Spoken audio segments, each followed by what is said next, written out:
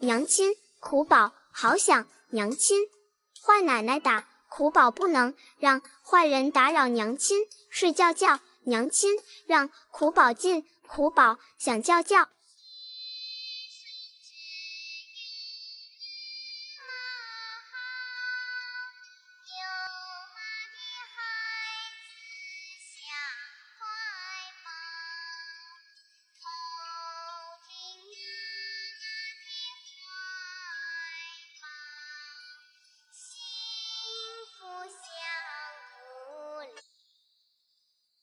站好，不准动，动了就画的不好看了啊！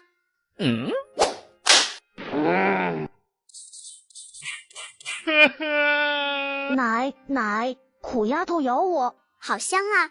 奶，你快来啊！苦丫头还抢我的鸡蛋吃，臭丫头，反了天了！凭你也配吃鸡蛋这么金贵的东西啊！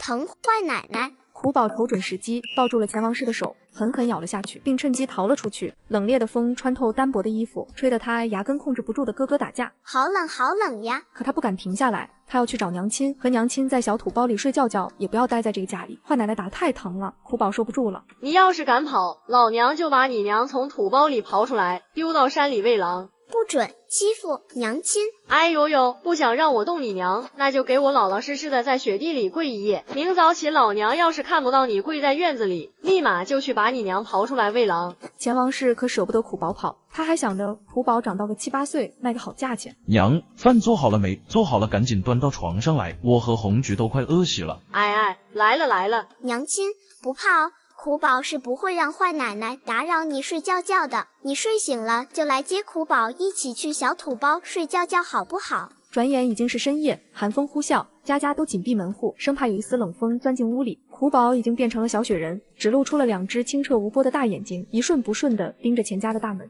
真冷呀！苦宝感觉眼皮子很沉，好像闭上就会永远睁不开。他伸出发僵的小手，用力地撑开眼皮。再跪一会，坏奶奶他们应该就睡着了吧？又过了半个小时，苦宝慢慢朝猪圈爬去，钻到了草堆里面，大眼里的眼泪这才敢流下来，张开小嘴巴，让眼泪顺着流进了嘴巴里。苦宝感觉身上的疼明显轻了些。虽然不知道为什么，但是苦宝知道自己的眼泪是可以治好伤的。苦宝伸手在鸡窝头上小心地扒拉了一会，抹到了一根金黄的软灵雨，瞬间他就看到了那片熟悉的神奇土地。哇，好好看呐，这里好暖和呀！哇！到了果树下，苦宝看中了一颗红彤彤的果子，果子直接掉到了地上。他咧开嘴角，大口啃起来，一个没吃够，苦宝又盯上了另一个白果子，白果子也欢快地掉到了地上。吃饱喝足的苦宝美美地睡在了大树下。乖宝，天亮啦，坏人要启程打人啦！苦宝哆嗦着身子来到昨晚跪的地方，再次跪了下来。乖宝，有人进村啦，他们要找王翠花。王翠花，坏奶奶就叫王翠花呀。像是想到了什么，苦宝的小身子一震，赶紧爬起来就跑。一定是拍花子进村了，坏奶奶老说不听话，就要把它卖给吃肉的拍花子。臭丫头，给我站住！你再跑，我就去把你娘刨出来。苦宝这次没有听他的，光着脚丫子跑得飞快，他要去找娘亲，他不要被卖给拍花。臭丫头，我让你跑！啊！猪娘亲叫叫！干什么？住手！他就是你们要找的钱王氏。不知道夫人找我有何贵干？老夫人连个眼神都没给钱王氏，看清匍匐在地面的小一团，瞬间身子发抖。哎，你抱我们家孩子干什么？快放下他！钱王氏不明所以，赶紧上前想阻拦，却被男人手臂横扫过去，掀翻在地。哎呦呦，摔死我了！你们得赔医药钱。娘，你快看！老夫人闻声盯住苦宝的脸，瞬间身子一软，眼眶瞬间红了。苦宝看着和村里人打扮大不一样的2个人，小身子吓得直哆嗦，拼命的挣脱下来。他要快的去找娘亲。孩子不准跑，赔钱！男人见没灵力，一脚把钱王氏踹飞了1丈开外。钱王氏惨叫一声，明显是昏了过去。娘，你没事吧？我没事，快去追孩子，他穿的这么少，会冻坏的呀。娘，你慢慢走，千万别着急，儿子这就去把孩子追回来。娘亲，乖孩子，别跑了，小心受伤啊。娘亲，苦宝想娘亲。奶翠的声音像是一把刃，狠狠地扎进了年轻男人心底。他猛然顿停在苦宝身后，眼泪一下子就胀满了眼眶。乖宝，娘亲，有坏人！娘亲，苦宝要睡觉觉。娘亲，让苦宝进。看见这一幕，他身后的铮铮铁汉泪流满面地跪到了他身边。孩子，我是舅舅，不是坏人。舅舅，他不是拍花子，是舅舅。娘亲告诉过苦宝，苦宝是有舅舅和姥姥的，就是找不到了。舅舅不是拍花子，是舅舅，不是拍花子，舅舅是娘亲的哥哥。永和，娘的乖女儿，是娘没护住你，是娘来迟了呀。苦宝看着伤心欲绝的两人，小小的心剧烈的挣扎着。他们应该不是坏人吧？苦宝疼，舅舅帮。乖宝，姥姥的乖宝，你这是受了多少苦啊？是姥姥不好，弄丢了你娘，又不知道世上还有一个你。姥姥来迟了呀。苦宝要做什么都好，姥姥也帮苦宝啊。他们没有打苦宝，也没有要带苦宝走，他们在帮苦宝找娘亲，流血疼。姥姥不疼，乖宝疼。你们是谁？打昏了我娘，还敢刨我家的坟？今天不掰扯清楚，甭想离阳贪孙。这个小女孩也太惨了，家里人不给吃也不给喝，还要让她顶着大太阳去挖红薯，完全就是那种干最脏最累的活，吃最少最差的饭。然而当她再一睁眼，面前竟然多出了一群嘘寒问暖的家人。街上集前大贵和他媳妇李红菊带着同村的几个村民堵住3人，苦宝匍匐在雪地上，朝着矮胖的男人呲出了小尖牙，小脸奶凶奶凶的。坏人不准挖，娘亲喂郎朗。这一幕让老妇人撕心裂肺，她歇斯底里的吼道：老三，还不替你妹妹和外甥女报仇？年轻男人早就按捺不住胸腔的滔天恨意，手一动就卸下了腰间紧缠的鞭子。你不要过来啊！你们别走啊！救命啊！嘎人了！欺负娘亲，打！老三，听到乖宝的话了吗？狠狠的打，有娘和你大哥担着。苦宝惊诧的仰着小脸，看向抱着自己的老妇人。这个老奶奶好凶好凶啊，比坏奶奶还凶。可是她没有打苦宝啊，还替娘亲教训坏二叔。老奶奶到底是好人还是坏人呀？乖宝，别怕，以后姥姥护着你，谁也不能欺负你和娘亲。喂，啥？老妇人指了指自己，又指了指小土包，一字一句很认真的教苦宝。我是他的娘亲，我当然要护着他，还有宝。好汉有话好好说，打了人，你们也要偿命的啊！你这样伤人性命，告到官府是要坐牢啊！好汉饶命啊！有话好说，捆起来，带回府慢慢收拾。娘，你抱着乖宝去爬犁上等我，我去找绳子把他们捆了。苦宝不离开娘亲。苦宝奋力的想下地，小短手伸出来，朝小土包挥舞所抱。娘亲抱！老妇人瞬间泪流满面，她看了眼孤零零的小坟包，眼神悲痛，喉间颤抖呜咽。好，姥姥带宝和娘亲一同回家。娘，你怎么还在这？老三，你捆着他们3个先回府，随后再带人过来，咱们把永和也接回府。娘，那我先带你和苦宝先回去，一会我亲自带人过来接妹妹回家。乖宝不认识我们，他只信永和，我在这里陪着他守着永和，你快去快回就行。可娘，我这一趟来回至少也要1个时辰，天寒地冻的，你的身子骨受不住啊。老三，娘要同乖宝和永和一起回家。男人见多说无益，只好用最利落的手脚快速打了个来回。宝一定很疼吧？姥姥以后绝不会再让宝受一丝伤害。宝，谢谢你守着娘亲，护着姥姥的闺女。在老妇人怀里，一丝丝暖流不间歇地捐入苦宝的胸腔，轻柔地包裹住他伤痕累累的心，温暖又安定。苦宝觉得眼皮子好重，不受控制地陷入梦乡。娘亲，苦宝是惊醒的，一睁眼，7、8张男女老少的脸顿时撞入他的眼帘。他下意识地弹坐起来，呲着小牙退缩到了床角，满身戒备。别打，苦宝会咬人。叶家人面上刚露出的欣喜，看见苦宝惊恐戒备的反应，瞬间都制住了。宝，别怕，这里是宝的家，没有人会打宝。乖宝，肚子饿坏了吧？姥姥喂宝吃好吃的好不好？他的话刚落音，一个身段婀娜的美妇人就赶紧将一碗肉糜粥送到他手里。给苦宝。对，这都是给宝的。宝过来姥姥跟前，姥姥喂你吃好不好？乖宝，来张嘴，慢一点，别噎着。苦宝吃得很急很快，一碗肉糜粥很快就被吃得干干净净。江丰年准备让人再添半碗，却被苦宝的小手扯住了衣袖。给碗，苦宝好吗？江丰年不明所以，但还是把碗轻放到苦宝手里。苦宝眼底比刚才吃粥的时候更亮了。谢。然后他两腿一摊，坐在了床上，捧着碗小心翼翼地舔起来，一点粥水都没有浪费。见此一幕，江丰年心中霹雳划过道道心疼。宝，粥还多着，姥姥再给你舀半碗好不好？苦宝的大眼睛从碗沿露出来，滴溜溜地看着江丰年，小黑手拍了拍小肚子。宝，浪费。多乖的孩子啊，怎地舍得折磨成这样啊？苦宝舔完最后一口，满足地把碗递给了江丰年。谢，好奶奶。紧接着他就溜下了床，牵起了江丰年的手。走，卖苦宝，苦宝肯。乌宝，姥姥的乖宝，我们都是你的家人，永远不会有人再卖乖宝了，不会了呀。夫君，钱家罪该万嘎，万不能轻饶了他们呢。大哥，我这就去嘎了钱家，替永和和外甥女报仇。三弟莫冲动，嘎了他们，未免太过便宜了他们。可三弟，大哥说的对，苦宝和永和受的苦，钱家要一样不少的都尝一遍才行。他们说要替娘亲和苦宝报仇，他们真的是娘亲和苦宝的家人吗？娘亲，娘亲。苦宝后知后觉，突然想起了自己没有在娘亲身边，急急的就要挣脱江丰年的怀抱。娘亲在，娘亲和宝一起回家了，姥姥带宝去找娘亲。江丰年喉间一梗，赶紧擦着泪抱起了苦宝，接过美妇人递过来的新袄子，轻声对怀里的小人说：外面冷，我们擦个澡，穿得暖暖和和的，再去见娘亲好不好？不然娘亲看到乖宝穿着破衣服会心疼的。苦宝呆怔地看着新衣服，低头看了看自己破烂的单衣和脏兮兮的小身子，摇了摇小脑瓜。苦宝脏，会弄坏。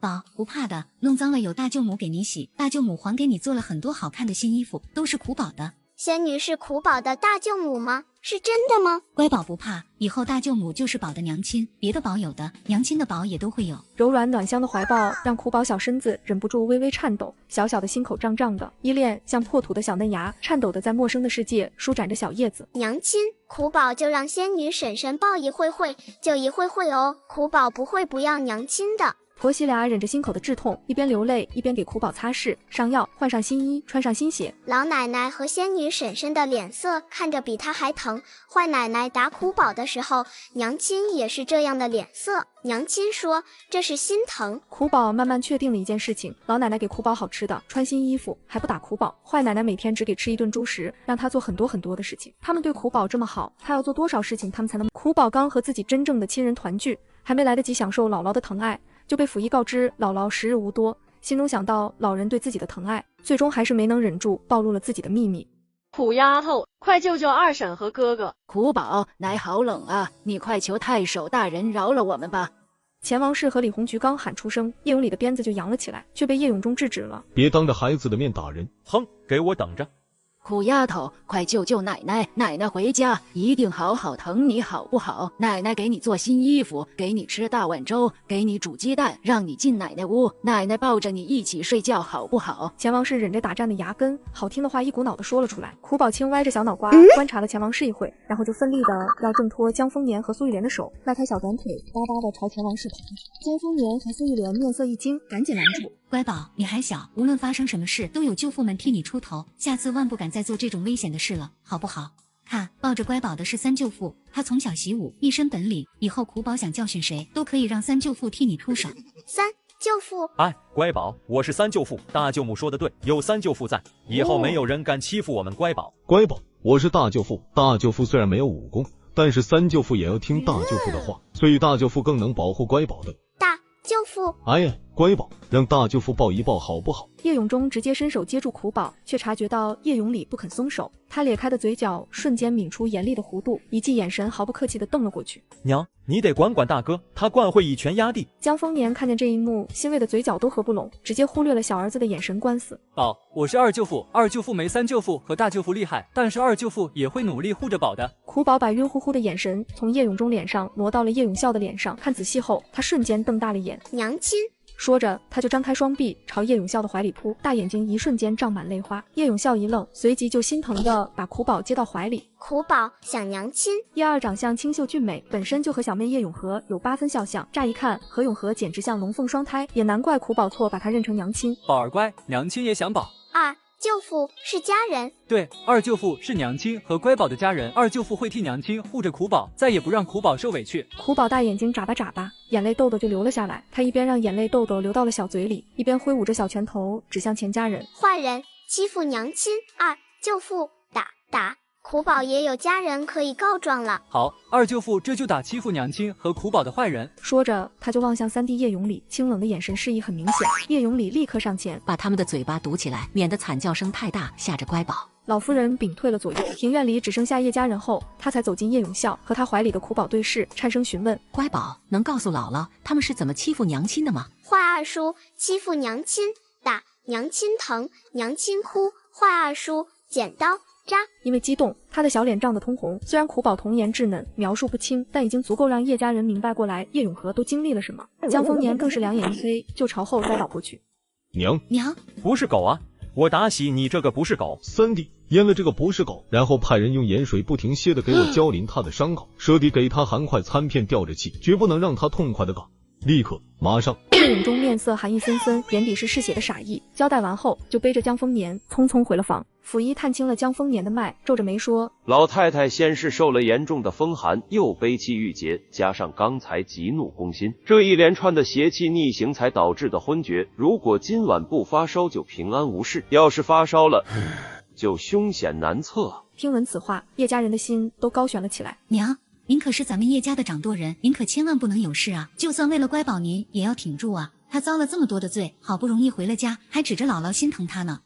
乖宝。娘，乖宝在这呢。苦宝看着床上紧闭着双眼的老人，心里涌上恐慌。娘亲睡觉前也是这样唤他的，可是最后就被埋进了小土包，再也见不到了。苦宝挥舞着小手朝江丰年那里倾：“奶奶，救！宝，别怕，姥姥护着你。”床上的老人病了，还要护着自己。苦宝的小嘴一瘪，泪豆豆大颗大颗的流了下来，害怕泪豆豆浪费，慌忙用空出来的小手指接住泪豆豆，送到了江丰年的嘴边。苦宝又接了一滴泪豆豆送过去，却看到他突然睁开了眼，正一瞬不顺的看着自己。哎呀！老奶奶现在的眼神和娘亲第一次知道自己的泪豆豆能治病一模一样。娘亲说过，千万不能让任何人知道苦宝的泪豆豆可以治伤。苦宝反应过来自己泄露了秘密，大眼睛里漫上惊慌，缩回小手就准备逃。江丰年忙坐起身，拉住了苦宝。娘，怎么了？马儿出发喽，驾！田宝，快打马儿的屁股，让马儿跑快一点呀！妹妹坐稳喽，马儿要跑快喽。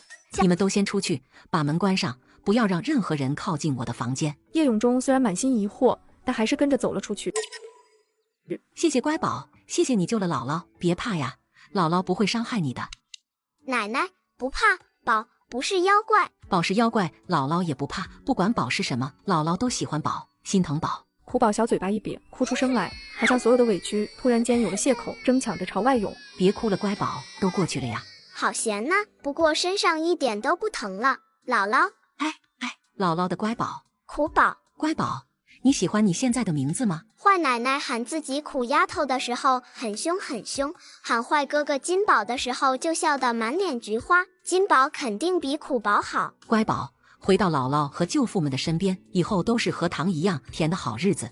所以我们把苦丢掉，换成甜。以后你小名就叫甜宝，甜甜蜜蜜的甜，好吗？江丰年一脸认真地看着苦宝，眼底是征询和商量。田宝不说话，姥姥就当田宝同意了哦。田宝以后不敢再用眼泪救人了，姥姥怕别人抢走田宝，伤害田宝，知道了吗？苦宝被江丰年慈爱的眼神看得晕乎乎，乖巧地拍了拍他的大手。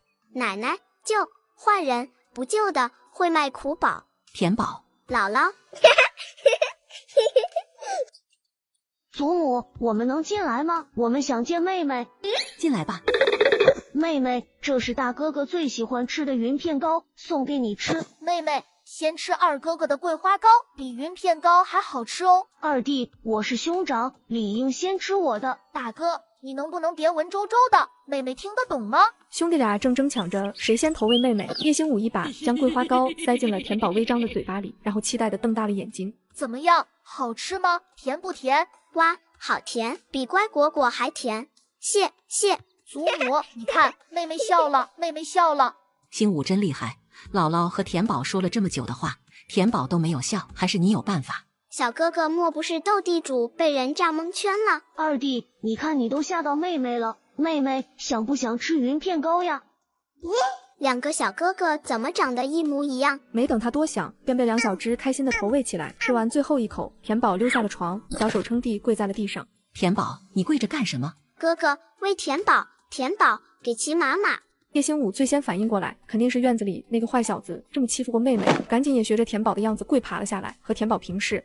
好，骑马马，哥哥当马马，给田宝骑好不好？田宝，你这么小可不能当马马，二哥可壮了，你骑他。江丰年看着两个孙子，眼神变得欣慰，嘴角的笑容重新绽放开来。星文星武，小心着点啊，别摔着妹妹呀。祖母你放心，我会管着二弟的。是啊，祖母，我小心着呢。再说有大哥扶着妹妹呢。马儿出发喽，驾！田宝，快打马儿的屁股，让马儿跑快一点呀。田宝紧张的心松弛下来，腾出一只小手，小心的拍了一下叶星武的屁股。驾！妹妹坐稳喽，马儿要跑快喽，驾！等下的好好夸赞一下这俩小子，出息了，竟然这么快就和妹妹混熟。下。玩了好一会，田宝就催生要下来，并将叶星武的小手拉到自己的嘴边，张开小嘴哈热气。地上冷，哥哥疼。3两童言无声透露了田宝惨痛的过往，更是生生撕开了祖孙3人的心。哥哥不疼，哥哥一点都不疼的。一时间，房间内尽是祖孙几人的哭泣声，听着屋里不停哭泣的老老小小，屋外的3个大人再也忍不住走了进来。星文、星武，你们别吓着妹妹了，走，我们带妹妹去吃晚膳。你们俩是哥哥，宠妹妹是对的，但是要坚强一些，带妹妹做开心的事情，不然惹得妹妹又想起以前的伤心事。走，田宝，二哥带你去吃好吃的，好多好多好吃的，吃一顿饱。叶永忠强忍着心中的悲痛，抹掉眼角的泪。虽然田宝表达的并不全，但是他们听懂了。田宝一天只吃1顿饭。走，带田宝去吃晚膳。一家人就浩浩荡荡地朝膳房走。苏玉莲扶着江丰年打头，叶兴文和叶兴武牵着田宝在中间边走边说笑，叶家2兄弟跟在身后。大表哥、二表哥，你们终于来了，梦柔等你们好久啦。一家人刚到膳堂，一个4、5岁的小女孩就欢快地跑上前来。二表哥，他是谁呀？哪里来的丑八怪叫花子，竟然牵着二表哥的手？梦柔表妹，这是我的妹妹田宝，也是你的妹妹。田宝刚回家，什么都不懂，你要对田宝好一点，明白了吗？二表哥，她是哪里冒出来的？梦柔啊，她是你永和姑姑的女儿，快请妹妹上桌吃饭。来人是苏玉莲的嫡亲妹妹苏玉翠，自家没落后，投奔了苏玉莲，俨然成了叶府的一份子。田宝妹妹，那你坐这里吧。他让田宝坐的位置是整张桌子的最下位，平时客人都坐不到那里去的位置。五哥儿，快把田宝抱上去吧，刚好你3叔可以照看他吃饭。不，妹妹坐我和哥哥中间。哇，这是自己第1次坐到饭桌前，田宝从来没有见过这么大的吃饭桌子，这么大的桌子一定会摆上4个菜吧。二表哥，梦柔想坐你身边。苏玉翠眼底非但没有出言阻拦自己女儿的意思，还有怂恿期待之意。不过是个农村的臭丫头，在自己冰雪聪明的闺女面前，她连个丫鬟都算不上。我要和田宝坐。梦柔表妹，我们是要照顾妹妹吃饭，才让田宝坐中间的。再说你坐在祖母身边，也能逗祖母开怀，一举两得。可是我也想和表哥坐。田宝个子太小，没办法单独坐着吃饭，还是我抱着他吃吧。今日就让梦柔坐你们俩中间吧。江丰年看着哭泣的赵梦柔，第一次觉得她有些不讨喜，伸手把田宝抱进了怀里。哼，就会坏事。臭小子，果然是泥腿子的种，自己的闺女白净可爱，不比这个刚捡回来的丑丫头好，真是没眼光。可偏偏自己闺女还偏爱黏着叶兴武，真是想想都来气。烦死了。饭桌上的田宝有点紧张，眼神怯怯地看着众人，目光所到之处都是善意慈爱的笑容。落到苏玉翠身上的时候，他怔了怔。这个婶婶嘴角是上扬的，可是眼睛好凶啊，和坏奶奶想打自己的眼神一模一样。谢姥姥，田宝乖，以前田宝什么都听娘亲的，以后田宝什么都听姥姥的。就算田宝调皮，姥姥也喜欢田宝，田宝开心，姥姥就开心。接上集，田宝发现苏玉翠的小表情，咧开的嘴角收了收，朝苏玉翠防备的呲了呲小虎牙。不怕不怕，田宝以后离这个婶婶远一点就是了。臭丫头，竟然敢瞪自己！很快饭桌上就摆满了饭菜，田宝的眼睛瞬间瞪成了极致的圆。哇，1盘、2盘、几盘，好多盘。哎呀！原来是田宝的口水不受控制的滴到了桌沿上，吓得他赶紧把口水擦掉，又从江丰年的身上溜下来，躲到了墙角，眼神惊恐又戒备的看着饭桌上的人。大姨父，田宝妹妹好恶心啊！她竟然把口水滴到了饭桌上，这样不守礼数是不是要挨家法？大姨父，田宝妹妹还小，打2下嘴巴让她记住就好了。大姨夫从来没用这样的眼神瞪过自己，是自己说错话了吗？可明明自己说的都是对的啊！乖妹妹，不要紧的，你看二哥哥也流口水了，没事的。田宝犯错了，打。听到这个话，叶家人心都碎了，纷纷想下座位，但是被江丰年扬手制止了。交给兴武吧，小心吓到田宝。没人会打田宝，二哥也不会挨打的。不信你问姥姥，他是家里最大的，他不准打，谁也不敢打我们的。边说叶兴武边不动声色地牵着田宝的手，走到江丰年跟前，鼓励田宝道：妹妹，你快问姥姥。不打田宝。姥姥年纪大了也流口水，田宝会打姥姥吗？宝给姥姥擦。对呀，宝给姥姥擦口水，宝流口水了，姥姥也给宝擦，怎么会打宝呢？甜宝，你想吃哪个菜？姥姥给你夹。儿子 Good， 好样的！嘿嘿嘿，这一幕让赵梦柔眼底的委屈更浓了，不甘地望向苏玉翠。苏玉翠心里何尝不气，但是她很明白叶家人这是新搭的茅房乡3天，此刻她只能眼神安抚赵梦柔稍安勿躁。另一边，田宝伸长脖子看了一圈，全部都是肉，他怎么敢要着吃？山药。江丰年将一块山药送入田宝嘴中，田宝的大眼睛瞬间亮如星辰烛火。谢姥姥喂。乖妹妹，二哥这里有鸡腿，你想吃吗？宝，女娃吃青菜，哥哥吃肉肉。饭桌上的人齐齐愣住了，反应过来后只剩下心疼。乖妹妹，在我们家，女娃娃要先吃肉，男娃娃才敢吃。你要是不吃，我和大哥哥都不能吃哦。乖孙儿果然机灵，好香，好好吃。这个鸡腿有这么多的好吃，在这里女娃娃也能吃肉，这个家真好呀。田宝可不可以一直住在这里？这么灵活的脑子不好好念书，真的是暴殄天物了。嚼着嚼着，田宝像是反应过来什么，伸手把叶星武拿着鸡腿的手推到他嘴边。哥哥可以吃了。田宝妹妹，你吃过的东西怎么能给二哥哥吃呢？赵梦柔忍不住尖叫出声，本来她心里就嫉妒的不行。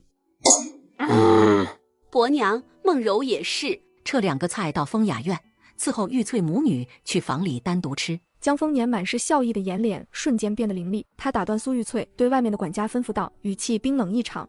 老夫人，厨房里还有富余的菜，老奴这就着人安排。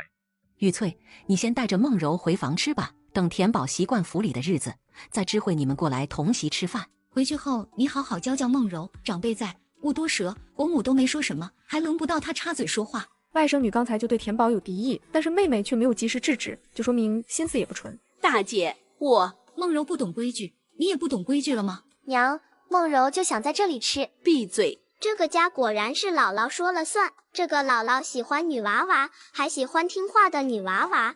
田宝还想吃什么？姥姥给你夹。田宝，这个鱼也好吃，大哥哥喂你。田宝，这个狮子头可嫩了，三舅父喂你。田宝，大舅父喂你喝一口这个芙蓉汤，可鲜可鲜了。众人喂食田宝的温馨一幕，看得江丰年百感交集，眼底一直含着微微的诗意。饭后，众人一起来到了祠堂，田宝小脸上都是激动和开心，小短腿哒哒的在祠堂里来回跑着找，小声的呼喊：娘亲，娘亲，田宝有肉肉。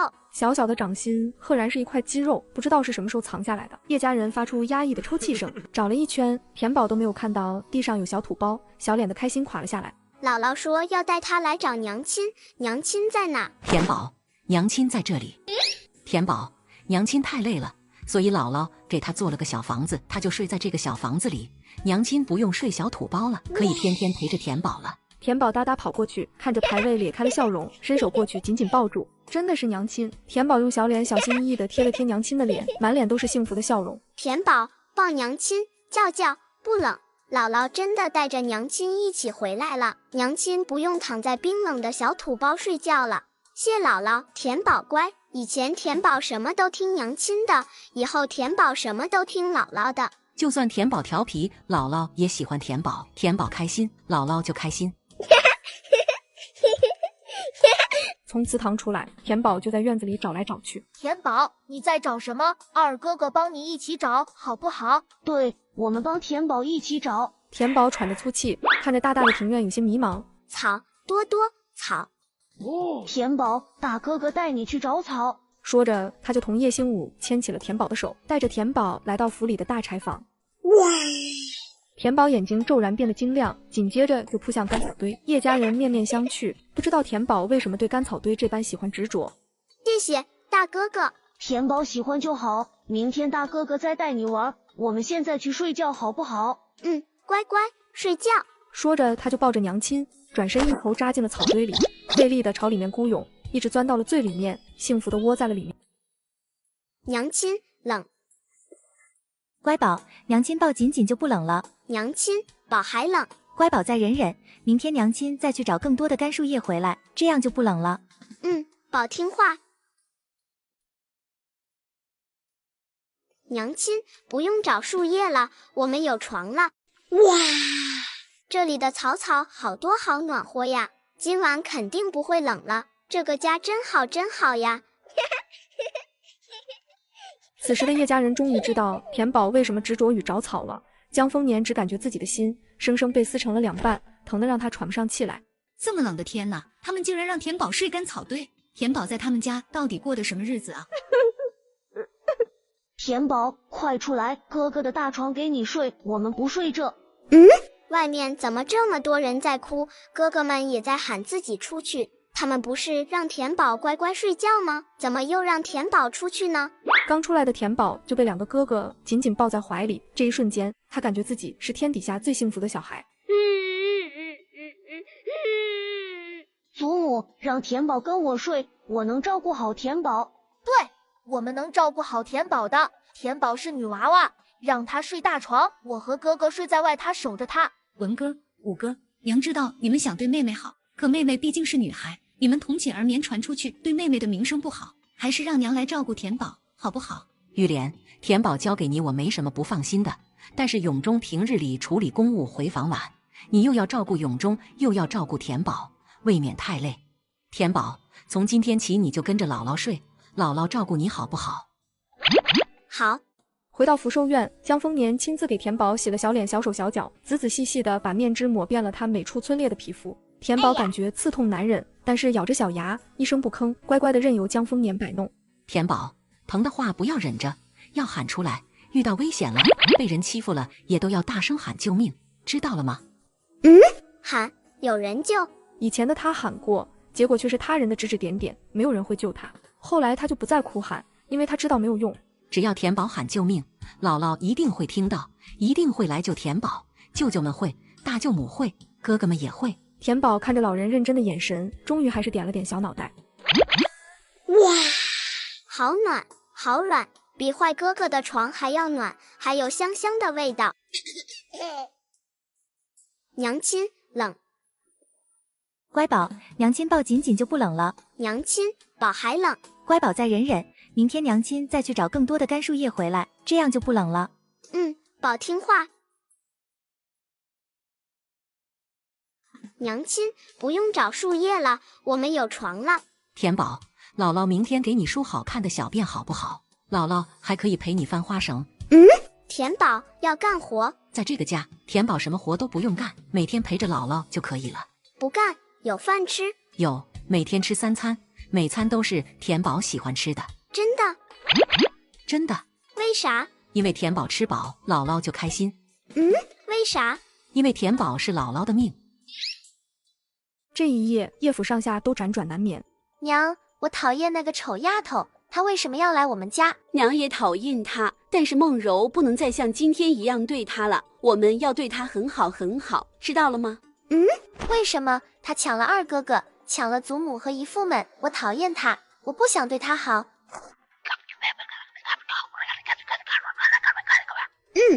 我都听娘的。田宝一定会喜欢我准备的礼物。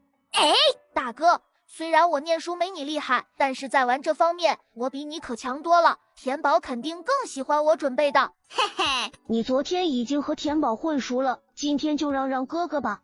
不行，其他的都可以让，田宝不能让。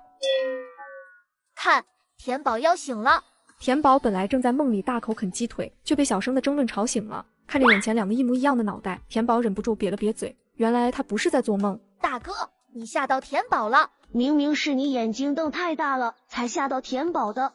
田宝不哭，我们离远点好不好？哥哥，抱。二弟，你不讲武德。嘿嘿，好了好了，你去拿衣服过来，让你替田宝穿衣服好了吧？这还差不多。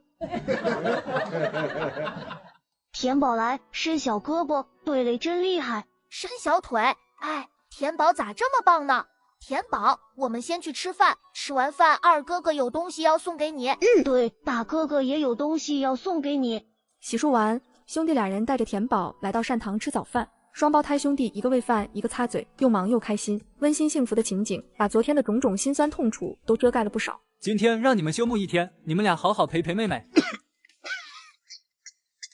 真的，太好了，二叔你真好，田宝真好。田宝鼓鼓的腮帮子突然不蠕动了，扭头定定的看向叶永孝，大眼睛浮现疑惑。二舅父生病了吗？田宝，二舅父没事。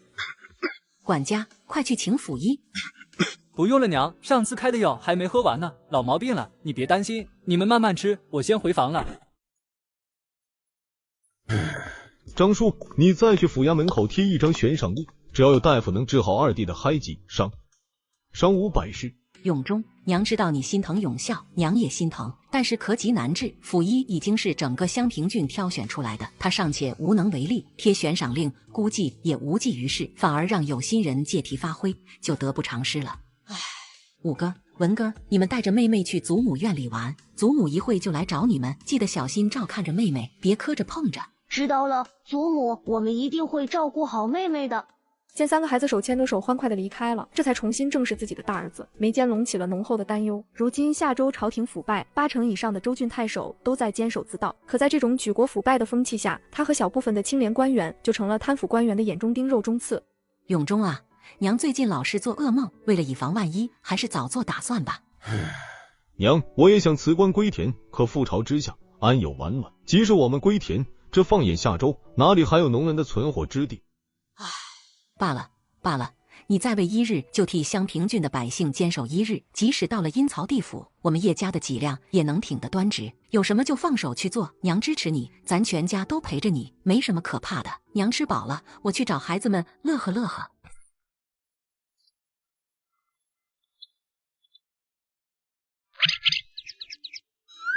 唉，怎么样，大哥？我就说了，田宝不会喜欢你那些稀奇古怪的玩意，你偏还不信。大哥哥叫宝。好，大哥哥教田宝，这个其实很简单。等等，田宝，还是先看看二哥哥送你的礼物吧。哥哥是啥？嘿嘿，小鸟。哥哥放了。这可是哥哥费了好大力气才抓到的，很好玩的小鸟，想娘亲。好，二哥哥这就放了小鸟，只要田宝开心就行。二哥哥好，谢哥哥，哥哥放。兄弟俩人看得目瞪口呆，小鸟竟然贴了田宝的耳朵，田宝这是在和小鸟说话。田宝刚才在和小鸟说话吗？没人和自己说话的时候，只有小鸟愿意和自己说话。小鸟是好朋友，可是哥哥们的眼睛为什么瞪得这么大？田宝，这件事你可千万不能。田宝妹妹，叶星文还没来得及说出来，一个小身影欢快地窜进了屋子，是赵梦柔。双胞胎也对视一眼，默契地从各自眼底看到了不喜。关键时刻，他怎么来了？田宝妹妹，昨天是姐姐不好，你才回家不习惯。姐姐不应该大声和你说话的。姐姐以后会和大哥哥、二哥哥一样，对田宝很好，很好的。我们和好，好不好？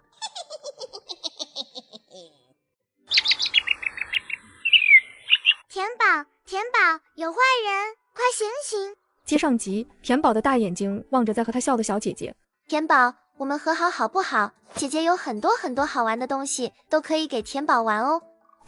和好是啥？田宝，和好就是梦柔姐姐给你道歉了，要对你好的意思。哦。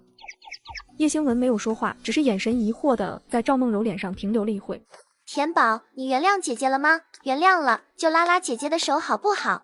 姐姐。田宝不懂为什么昨天还对自己大声说话的人，今天就换了副样子。他只知道姐姐对他笑了，也不讨厌他了，真好呀。二表哥，我们陪田宝玩打雪仗好不好？就在赵梦柔和叶星武说话时，叶星文眼神微闪，清晰地捕捉到了赵梦柔对田宝握他手时稍纵即逝的嫌弃。田宝，你想不想和哥哥姐姐一块玩耍呀？我们去玩打雪仗好不好？大哥，走，我们陪田宝去打雪仗。这个老六我真的服了。大表哥，我们一起走吧。你在前面走，我在后面看护着你。二表哥，等等我。雪地里你追我打，笑闹尖叫声充斥满府。看着田宝把两个哥哥的视线全吸引走了，赵梦柔脸上漫上嫉妒。田宝，姐姐也来砸你了哦，快躲开！哎呀，疼！赵梦柔，你手里有没有轻重？看你把田宝砸成什么样了。对不起，田宝妹妹，姐姐不是故意的，姐姐是不小心的，姐姐给你呼呼呼呼就不疼了。不玩了不玩了，免得又弄伤了田宝。好玩，不哭，姐姐笑。姐姐不是故意的，田宝不生气的。比起坏奶奶打的痛，这点点疼田宝忍一忍，很快就过去了。田宝不想哥哥姐姐不开心，田宝不怪姐姐了，太好了，田宝真乖。一旁的叶星文却细腻如他，明白田宝是忍着疼逗大家开心。田宝的懂事让人心疼。再看向赵梦柔，他第一次觉得这个小表妹很讨人厌。二表哥，算了，我们不玩打雪仗了，我怕又不小心伤着田宝妹妹了。我们玩躲猫猫吧，这比较安全。叶星武主打的就是一个陪田宝，很干脆的问田宝：田宝，你想玩躲猫猫吗？好玩。二表哥，你最厉害，我们先躲，你来找好不好？我数30声，你们快去躲。田宝要躲好哦，不要一下就被找到了。1、2、3。田宝妹妹，姐姐带着你一起躲。还是我带田宝躲吧。哼！看着走开的两人，赵梦柔委屈的跺了跺小脚，心中对田宝的恨意又加了几分。田宝躲好了吗？二哥哥来找你喽。田宝躲猫猫就是要让二哥哥找不到，你出去一下就被找到了，就不好玩了哦。二哥哥急。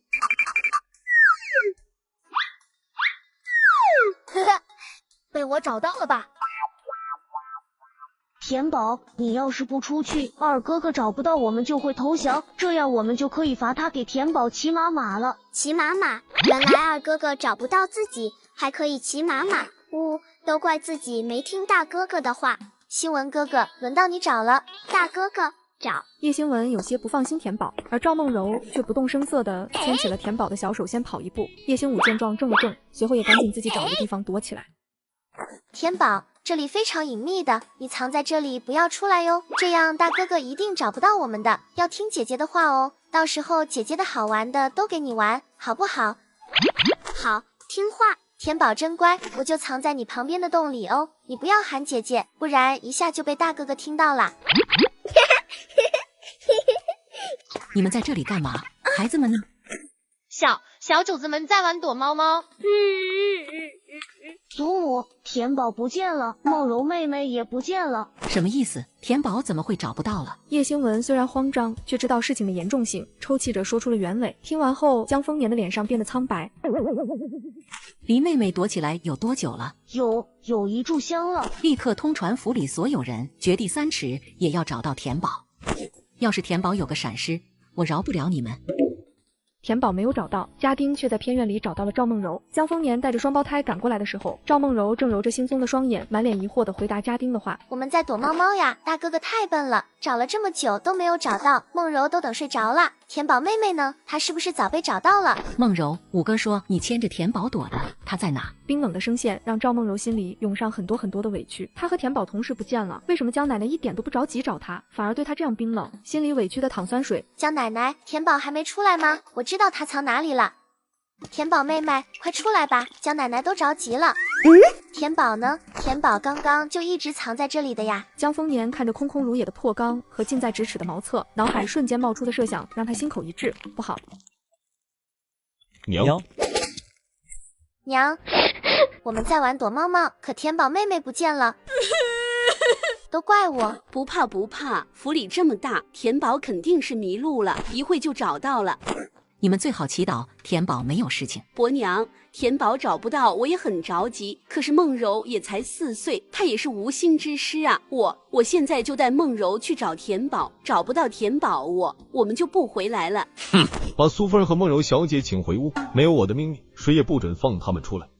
姐夫，你这是什么意思？他怎么也想不到，为了一个臭丫头，叶家人竟然毫不犹豫的就要和自己撕破脸。管家立刻派人兵分2路，一路去通知封锁城门，一路去营房调300精锐，沿着叶府周边找，任何可疑的人都不要放过。剩下所有人每人负责一个院子，任何边边角落都不要遗漏，特别是茅厕、水缸这等危险的地方都要仔细排查。田宝，有坏人，快醒醒！田宝努力睁开眼睛，四周黑漆漆的一片。田宝虽然小，但是他知道自己要是被坏蛋抓走了，就再也见不到姥姥他们了。他不能被坏蛋抓走，他想和姥姥他们在一起住。他凑近麻袋，小声和小麻雀说：“找大哥哥救。”大哥哥和姥姥会来救田宝吗？你知道田宝在哪吗？求求你带我找到田宝好不好？三叔，我知道田宝在哪。在哪？我就是知道，你跟我走就好了。姓文，关键时刻你就别添乱了。三叔要去城门亲自守着查才放心。永礼，等等，星文，你说你能找到田宝？祖母，田宝可以和小鸟说话，你看天上的麻雀等着带我去找田宝，孙儿不骗你的。江丰年浑身一震，下意识抬头望向天空，果然一只小麻雀在天空不停地画圈盘旋，叽叽喳喳的声音透着焦急。他神色凛然，望向叶永礼：“老三，快去备马车。”妹妹，回去收拾一下细软，今日便离开叶府吧。接上集，当叶府因为田宝丢失而人心惶惶的时候，叶母却带着双胞胎和叶永礼跟着小麻雀一路飞奔。另一边的田宝不哭不闹，竖起耳朵，专心地听着外面的声音。驾！是三舅父的声音。姥姥说，只要田宝喊救命，就一定会来救自己。他们会听到吗？救命！姥姥！救命！哥哥！救命！姥姥！救命！姥姥！救命！老三，快追上那个板车！田宝，别怕，三舅父来救你了。田宝感受到熟悉的怀抱，憋了许久的眼泪大颗大颗的砸落下来。这一次，他忘了用小嘴去接泪豆豆，任由他们挂满了小脸蛋。田宝，姥姥看到江丰年，田宝的委屈彻底爆发，哭得更凶了。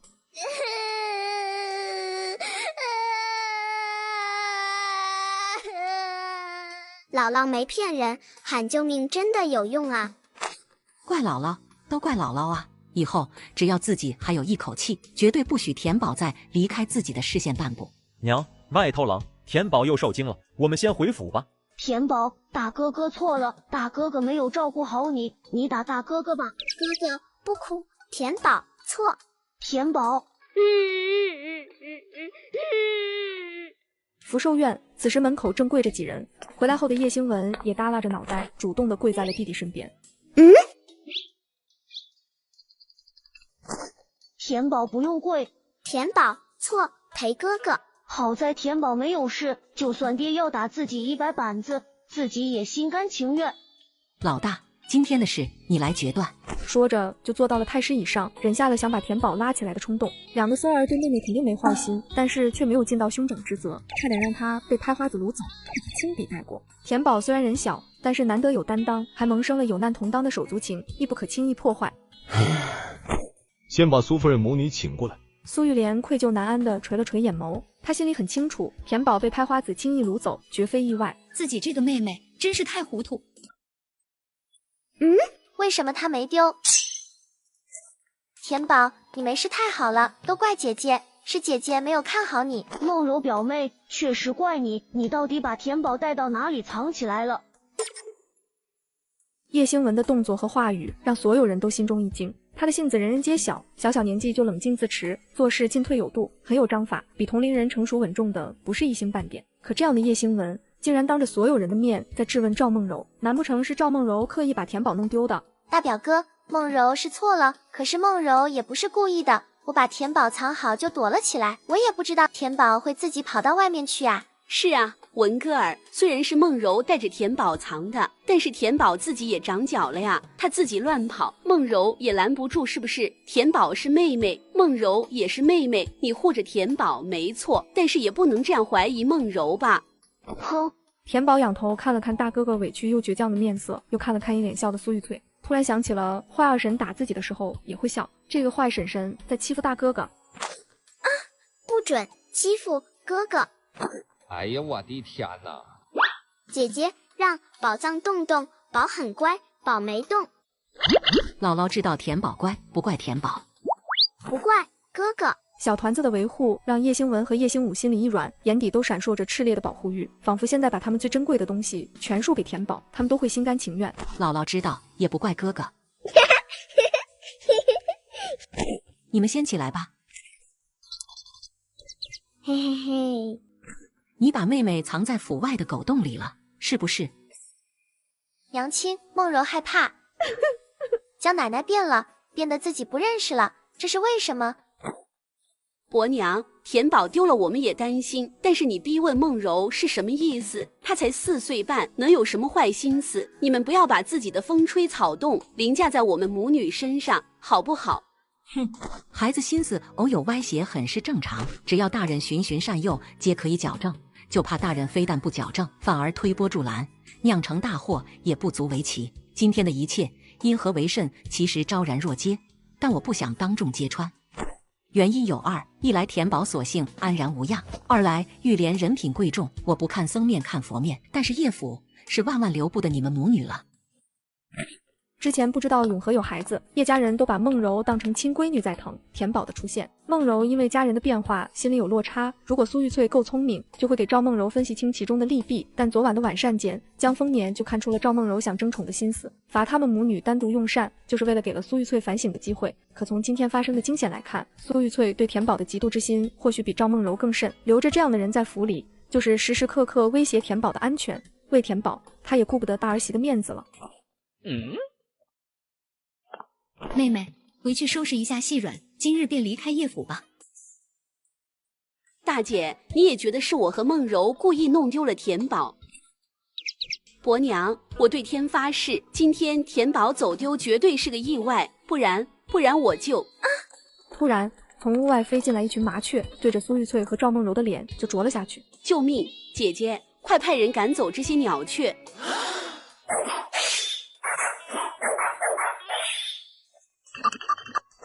不准打小鸟！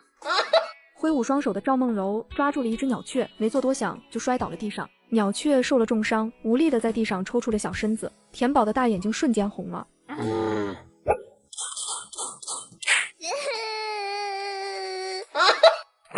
小鸟走！田宝伸着小手努力的驱赶着鸟雀，鸟雀竟然听话的全都飞走了。他又急急的看了眼地上的抽搐的小鸟雀，伸手就把它捧了起来。同时间，江丰年也抱着他来到了里屋。所有人都出去。屋里，田宝正小心的把泪豆豆喂到小麻雀的尖嘴里。江丰年虽然舍不得田宝落泪，但是他知道田宝更希望麻雀能活着。乖鸟鸟，张嘴啊！田宝的眼睛一瞬不瞬的盯着麻雀，看着麻雀听话的张开嘴，江丰年心中惊雷阵阵。眼泪可救人，又能得鸟雀的相助，自己这个小外孙女绝对不一般。大姐，离开叶府，你让我们孤儿寡母该怎么活啊？为了一个没有任何血缘的丫头，你就要置亲妹妹和亲侄女不顾吗？玉翠，到了这步境地，你还这么糊涂，走到这一步，实属活该。见姐姐竟然不再联系自己，苏玉翠眼神闪烁着恨意，忍着心疼掐了赵梦柔一把。姨母，梦柔不想离开，姨母原谅梦柔好不好？梦柔会对田宝很好很好的。你千不该万不该，尽起了让梦柔取代田宝的心思。这次我不能留你，也不敢留你。叶府在城南有个小院子，一会我会让管家送你过去。你带着梦柔先住一段时日，好好反省反省。等过了年，我再找机会和婆母求情，看能不能接你们回来。眼下你要再继续纠缠，只会让婆母愈发不喜。我言尽于此，你自己好生思虑。苏玉翠亲自送他们母女出了府，叹了口气，准备转身进府，路上却传来一阵喧闹，隐有兵戈之声。你们俩赶紧去通知大人和老太太，就说有陌生兵马来袭，速度要快。什么？有兵马过来？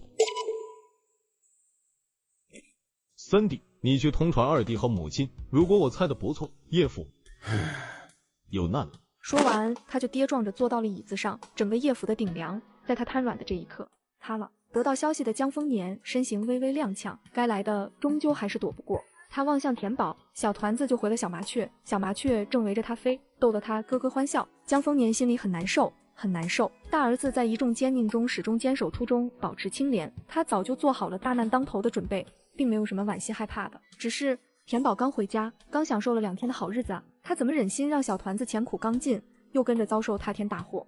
田宝，你想不想和姥姥玩躲猫猫啊？不好玩。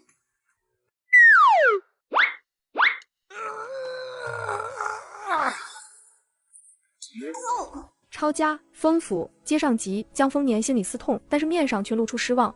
哎，姥姥这把年纪还没有玩过躲猫猫呢，真想玩一次呀。此话一出，叶永礼的鼻子就微微酸了起来，但他还是笑着配合母亲。田宝，我们就陪姥姥玩一次，就玩一次行吗？我们就在姥姥的院子里躲好不好？好，陪姥姥。姥姥对宝很好很好，就是陪姥姥玩一次躲猫猫的，不怕不怕。带田宝快去和三舅父躲起来，姥姥开始数数了哦。三舅父知道一个很隐秘的地方，走，三舅父带田宝去躲。他说着就把田宝带到了江丰年的房间，只见他掀开了一块地板，下面竟是能容纳4、5个人的浅坑。田宝藏在里下，三舅父藏大箱子里，姥姥一定找不到我们。田宝真乖，不管听到什么声音都不要发出声音了。田宝在叶永礼的手抽回去的瞬间，小手握住了他的手，认真又小心翼翼问叶永礼：三舅父不骗田宝，小姐姐说让田宝乖乖的蹲着不要动，田宝听话了，可小姐姐骗了田宝，田宝差点就见不到姥姥和舅父了。三舅父也让田宝不要动，三舅父会骗田宝吗？三舅父永远不会骗田宝的，田宝可以听三舅父的话。田宝听话。要是田宝馋了饿了，可以吃点心。记住，这是三舅父奖励给田宝听话的钱。田宝以后要是肚子饿了，可以随便花这个钱买好吃的，这些钱可以买板车的肉包子。三舅父知道田宝聪明，一定不会被坏人骗走这个钱的，对吗？田宝觉得三舅父怪怪的，心里虽然有些害怕，但看着男人一脸认真的模样，还是用力的点了点头。不给坏人。叶永礼这才放心了下来。他将地板盖上时，心口像是被生生撕开了一样疼。这个板子很轻，如果过了很久很久，姥姥还是找不到我们，田宝可以自己这样推开出来，记住了吗？田宝记住了。这里黑，娘亲陪着田宝，田宝就不害怕了。说完就将地板盖好，田宝抱紧了娘亲，害怕的闭紧了大眼睛。丰田称运，皇帝诏曰：检察使襄平郡太守叶永忠贪没税粮，中饱私囊，更有忤逆上官大逆不道的言行，罪孽深重，不可轻宥。特抄家流放至3000里外的荒江，着即刻启程。来年3月前必须到荒江官府处登记造册。钦此。欲加之罪，何患无辞？抄家不可怕，流放亦不可怕，可怕的是两袖清风的一郡父母官，因为这子虚乌有的降罪，顷刻间成了遗臭万年的贪官。叶大人还不解之？臣领旨谢恩。抄家、丰府、摘首饰、脱外衣。大人，数9寒冬，脱了外衣，就是夺了我身后妇孺孩童的命了。能否宽恕我叶府妇孺孩童不脱外衣？别废话，快脱！叶永忠眼神深沉下去，任由2个弟弟将自己扶起来。一阵混乱的声音传来，田宝猛地睁开了大眼睛，竖起了小耳朵。不是姥姥和三舅父的脚步声，好多坏人。呸！这老太婆房里一点油水都没有，咱哥几个想私藏一点都没机会。不准动姥姥的东西。田宝盯着凶神恶煞的官兵，小手无意识地摸上了头上发烫的翎羽。那是姥姥衣服，那是姥姥头上戴的漂亮珠珠，那是姥姥的，都是姥姥的。田宝大眼睛紧张盯着官兵们的手，丝毫没有察觉自己想护着的东西都悄然不见。奇怪，刚才地上还丢了很多东西，怎么突然不见了？你快看！哎呦我去，这屋子有精灵啊！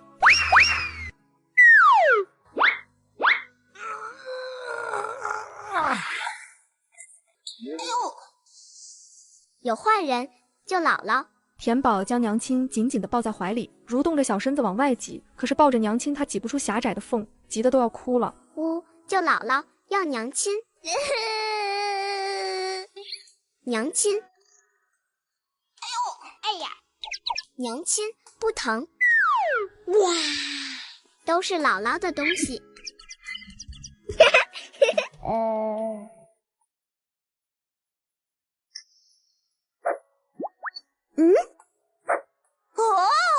小团子像是搞懂了什么，只见他摸着头上的翎羽，大眼睛只要是看过的东西，竟然都不见了。姥姥的东西谁都不能抢，不准动大舅父和大舅母的东西，不准拿哥哥的东西，不准动这个家里任何东西。手里的东西凭空没了，刚准备去拿的东西也转瞬消失。官兵们被这一幕幕吓得人心惶惶，再也没了搜查的欲望，赶紧三五成群的逃窜出去。姥姥他们呢？被坏蛋们抓走了吗？叶大人冤枉啊！叶大人一心为民，凭什么抓叶大人？叶大人是好官，放了叶大人。哼，叶家人是罪犯，阻扰罪犯流放，杀无赦。大家快散了吧，小心伤着自己。大家伙的好意，我叶永忠永远铭记在心。我不悔做这个襄平郡太守，不悔。叶永忠被朝廷撕裂的赤子之心，在拥护他的百姓手里一点一点缝补起来，热血回溯到冰冷的胸腔，沸腾却又无力挥洒的憋屈让他红了眼眶。不要枉杀无辜造孽，全当给你们的父母孩子积积德吧。姥姥、姥姥、大哥哥、二哥哥、三舅父，姥姥说了，只要保呼喊，他们就一定会听到的。姥姥、姥姥、姥姥。叶永忠赶紧拉着田宝走到围观的百姓前面，扑通一声跪了下来。明白过来的叶家人也纷纷上前跪在了叶永忠身边，江丰年也不例外。姥姥。江丰年恍惚间好像听到了田宝的声音，他担忧地望向老三。叶永礼虽然点头，可他的眼神里也是不确定。田宝会不会碰到官差？会不会被官差吓哭？看什么看，快走！官爷，我婆母离乡情切，烦劳你通融片刻，让他老人家同襄平郡道个别好吗？你竟然敢私藏银票，不想活了？官爷，若不是我留一手，此刻也孝敬不了您，您说是吧？给你一炷香时间，要和谁交代什么？方块。叶家人立马围到了老太太身边，大家都知道老太太在担忧什么。妹妹梦柔，原来是苏玉翠躲在人群里看笑话，却被苏玉莲发现了。她拉着赵梦柔转身就想走。妹妹，我有东西要交给你。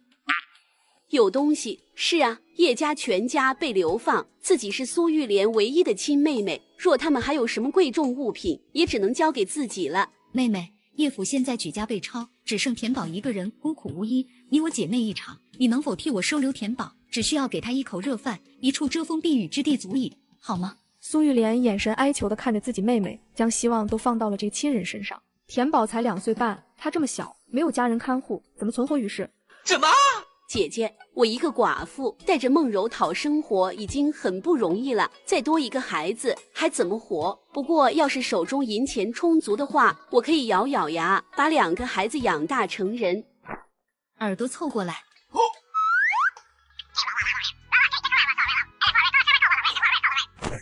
拿着钱好好待田宝，如果你违背姐姐这唯一的嘱托，生时我会日日诅咒你和梦柔，死后也要化作精灵回来讨伐。江丰年将儿媳的话听得一清二楚，心中雷鸣过后只剩下感动。平日里只觉得这个儿媳娴静温柔，持家有道，是需要人保护的小白兔，没想到危难之际坚韧尽显。人和人终究是不一样的。姐姐，你竟然为了一个毫无血缘关系的孩子，如此诅咒亲妹妹和亲侄女。别怪姐姐心狠，姐姐这一去必定命不久矣。叶家待你我都不薄，能护着田宝长大，也算你我姐妹对叶家的唯一回报。其二，家父家母一生忠厚善良，身为他们的孩儿，一定要秉承他们的为人之道。你若还认我这个姐姐，就好生按我说的去做，姐姐不会害你。我知道了，但是田宝，此后我恐怕无法将他和梦柔等同以待。如果伯娘愿意替田宝下跪道歉，这件事就翻篇。日后有我和梦柔一口吃的，就少不了田宝一口。苏玉翠，赵梦柔为什么会这样，你不知道吗？你这就是趁人之危。哼，不管什么原因，梦柔没有伤及田宝分毫。梦柔受伤却是事实，伯娘不道歉也行。可你别忘了，叶府被抄家，钱家势必会被放出来。你们一走了之，他们所有的怒火都会转嫁到田宝头上。你们以为把田宝留下，他就能苟且偷生，会活下去？做梦！现在只有我能保证田宝的安危，时间不多，你们自己思量清楚。你们快点的，最多1盏茶，立刻出发。娘，不要听他的，就算你跪了，他也不一定会允诺。哼，伯娘只要跪了，我看在姐姐的面子上，也会养育田宝。我跪。我替田宝向梦柔道歉，你满意了吗？你跪不算数。我替田宝道歉，希望你信守承诺，抚养田宝成人。将死之身，再无自尊可言。就算有自尊，为了田宝，也尽数可丢。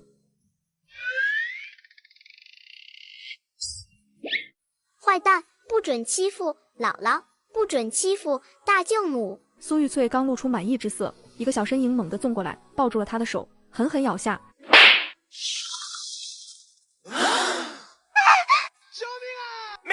Mayday！ 田宝看清小团子的身影，江丰年满是心惊。刚才他不是幻听，当真是田宝出来找他们来了。乖宝，快松口！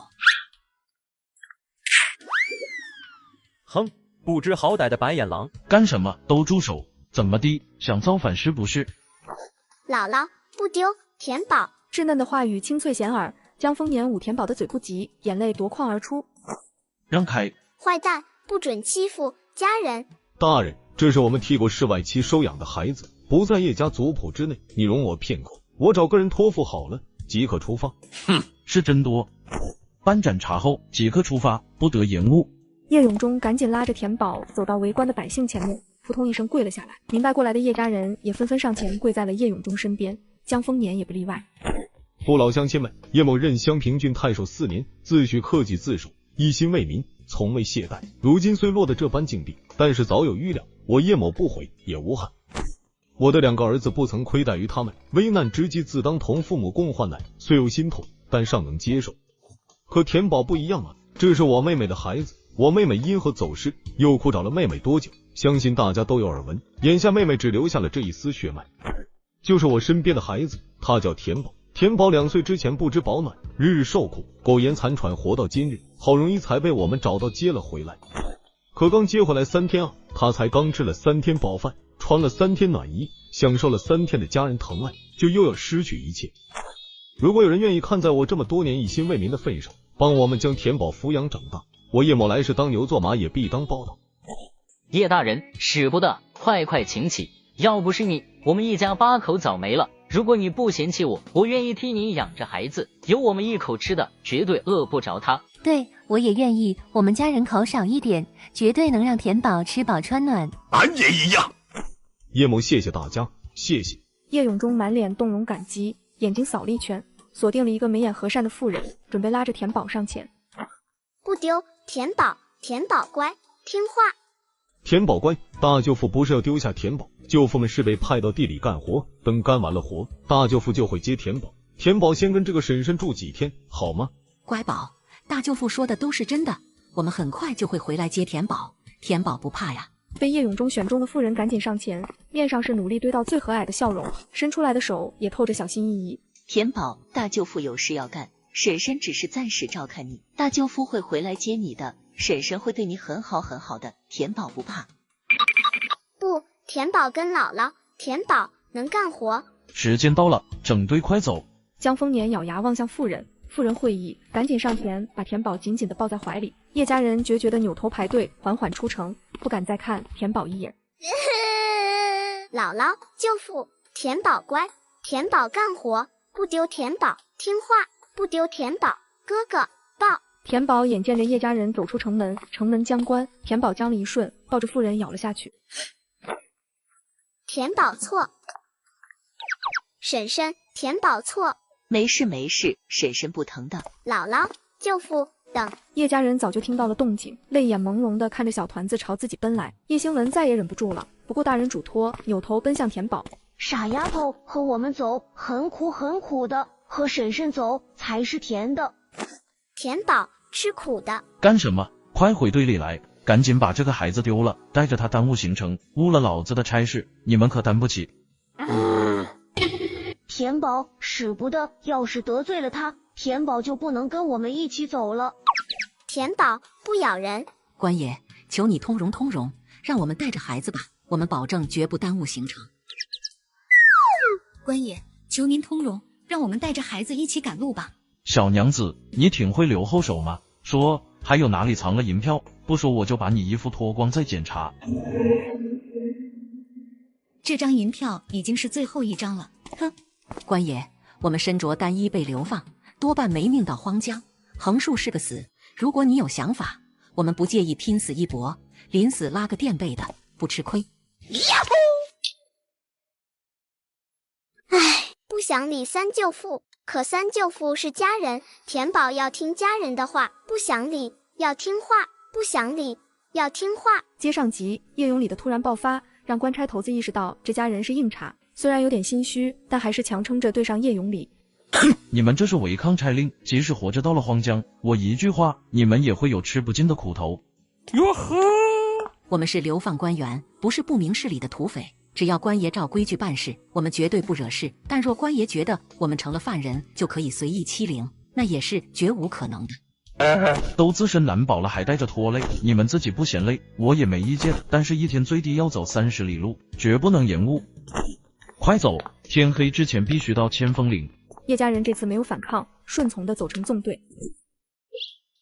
哼！田宝听话，雪地里冷，田宝小腿腿又短，走不快。三舅父给田宝骑马马好不好？田宝绷紧了小脸，扭头不看叶永礼，明显是生气了，很生气，很生气的那种。三舅父骗人，田宝差点就见不到家人了。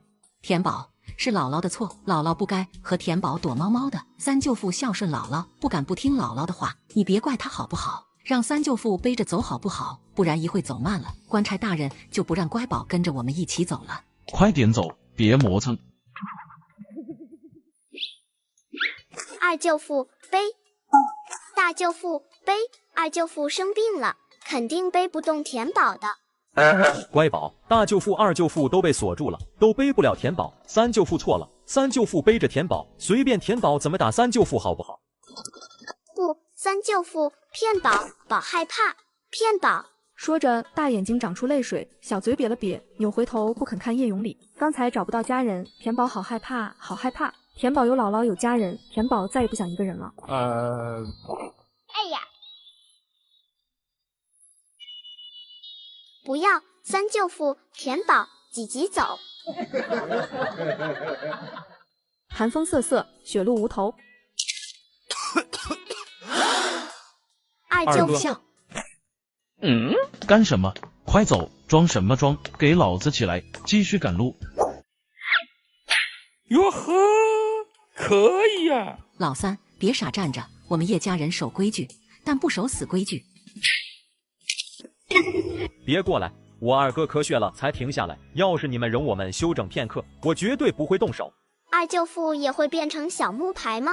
不要，虽然娘亲睡在小木牌里也能陪着田宝，但是娘亲再也不能喊田宝乖乖，再也不能抱田宝了。宝不要二舅父也变成小木牌。都愣着干什么？给我上！哎呦我去！哪里来这么多乌鸦？ Mayday！ 叶家人齐齐看向叶永孝脚边的小团子，个个瞳孔地震。前有麻雀带人找到田宝，后有乌鸦鸟雀攻击苏玉翠。这一次乌鸦攻击官差，一定也是田宝的原因，因为他们刚刚听得很清楚，官差攻击过来的时候，田宝哼起了不知名的调调，随后乌鸦就空降而出了。二舅父，二舅父不怕，田宝救。说着，田宝就伸出手指头，把坠落的泪豆豆小心地接住，喂到叶永孝的嘴巴里。江丰年眼底一亮，瞬间反应过来，田宝的眼泪可以救人。虽然不忍心小团子流泪，但是事急从权，他更希望儿子能活下来。田宝，不要哭，田宝在救自己。田宝的眼泪可以救人。乖宝，二舅父不难受了，不用喂了，不哭了好不好？不疼了。软乎乎的奶音带着不确定和小心翼翼，让叶永孝眼底瞬间湿润一片。二舅父不疼了，田宝不哭了。真不疼。我可以站起来。看，二舅父全好了，田宝可以不哭了吗？田宝怔了怔，大眼睛忽闪着小心翼翼，再次确认：真不疼了。不疼了，二舅父一点都不疼了。田宝棒。清澈的眼睫还湿漉漉的，但是小奶音却带着欣喜和一丝小傲娇。和家人在一起，雪地也变得暖洋洋的呢。相比叶家其他人对田宝异于常人的惊喜和激动，江丰年心里却喜忧参半。田宝接连救了叶家2条人命，可这世上之事都是因果循环的，不可能一直于求却不付出代价。小团子这般失利，孱弱的小身子会不会遭受什么反噬伤害？又或者某一天会突然遭受什么劫难，以此偿还今日所得？江丰年看着眼前不是任何金钱权势、暖屋肉糜能带来的欢乐，稳下心神。也罢，今日小团子护叶家一分，以后有什么不利于小团子的，叶家人一起替他扛便罢了。心思成明后，江丰年望向小团子的眼神，纯粹的只剩下宠溺。他的宝是天赐给叶家的小福宝，不能让外人把他当妖孽抓走了。乖宝，你想和姥姥家人们一直在一起不分开吗？不分开。瞧，那几个坏蛋要跟着我们很久很久，田宝能和小鸟说话，还有泪豆豆能救人的这些事，千万不能被他们发现，不然这些坏蛋就会把田宝抓走，藏到姥姥和家人找不到的地方，明白了吗？悄悄的，听话。那田宝以后无论要做什么，一定要提前和姥姥或者舅父舅母商量一下，就是做什么事之前都要告诉姥姥和家人们的意思，能明白姥姥的话吗？江丰年循循善诱着小团子，田宝不懂人心险恶，他的与众不同得全家人一起守护着才行。叶家人明白老太太的顾虑，也都目光灼灼地看着田宝。田宝想嘘嘘，行吗？行，当然行。田宝不明所以，也傻乎乎的跟着裂开小嘴笑。原来田宝听话，家人们都这么开心呀！田宝以后会更听话的。刚才才答应姥姥要听家人的话，转身就不听了。三舅父不是田宝的家人吗？唉，不想理三舅父，可三舅父是家人，田宝要听家人的话，不想理，要听话，不想理，要听话。姥姥他们带着枷锁抱不了乖宝，三舅父抱着你，要听家人的话，知道了吗？哼，田宝听话了，但田宝还是不想理三舅父。三叔被妹妹嫌弃了，呵呵。我亲亲妈妈，我抱抱妈妈，感谢妈妈把我辛苦养大。亲亲妈妈，抱抱妈妈，我是妈妈心中最美的花儿。接上集，另一边的几人久久不能平静。想到刚才在城门口的那一出，难道叶永忠一心为民，不仅百姓拥戴，就连哒哒哒都会哒哒哒他们？哼！果真，这群乌鸦是在保护叶家人。如果不是哒哒哒在庇佑，那就是老天有眼，知道我大儿叶永忠一心为民，从无私心。虽然不能阻止朝廷的降罪，但是也在想法子庇佑着我们一家。谢苍天庇佑！谢苍天庇佑！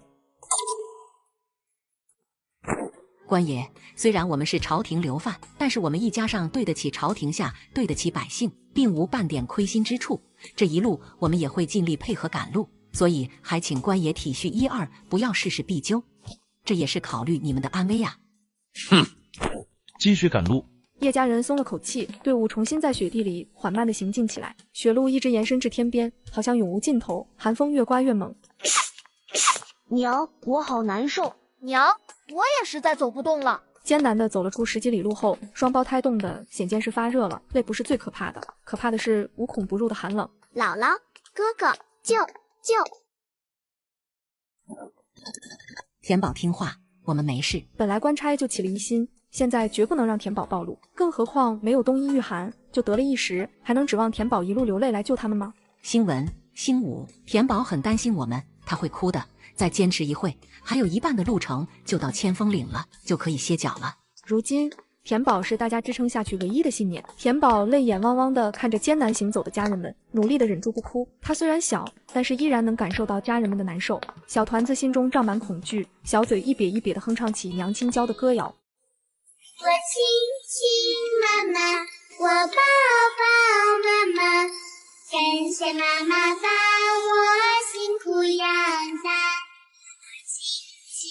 妈妈，抱抱妈妈，我是妈妈心中最美的花儿。管爷，快进来暖和暖和。把他们关押到柴房，明早卯时再赶路。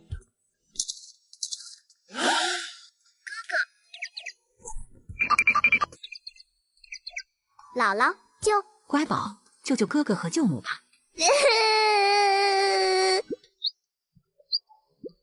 可以了，乖宝，缓一阵，舅母和哥哥们就能醒过来了。姥姥看起来也生病了，可是眼泪还不够。哎呀！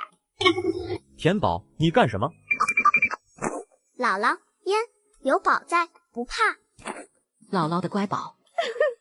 这一刻，田宝觉得自己的眼泪好厉害，一想到只要自己在，家里人就都不会有事，小小的心里就好踏实好踏实。傻妹妹，下次不许这样了。傻宝很厉害。田宝，下次可不许这么对自己了，三舅父会心疼的。不报，三舅父放。田宝，你就原谅三舅父吧，三舅父知道错了，你不原谅我，我就不松开。田宝反抗的小脸僵了僵，小小的眉头聚拢了，嫌弃。唉，好嫌弃，怎么办？不想理，在线等，好着急。三叔，赶紧松开妹妹，她都嫌弃你了。哈哈，三叔，你现在的样子，要是被那些害怕你的人看到了，大牙都得笑掉了。谁说小孩忘性大好哄的？田宝简直就是一头记仇的小酱牛。开饭，开饭。这饭菜稀稀拉拉的混在浑浊的油汤里，明显就是吃剩下的泔水。叶家人屈辱不甘，多么讥讽啊！那些哒哒哒在桌上大鱼大肉，他们一门忠良，眼下却只能靠猪食活命。吃饭饭，吃饭饭。哇，有肉肉，有肉肉。这发自内心的奶脆欢呼，将叶家人的屈辱不甘抨击的七零八碎，震惊、心疼、惭愧齐齐涌上心头。田宝以前肯定是日日靠泔水活命无疑了。开饭喽，老三，把里面的肉和好的都挑出来，先给3个娃吃。大哥哥吃，香香。叶家其他人忍着心酸复杂，一人一口的分享着吃起来。饶是泔水，也只给了小半桶，3个娃吃了个半饱。叶家大人连3分饱都没有。嚼吧，多少能哄哄肚子。大哥娘，你们也都将就着吃点吧。明天走山路还好点，能顺手薅点干草树皮啥的混肚子。要是走官路，这一路好几百里，可是连个落脚的地方都没有，更别指望有东西填饱肚子了。老三说的对，从现在开始，只要能入口的都尽量的吃下去，能活1克是1克。田宝，你的牙嫩咬不动，三舅父给你嚼碎了，快吃吧。你可以不理三舅父，但是这个要是不吃就得饿肚子。小奶团看着黑黢黢黏糊糊的一团，小小的眉头皱的连成了一条线，小手撑着身下的草堆，屁股直朝后面顾涌，快速的和叶永礼的手拉开了安全距离。哎，2岁半的田宝比大哥还难哄，不吃算了。丢，快丢！宝，给果果。7，这个。田宝，这苹果哪来的？不怕不怕，这里只有家人，田宝可以说的。宝，很多果果。婆媳俩对视一眼，震惊几乎要掉出眼眶来。田宝身上到底还有多少神奇的秘密？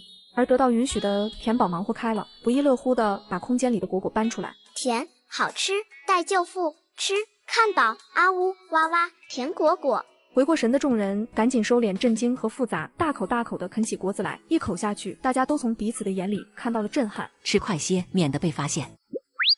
宝还有果果。乖宝，我们吃饱了，这些果核不吃的话，被坏人看到了会打我们的。金丰年赶紧耐心的解释道。田宝歪着脑瓜理解了一会，然后恍然大悟的点头，小手薅住了灵雨，然后放宝出去，要舅母。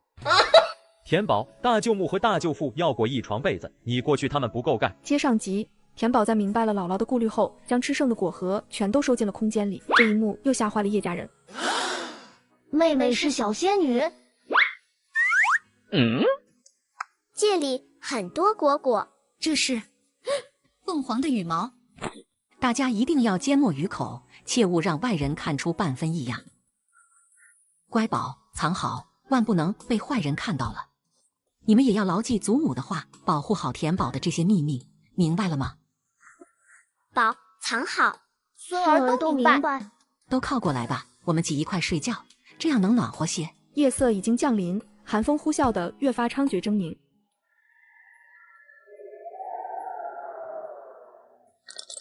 娘，好冷。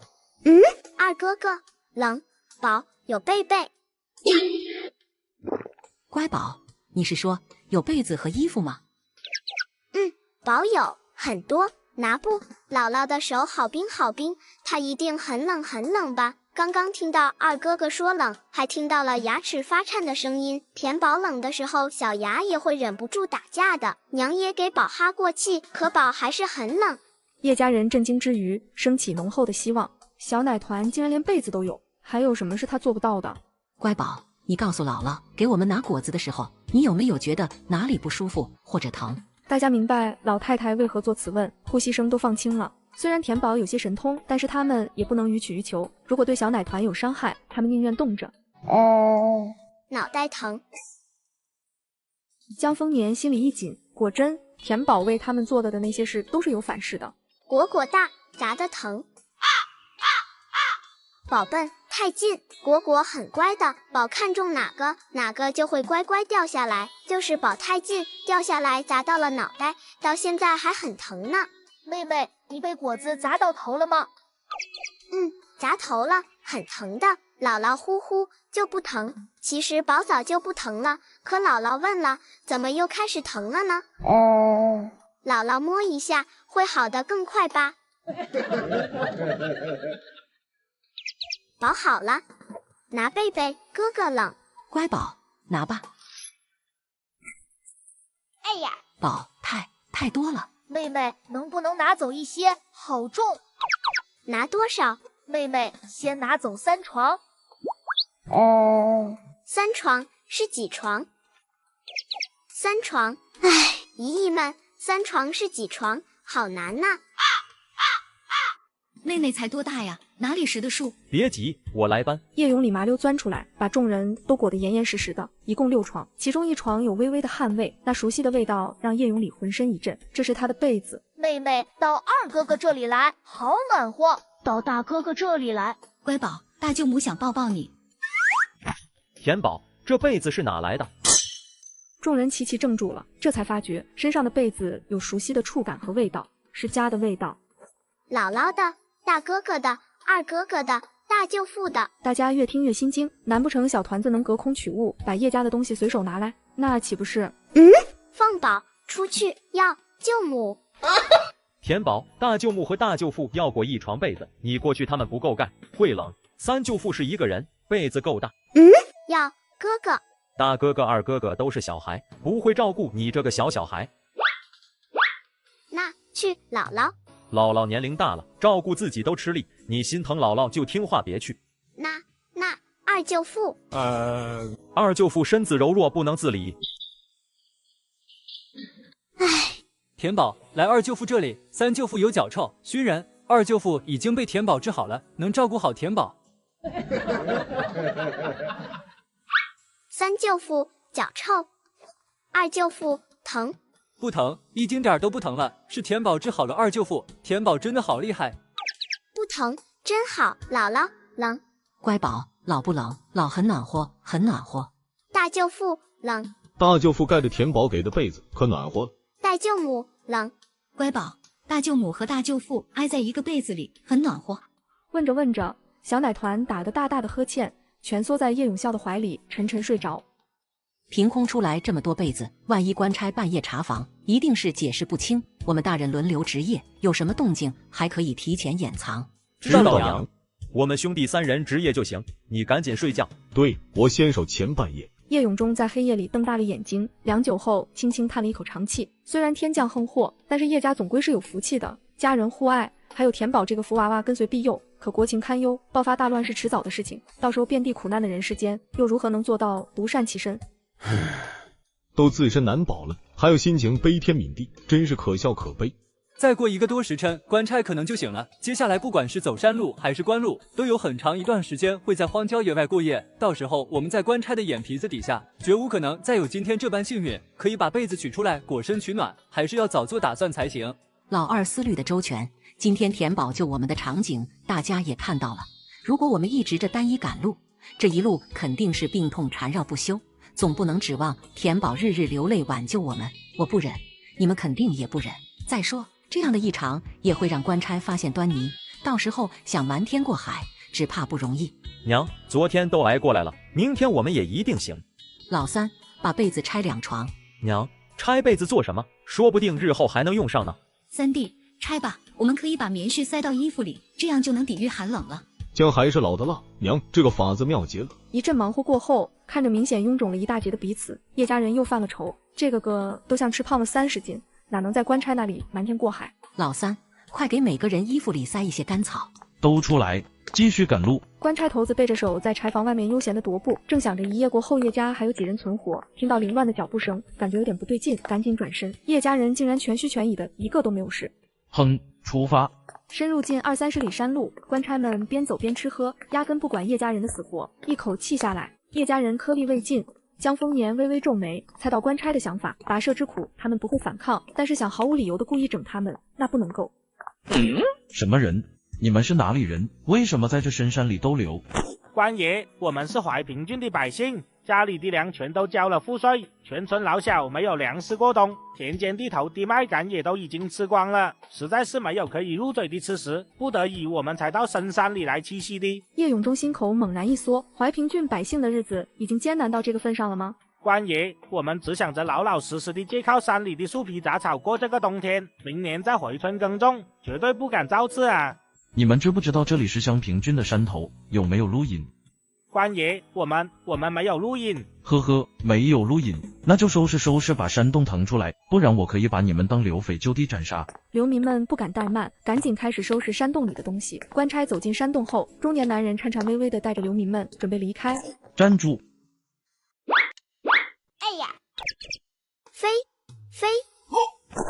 田宝喜欢飞飞，好玩。好，只要田宝喜欢，三舅父一会再带着你飞回去。叶永礼激动得热泪盈眶，走了一路，总算是找到了哄小酱牛的突破口了。站住！你们就在洞口过夜，不准擅自离开。接上集，官差眼神一转，改了主意。虽然已经是凛冬，但是深山老林也难免有恶行的猛兽。江丰年却察觉到官差头子的意图，眼神闪过一丝复杂和不忍。女的留下，男的去砍些枯草木柴，把洞里给我垫厚一点，再生上火。官爷，我们赶了一路，一口吃的都没沾，请你放我和村民一起进山砍柴，顺便给我家人找点东西回来垫肚子，可行？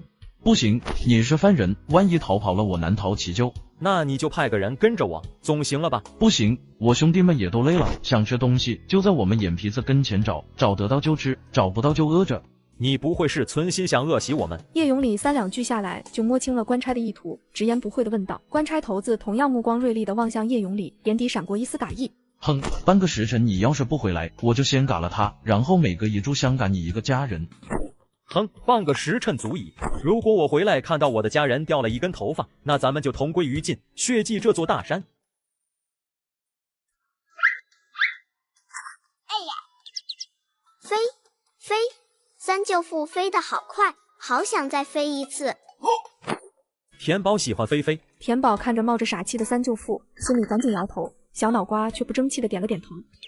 好玩。好，只要田宝喜欢，三舅父一会再带着你飞回去。叶永礼激动得热泪盈眶，走了一路，总算是找到了哄小酱牛的突破口了，太不容易了。田宝，你那有野鸡吗？或者野兔子？野鸡是啥？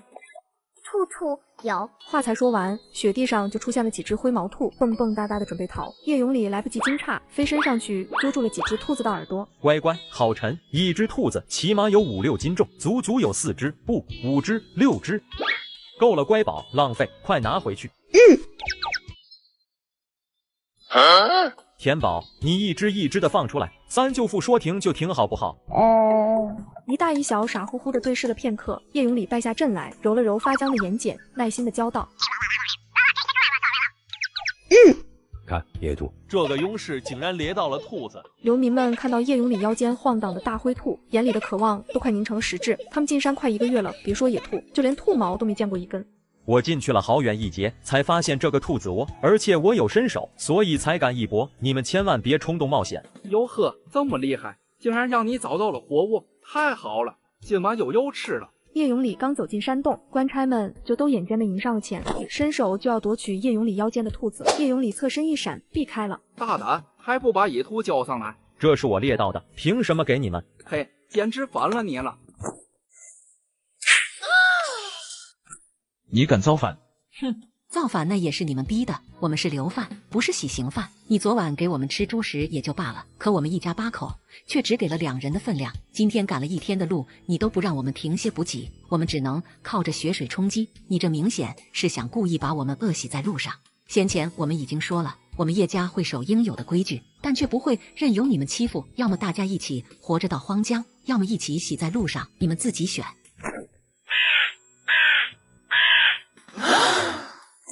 先放了他，咱们再商量。官差头子心中一惊，眼神慌乱闪烁，语气有所缓和。流民们又怕又震惊。你们想吃肉也不是不可以，把我们的枷锁都取了，我们给你2只野兔。放屁，简直是痴心妄想！都给我上，砍嘎了算我的。娘，你们快去山洞。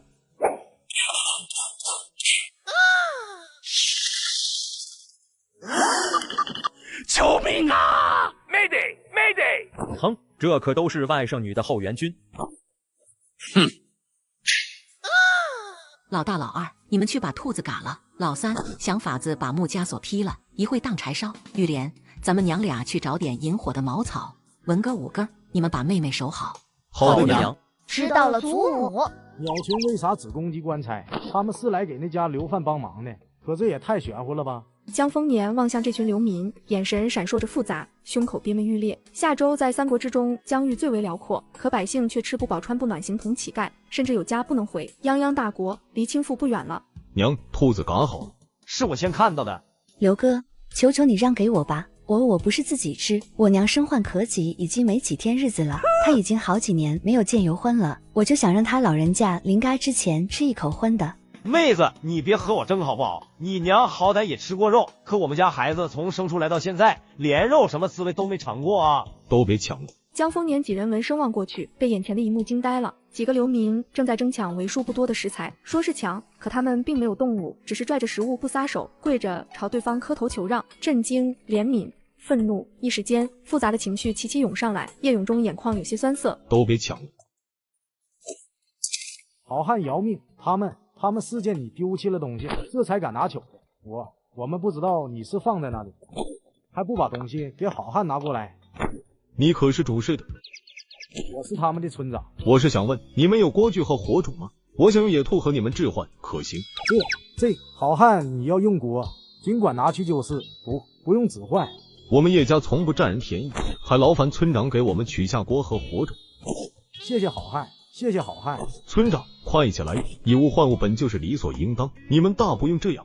我还有个不情之请，今晚可否允许我们一家老小在你们的山洞借宿一晚？山洞本就让给你们了，饶命！饶命啊！叶大人，我们知错了，快点让这些鸟离开吧！叶大人，饶命啊！哎呀，疼！您可是襄平郡太守叶永忠大人。正是在下，可现在我已经不是什么大人，只是个流犯而已。叶大人，原来是叶大人啊！眼前人竟是夏州为数不多一心为民的好太守叶大人，是让襄平郡成为周边百姓向往之地的叶大人啊！叶大人，您咋会被流放呢？连您这样的好官都被流放，这世间还有没有天理啊？夏州国土可还有我们农民的存活之地呀！话到浓烈是哭腔，是希望幻灭的满腔悲愤。流民们纷纷仰天悲哭，整个山林都充斥着绝望的气息。如此沉重的赋税之下，他们之所以苟延残喘坚挺至今，就是奢望有朝一日会有一位像叶永忠一样清廉正直的父母官拯救他们于水火。可叶家人的遭遇，把他们最后的希望抨击得粉碎。大家不要灰心泄气，瞧，老天是站在好人这头的。真的吗？老天真能看到人间疾苦吗？或许叶大人说的是真的。物极必反，老天不会让恶人一直当道，那些哒的人终究会受到惩罚。我们要做的就是不惜一切努力，让自己多活一刻是一刻，挨也要挨到拨云见日的那天。现在咱们要做的就是起锅烧饭，先活好当下。娘，你想吃兔肉汤还是烤兔肉？儿子给你做，2种滋味，娘都想尝一尝。成，走，你们来给我打下手，今天咱们必须让娘吃个尽兴。钟郎，你行不行啊？还是我来吧，就这么几只兔子，别糟蹋了。大嫂，你就放心吧。先前我们在农村的时候，爹娘下地干活，那可都是大哥给我们烧火做饭的。他做的饭比娘做的还好吃呢。真的？那我今天可要好好见识见识。救命啊！叶家几人刚走进山洞，官差头子发疯了般突然从鸟群中冲向叶永忠。皇天在上，后土为证。我刘坤在此愿用兄弟们10年单身，换喜欢填饱的一亿叔伯们，今年好运连连，顺风顺水顺财神。如果10年不够，那就让他们单身一辈子，保佑。接上集，官差头子瞬间扑倒叶永忠，然后一个翻滚，藏在了叶永忠的身下。哎呦我去！叶大人说的是真的，鸟群真的不随意攻击无辜的人，老天确实能分清善恶。叶大人，是我存心不良，我知道错了，求你赶紧驱散鸟群，我保证，只要你们老实赶路，我绝对不再为难你们。叶家人没有发话，鸟群就一刻不歇地攻击他们，这让官差头子不得不深信，确实在不遗余力地保佑着叶家人。你先松开！叶大人不答应，我不敢松。多谢苍天出手相救，现下官差们已经知错，还请饶他们一命。老天真的显灵了，老天能保佑叶家，那一定也会保佑天下所有正直的清官。只要我们坚挺下去，总能守得云初见月明。叶大人，先前是我得罪了，还请你大人不计小人过。我现在就是个流犯，当不起你这声大人。我最后声明一遍，人不犯我，我不犯人。只要你不刁难于我们绝对不会反抗逃走。但你们要是再心存恶念，即使老天不帮我们叶家，我们也是可以和你等放手一搏的。叶大人放心，我们已经吃了教训，绝不敢再造次了。那好，这个山洞原本是属于这些村民的，他们已经同意我们借宿一晚。你们若愿意借宿，就需经过他们的同意，不然就自行寻找歇脚的地方。但你们放心，我们不会私自逃走。还请你许我们挤上一晚。关爷严重了，若你们不嫌弃，我们不敢有意见的。赵福平的讲述让叶永忠的心情更加沉重，但是面上却表现了一片乐观。只要有希望，我们就挨下去。瞧，昨天我们还在吃泔水，今天不就吃到肉了吗？大家伙至少还能靠山而活。可我们被流放的荒疆，听说是不毛之地，一半都是沙漠，寸草不生。想想那里扎根而活的百姓，咱们还有什么可抱怨的？哇，好香香啊！开饭喽！没有碗，叶永忠握着勺，苏玉莲拿着借来的豁口刀，一个舀汤，一个片肉，一家人一人轮一口，吃得欢声笑语，满脸艳福。那是阳光的温度，在心上翅膀，陪我飞过山谷。幸福，那是岁月的礼物。慢慢的幸福。官差们再也忍不住肉香的勾引，纷纷起身转悠到叶家人的身后。看见叶家人吃饱喝足，肉汤还剩大半锅，官差们心里微微窃喜。叶大人，让我们也……赵村长，这还剩半锅肉汤，我们吃得很小心，没有惹脏。如果不嫌弃的话，送给你们可行？官差头子刚开口，叶永忠就及时打断了，望向杨柳村人：不嫌弃，不嫌弃。可叶大爷，你不必顾及我们，这个汤放到明天早上也不会坏，你们完全可以留着明天再吃的。对呀，叶大人，你们留着明早吃吧，明天你们还要赶路呢。我们忙着不干活，吃一顿能管3天了。村民们纷纷附和，40多个人分食2锅肉汤，每个人也就吃到了1块肉7、8口汤，可是他们已经很满足了，不敢再贪心。我三弟会武功会打猎，明天一早我让他再去碰碰运气。再说了，这半锅汤不是白给你们喝的，喝了我煮的汤就得拼了命的给我活下去。我们听大人的，一定好好活下去。对，我们在杨柳村等叶大人回来。那我可要好好数一数你们多少口人，等我回来的时候专程去杨柳村看一看，可一个人都不准少。那叶大人一定要尽快回来才是，我怕我这把老骨头熬不到啊。田宝在身后似懂非懂地看着大舅父，大大的眼睛溢满着崇拜。大舅父好厉害呀！这群叔叔婶婶们刚才还不开心，可现在每个人都在笑呢。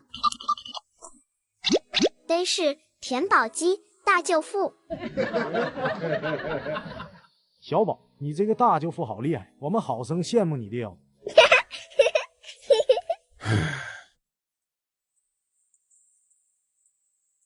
哎呦我去！有狼菌。娘，带着孩子们去山洞最里头，男人都抄家伙到前面来挡着。小心啊！紧张堵满了江丰年的嗓子，好一会老母亲的担忧才破喉而出。娘，有我在，别怕。盏茶的功夫，最后一头狼也倒在了叶永礼的脚下。好汉威武！谢谢好汉救命之恩，谢谢大家快起来，检查看看都有没有受伤。三舅父，停！疼！突如其来的幸福让叶永礼浑身一震，大白牙瞬间藏不住了，他赶紧抿嘴，皱眉，捂着肚子弯下身。哎呦呦，好疼啊，疼死我了！这个冒着傻气的少年，真是刚才那个勇猛无敌的战神。哪疼哪疼！好多狼，三舅父肯定受伤了。小奶团崇拜大哥的时候，让叶永礼一阵羡慕极。这回小奶团这么关心自己，心里美得直冒泡。哎呦啊！这疼，这也疼，哪都疼。可要是田宝答应不再生三舅父的气的话，三舅父立刻就不疼了。不生气，不疼。太好了，你看三舅父不疼了，一点都不疼。刘坤多谢叶三公子救命之恩。他们这种身份习惯了看着比自己弱小的人胆寒俯首，可叶永礼刚才救他的一刀，像是隔空把他劈醒了。什么是强，什么是弱，什么是正理应当？身份在危机时刻连自己一条命都保不住。叶家人眼下是人人可践踏的流犯，可叶永忠3言2语就让一村人的生机燃成了熊熊烈火。叶永礼更是以一己之力力挽狂澜，不管身份境遇如何，他们都不畏强权，不欺弱小，自保之际还不忘用余力助人，这才是真正意义的强者。这样的强者所遵从的才是天理正道。跪谢就不用了，若是你真心实意的话，那就起誓，保证路上不再刁难我们分毫，并改掉恃强凌弱的恶习。怎么样，敢不敢？皇天在上，后土为证。我刘坤在此愿用兄弟们10年单身，换喜欢填宝的一亿叔伯们，今年好运连连，顺风顺水顺财神。如果10年不够，那就让他们单身一辈子，保佑。好，虽然你之前对我们确实不怎么地，但是今天能有这番醒悟，我也敬你是条汉子。那这一路咱们就和平共处，不说庞大，有我一口肉就少不了你们的。早知道我该早点醒悟，起码还能喝上一口肉汤。现在也不迟，看上哪头随便挑，让你吃个够。哼，都想什么呢？这些狼可都是叶三公子，和我们没有半毛钱关系。叶三公子能让我们从狼嘴里逃生，大家该感谢他，而不是觊觎他的东西。村长，我们没别的心思，就是替叶大人高兴罢了。对，我们就是替叶大人一家高兴。江丰年和苏玉莲对视，眼底都是惊讶和赞赏。好将带不出孬兵，赵福平知恩图报懂分寸，村民在他的点拨下扭转扳正，这份纯善本性值得他们刮目相看。村长此言差矣，刚才若不是你们村的汉子挡在前头护住了我的家人，我们兄弟也不能全身心的和狼群对峙，所以这些狼大家都有功劳。这些狼少说也有20多头，我们此去荒江，不可能把这些狼都带走，也带不走，这样我们带2头上路，也能顶上一段日子。你们村留下10头过冬。刚才听你们说，这个山头还有10几个村落的人，剩下的就劳烦你们给其他村伙们分一分，让大家伙都沾沾荤。谢谢叶大人，谢谢叶大人。好啊，今晚真是大好，狼群本想以我们为食，没想到却送上门，成了大家伙的冬粮。说起来也是他们的功德，瞧见了吗？正如我大哥所说，事事都有峰回路转。你们去给其他村庄送狼肉的时候，须得将我大哥给你们说的那些话转达过去。不管如何艰难，能活一刻是一刻，说不定下一瞬就会迎来好日子。我们定将叶大人和叶家2位公子的话谨记于心，并传导给周边村户，绝不辜负叶大人你们的一番好心。好了好了，咱们得赶紧把这些狼处理了，不然会有更大的猛兽嗅着喂过来。哎，老夫爷，你们名义还要赶路，赶紧去山洞里头休息。这些狼我们来处理，绝对收拾的妥妥当当的。好，那就有劳赵哥了。不过我们得先化点血水，把身上拾掇一下。你们去歇一歇，我们马上给你们把血水化好。村妮，快，赶紧带着几个人给叶大人和官爷们烧几锅水洗洗。哎，好嘞。都是男孩子，三舅父怎么这么调皮呢？要乖乖哦，乖乖，挤糖糖。接上集，在与狼群对战后的叶永礼犯了难，脱了礼仪清洗，就势必会露出里面的棉絮。虽然刘坤承诺不再刁难，但是也难保他们看到棉絮不会起疑心。叶三公子，如果不嫌弃，我可以把自己的礼衣脱下来给你穿。哟呵，可以呀！难得你一番好心，就算你半年已经没洗澡，我也只有感激。成，我现在就去脱下来给你。被人坦诚感激，让刘坤心里生出一股异样的酸胀，愈发甘愿了，赶紧去洞深处脱衣服。一切收拾停当，叶家人和官差们沉沉睡去，留着杨柳村人们在山洞外沿忙活。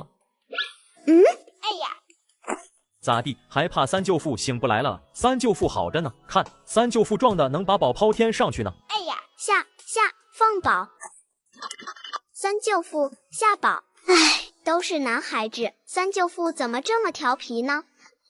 还是大舅父比较乖，比较安全，二舅父更乖的，还有大哥哥、二哥哥都比三舅父乖。老三，你能不能有个正形，小心摔着孩子。大哥，田宝喜欢我跟他疯玩，不信你问他，昨天还让我带着他飞呢。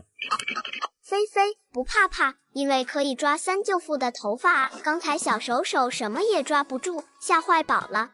你大哥说的对，刚才实在是太危险了，瞧把田宝吓的，他好不容易重新亲近你，你可别自己作怪。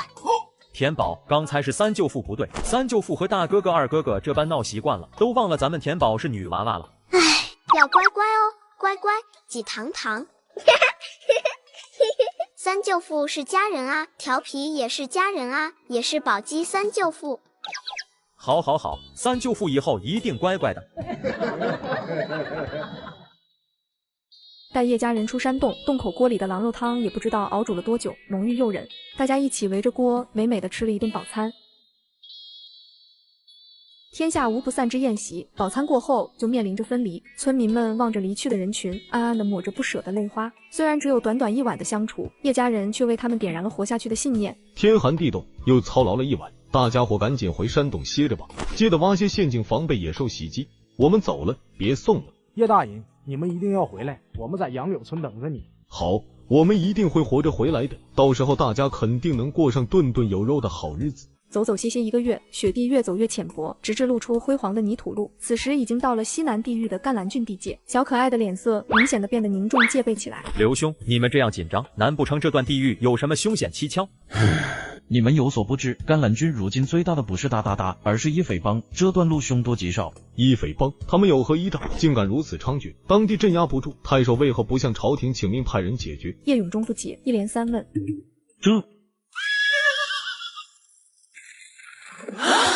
糟了，是一匪帮！娘，快带着孩子们都先躲起来！来不及了，没用的，快随我们跪下来！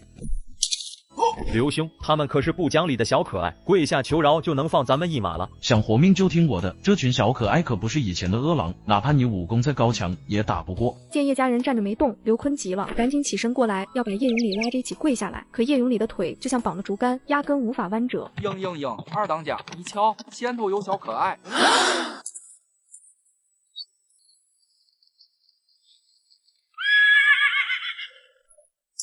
不长眼的，看到我们二当家的，竟然敢不跪，小心老子一操你们！老三，先问问清楚再锤不迟。哟呵，二哥，这还用问？和这群小可爱同行走，咱们这条道的不都是大大的，10之8九都是小可爱，可以直接锤。对，锤小可爱，吃甜甜圈。二当家、3当家，锤之前先让我们好好消遣这群小可爱。好，老规矩，最硬的是我的，剩下的赏你们了。这位二当家，虽然你们是小可爱，但是也都男人中的硬汉，敢不敢来个上台面的消遣之法？叶三公子啊，小可爱最忌讳人家说自己是小可爱，咱说话能不能别这么虎？哟呵，有意思，哒不带枷锁就罢了，竟然还有胆和小可爱讲台面。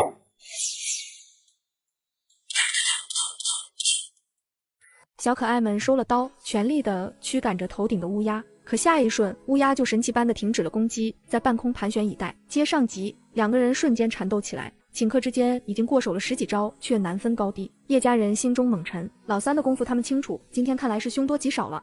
小可爱，给咱磕50个带响的那种，咱就饶你不起。好，爷，我这就给您磕。爷，我喜欢巴掌，可又嫌手疼，知道怎么做了吧？我自己来。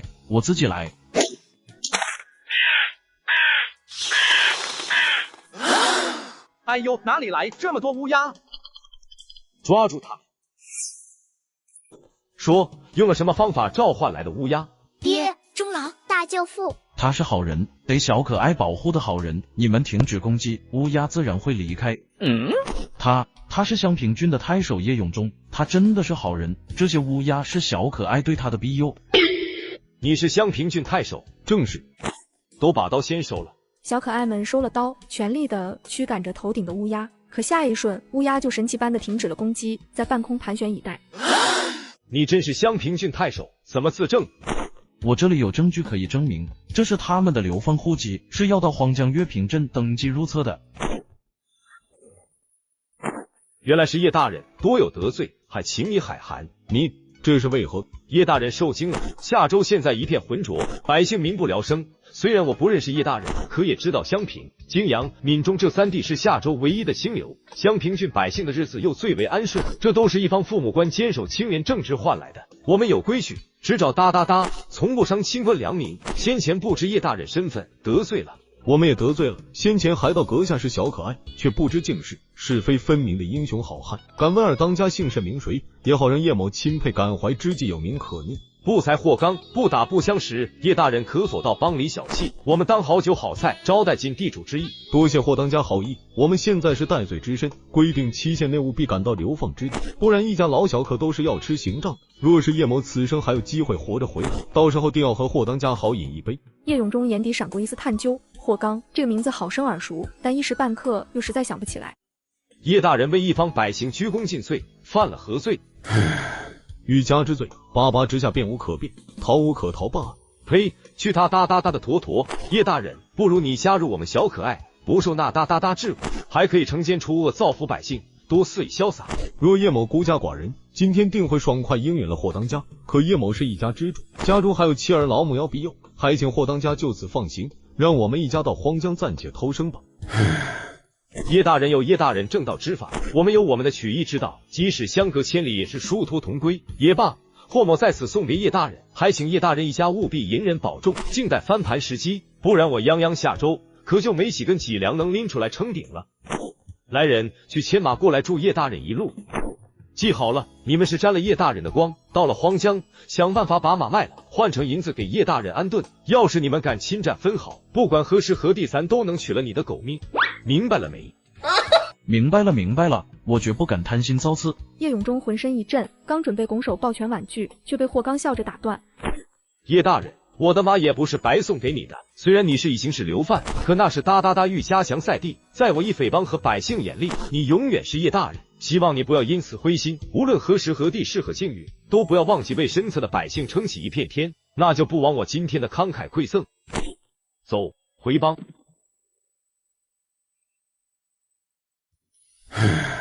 霍刚，大意啊！大舅父疼。有了马匹的助力，本来还有1个月的路程，竟10天就到了。荒江，夏州地域最辽阔也是最疾苦之地，而叶家被流放的岳平镇又是这疾苦中的疾苦。踏入岳平镇地界后，刘坤竟然开始怜悯叶家人。来到此地，指定就是黄沙埋忠骨，逼水当英雄，迟早的事啊。犯错打屁屁。接上集，刘坤领着叶家人到郡县府衙登记造册，然后一行人步行20里，来岳平镇镇衙分配入村。哟呵，可以呀！足足近3000里的路程，一路过来不洗也要脱层皮。没想到这家人面色红润丰盈，就连2岁幼童都是小脸圆乎精神奕奕。原来还是只小肥羊。流犯统管的村落有2个，黄沙村和古井村。黄沙村人均5亩地，古井村则人均1亩地。但是不管你们分去哪个村，能分到多少地，每年都要给府衙缴纳10石粮食或者5两银子的服役金。10石粮食，5两银子。先不说这里的地能不耐种出这么多粮食，就算种得出来，难道一家人不吃不喝了吗？这明显是不给我们留活路啊！梁主事，这家人和我有些交情，能不能看在我的面子上，把他们分配到古井村？叶家人瞬间明白中间蹊跷，刘坤此举肯定是在为他们争取利益。虽然古井村分配的地少，但是肯定比那个黄沙村土质好。想去好地方也成，老规矩。叶大人，这黄沙村虽然地分得多，但是能耕种的却只有10之1、2，别说交服役金，恐怕你们一家人连填饱肚子都成问题。古井村虽然也不怎么样，但分得的地却实实在在可以耕种，1年的收成交了服役金还能稍有结余。一旦分配就不能更改落户地，两相权衡，我建议你还是选古井村为好。可这里有个不成文的规矩，想去好地方就得花园子，按人头掏，1个人1两元子。如此这般，我们一家8口岂不是要交8两元子？江丰年和苏玉莲闻言，脸色也变得十分难看。果然，即使到了夏州的边境，都避不开哒哒哒，而且比中原更甚。叶大人，我知道你为官清廉，看不惯这种行径，但是眼下一家老小活命才是首要的。虽然去古井村付出的代价大了点，但是长远考虑，这8两掏得值啊！刘坤预想到了叶永忠的反应，扯着他的衣袖，低声劝道。叶永忠看了梁主事一眼，对方眯着眼，一副志在必得的悠闲模样，好生嚣张。叶大人，那10匹马少说也能卖出300两，拿出8两来买个好去处安家，再勤劳节俭一些，你们一家人至少10年无忧啊！刘坤说的对，自己是一家之主，让家人活下去才是首要的。霍刚慷慨相赠的那10匹马，不仅省了家人赶路的力气，又解决了自己眼下的困境。这份沉重的恩情，也不知道何时能报啊！你等等，我和我娘商量一下。梁主事莫怪，我们这一家子只有我这个老婆子先前在土里刨过吃食，难免要商量两句才敢定论。敢问梁主事，这古井村的耕地和农户数各有多少？若我们倾尽所有到古井村，能确保分到8亩地吗？古井村好过黄沙村，那么但凡流放来此的，都会选择去古井村。村里的地是固定数额的，可流放过来的人却从未停止。好地方必定人人趋之若鹜，既然免不了要花园子，那分地的事情必须要让梁主事做保。12岁以下的孩童是分不到地的。嘿，这个老婆子倒挺精。那意思是我们家有5个大人，交5两银子，还是可以确保分到5亩地，是这样吗？梁主事，这样也好，我们本来也凑不齐8两园子，豁出全部身家，也只能勉强拿出5两，剩下的1吊钱刚好可以用来买种子。明明自己的意思是他们8个人掏8两银子，分地也没有确保的数，这个老婆子竟然敢装傻，误解自己的话，让自己不好，再开口多额，多要那3两银子。正是你说的这个意思，那就赶紧掏园子吧，我好给你们写批文，尽早去村里安家落户。等等，我还有疑问。怎么这般啰嗦？最后一个问题，赶紧问完好办事。梁主事，还劳烦您给在批文上注明，会给我们分地5亩，不然我们人微言轻的，去古井村村长那空口转述您的话，他定不会相信我们。嘿，你个老钱婆，区区戴罪之身，竟然还敢对本主事提要求，要么交园子去古井村，要么滚去黄沙村，其他的条件免谈。来人，快把这几只鸟给我赶！哎呦我去！呸呸呸！哦，自己被鸟啄，好过被鸟粪糊嘴啊！哼，敢骂姥姥，下次自己要找大大的鸟来帮忙，拉坨臭臭淹洗它。田宝咧开的小嘴在对上江丰年的眼神时僵住了，小奶团的头瞬间垂到了胸口，小手不安地抠着衣角。哎呀，田宝请小鸟帮忙，忘记给家人说了。田宝犯错了，犯错打屁屁。小奶团突如其来的举动，直接萌化了江丰年和叶家人的心。田宝怎么可以这么懂事？姥姥知道田宝是为了保护姥姥，姥姥高兴着呢，姥姥不怪宝。小奶团一心为他怎么忍心责备？再说小孩子忘性大，田宝相比同龄孩子已经超出预期的懂事了，以后的日子还长着呢，等安定下来后再慢慢教他不迟。姥姥不怪宝，宝好开心好开心呀。这不着头尾的一幕让刘坤眼底闪过一丝疑惑，回想起田宝和双胞胎这一路的乖巧懂事，疑惑突然就变成了艳羡。叶家的孩子咋都这么招人稀罕呢？今天还办不办？不办就滚！办，是我们愚钝惹恼主事了，那就听主事的，给我们入黄沙村的户籍吧。你们要去黄沙村？主事，我们是想去古井村的呀。可是刚才你进去清理的时候，我们才发现我们唯一的身家银子没了，定是赶路的途中颠簸遗失了，真是造孽呀！主事，不如你先安排我们去古井村，我们给你写个欠条，等到了古井村安顿下来后，我们一定省吃俭用，攒够5两银子给您送来，可行？是啊，主事，我们兄弟几个年轻力壮，一定很快就能攒起银子给你送来的，你就把我们分到古井村吧。谢谢主事，谢谢主事。哎呀，这可千万不能弄坏了，不然我们去古井村可就黄沙村。主事，怎么是黄沙村？没银子还想去好地方，简直是白日做梦！你们只配去黄沙村那种地方等洗。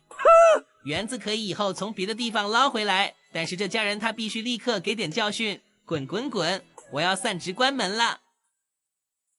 这小奶团个子没自己高，脾气倒比自己还大，一言不合就乃凶人，欺负他不敢对小孩子动手。爷爷，你今日顽劣的有些过分了。我挠痒痒而已，你想哪去了？接上集，梁主事含糊其辞的态度让叶家人明白，即使花园子去了古井村，也未必能分到田地，还不如去黄沙村搏一搏。但他们才已露白，于是合计演了这么出迂回的戏。没想到梁主事这么轻易就上套了，简直是一帆风顺。叶大人，这是卖马的园子，你们收好，沿着这条道一直朝东走，大约15里路有条村路，你们沿着村路进去就是黄沙村。黄沙村没几户人家，所以并没有主事的村长。你们手里有批文，过去后只要有空置的房子，你们就可以先落脚再打算。我还要回京交差述职，接下来的路就得你们自己走了。叶大人，保重。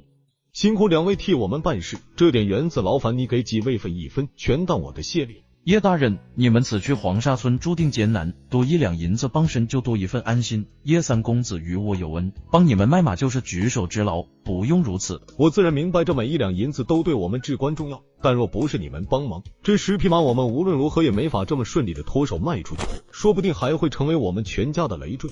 相比之下，这10两银子又算什么？叶某还要带着家人前去安顿，就不多言了，各自保重，有缘再会。当即能偿的情不要隔夜，眼下偿还不了的情就要深刻牢记，这样才能安心立世。两拨人就此分道扬镳，就着朦胧的月色摸索，一家人总算来到了黄沙村。请问有人吗？老三想法子把门打开。芝麻开门！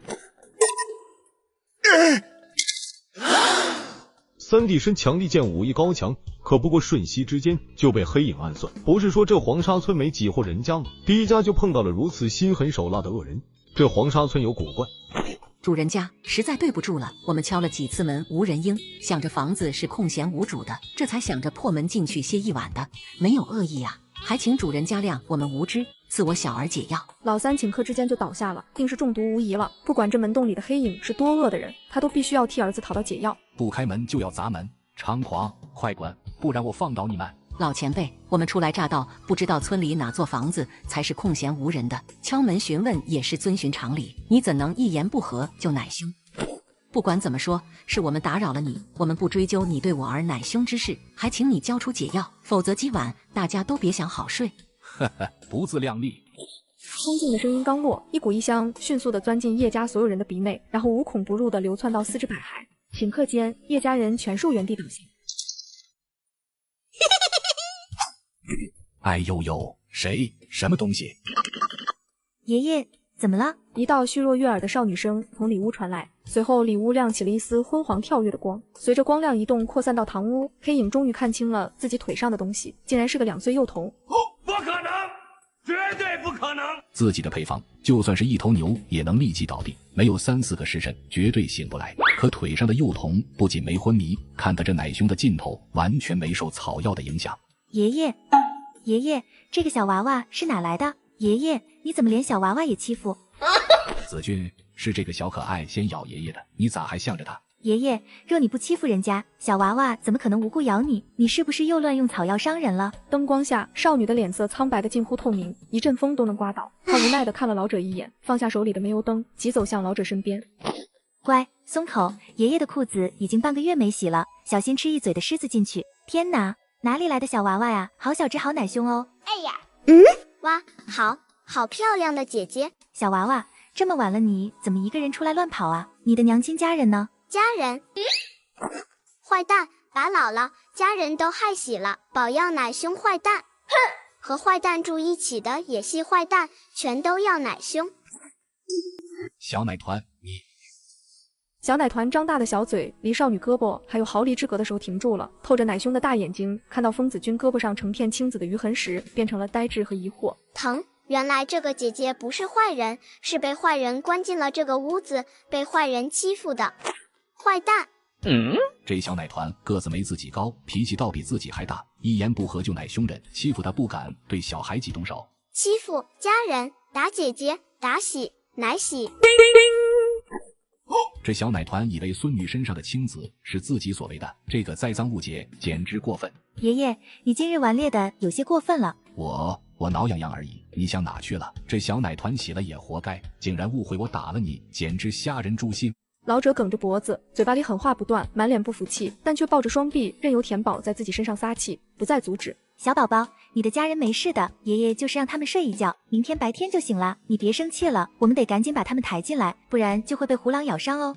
天，怎么会有这么凶的奶娃娃哦？可是他才这么小只，竟然就分得清是非黑白呢。素不相识，他还维护自己呢，好讨人喜欢呀。病了，疼，有点疼，但忍得住。姐姐棒棒的。接上集，田宝停止了奶凶，大眼睛忽闪忽闪地望向疯子君。睡觉了，有胡狼，真的。千真万确，他们只是睡着了，我们赶紧把他们抬进来吧。姥姥他们只是睡着了，宝的家人都还在。不准去，外头有夜风。爷爷，这么小的奶娃娃怎么搬得动大人？再说了，是你把他的家人哒哒哒的，我必须去帮他替你赎过。疯子君身子虽然纤弱，语气听着也病恹恹的，但是却让老者面上的强硬瞬间软了下来。你老老实实待屋里，我去搬。去，我来。嗷呜！田宝虎着小脸朝他张嘴龇牙，小脸写满了不信任，奶凶的像个狼崽崽。大哥哥，不痛哦。别丢，姥姥疼。和老头态度完全相反的疯子君，此时已经被小奶团护短懂事模样软化了心，赶紧上前去帮着接。姐姐，谢，漂亮姐姐在帮宝，姐姐是好人呢。这个坏蛋是知道错了吗？疯子君一瞬不瞬地看着小奶团，见他的小表情完全被家人的境遇操控着，杏眸里的笑意和喜欢越染越浓，之后又覆盖上一层薄薄的疑惑和探究。小娃娃的家人都被爷爷哒哒哒了，他为什么毫发无损呢？是爷爷的小可爱没殃及到他，还是小娃娃是身体有什么异人之处？这家子咋这么多人，再扛自己的老腰就废了。造孽啊！早知道会搬起石头打自己的脚，就起身张个嘴，告诉他们哪有空闲的屋子了。一想到这家人把患有难妹症的孙女吵醒了，老者就气不打一处来，情绪一失控，直接把肩上的人丢了下来。不可能，绝对不可能！这回功夫绝对不可能醒得过来的。奶团子没事，这回又来了个还有知觉的大人。就是嘛，自己的小可爱怎么可能失手？三舅父，行。老者脑子轰隆一声炸了，不，他失手了。这个小奶团没事。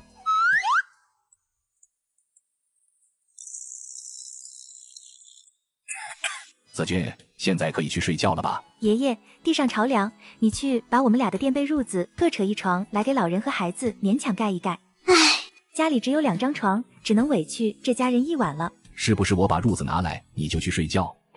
你给他们盖好，我就听话去睡。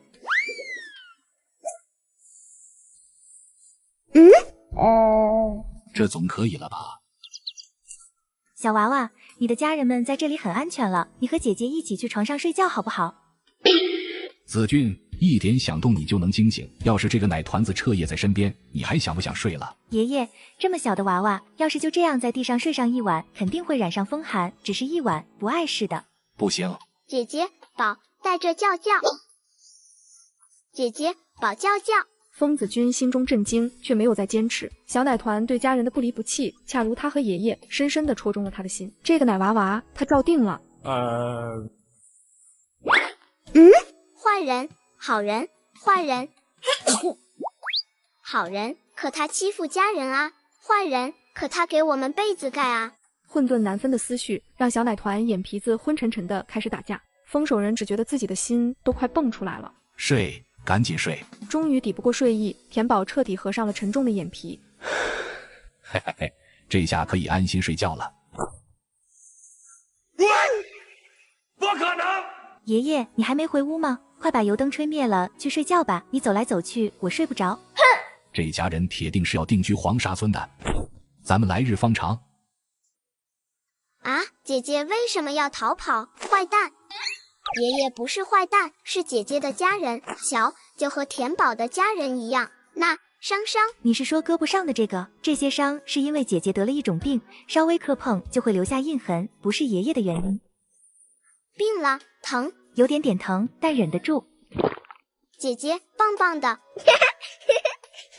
细碎平和的对话让叶永礼恍若梦里，刚睁开沉重的眼睛，眼前的画面就让他怦跳的胸口滞停了一瞬。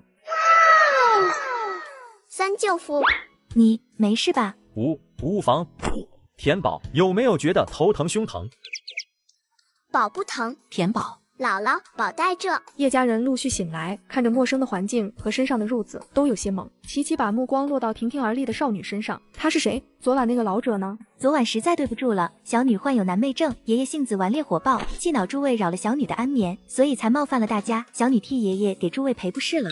姐姐喂饱吃，老头坏蛋，姐姐好人。姑娘，我们初来乍到，不知道你身体有恙，昨晚多有得罪了。你爷爷也是关心则乱，我们既然无恙，这件事就扯平翻篇吧。婶子，你们只扰了我一个人，可我爷爷却冒犯了你们，没办法等同视之。家中贫寒，我们也没有财物余粮作赔，但我已经让爷爷去翰林挖草药了。荒疆贫瘠，翰林也没什么珍稀药材，但是除戒治风寒的寻常药材却还有些，到时候不管他挖多少回来，会尽数赔给你们。人还未醒，诚意先行。少女的恳切实礼，让叶家人心头仅剩不多的恼意消失散尽。姑娘有心了，不过实在不必。如果姑娘实在难以心安，还劳烦姑娘给我们粗讲一下这黄沙村的情况可好？江丰年释然地笑了笑，趁机说出了心中所盼。如果能借到一点光，至少不必摸瞎走路，不然难保以后不会再遇到类同昨晚的波折。哪来的秃鹰？哎呦，好臭啊！快把鹰赶走！快！不对呀，咋赶不走啊？妈呀，他是不是拉粑粑在我头上了？接上集，面对江丰年的询问，风子君点头，却微微有些不好意思。婶子，实不相瞒，小女身体孱弱，荒疆又多风沙，我很少出门，对黄沙村也是一知半解。大体这村里有20多座房舍，村民只有16户，你们大可以去寻一处稍大的房子安顿住下。这里有12户村民，以前就是普通的农人，还有3家鲜少露面。我们来此地1年，也还未曾打过正面交道。婶子，黄沙村虽然贫瘠，但村里一直还算太平，就是半年前搬进来一户刘姓的人家，把村里搅得有些不安宁，你们还是要防备些才是。姑娘，你的话对我们帮助莫大，现在我们还无以为报，日后等安定下来，再好生感谢你。敢问姑娘贵姓芳名？婶子，小女姓封，复名子君，您可以唤我子君，以后我们就是乡里邻居了。封子君，真是好听的名字。子君姑娘，我们是襄平郡被流放而来的叶家，这3个是我的儿子，老大永忠，老二永孝，老三永礼。日后若有什么力气活需要帮忙，你尽管开口便是。叶家兄弟齐齐朝风子君抱了抱拳，叶永礼多看了他一眼，心中不自知的默念：风子君，风子君。这是我的大儿媳妇苏玉莲，她脾性和你相近，想必也会投缘。若日后你身子允许，你们2人倒可以多多来往。这2个是我的孙儿，是我大儿膝下的孩子。子君姐姐，我叫兴文。子君姐姐，我叫兴武。田宝您已经熟悉了，她是我过世闺女唯一的血脉。芷君姐姐，田宝。风子君一一的从叶家人面上掠过，友好的浅笑招呼，最后落到小奶团身上时，本就上扬的唇角直接绽放出一朵朱红透白的花。这莞尔一笑让叶永礼微微有些惊艳失神，反映自己眼神失礼，他慌忙揉了揉鼻子以作掩饰。我们还得去找住处先安顿下来，就不叨扰子君姑娘了。婶子，等等，我去给你们取2斤木薯。子君姑娘，不用了，我们一家这么多人，出去找找，总能混到一口吃的。莲姐姐，你有所不知，这黄沙村虽然方圆有500-600亩的地域，但是除了村子周边有10来亩平地勉强能耕种，其他地方全是沙砾碎石荒滩，想找口吃的比登天还难。我是个没用的人，家里只能靠爷爷一个人赚口粮，我们的粮也不多，目前也只能给你们匀这些出来。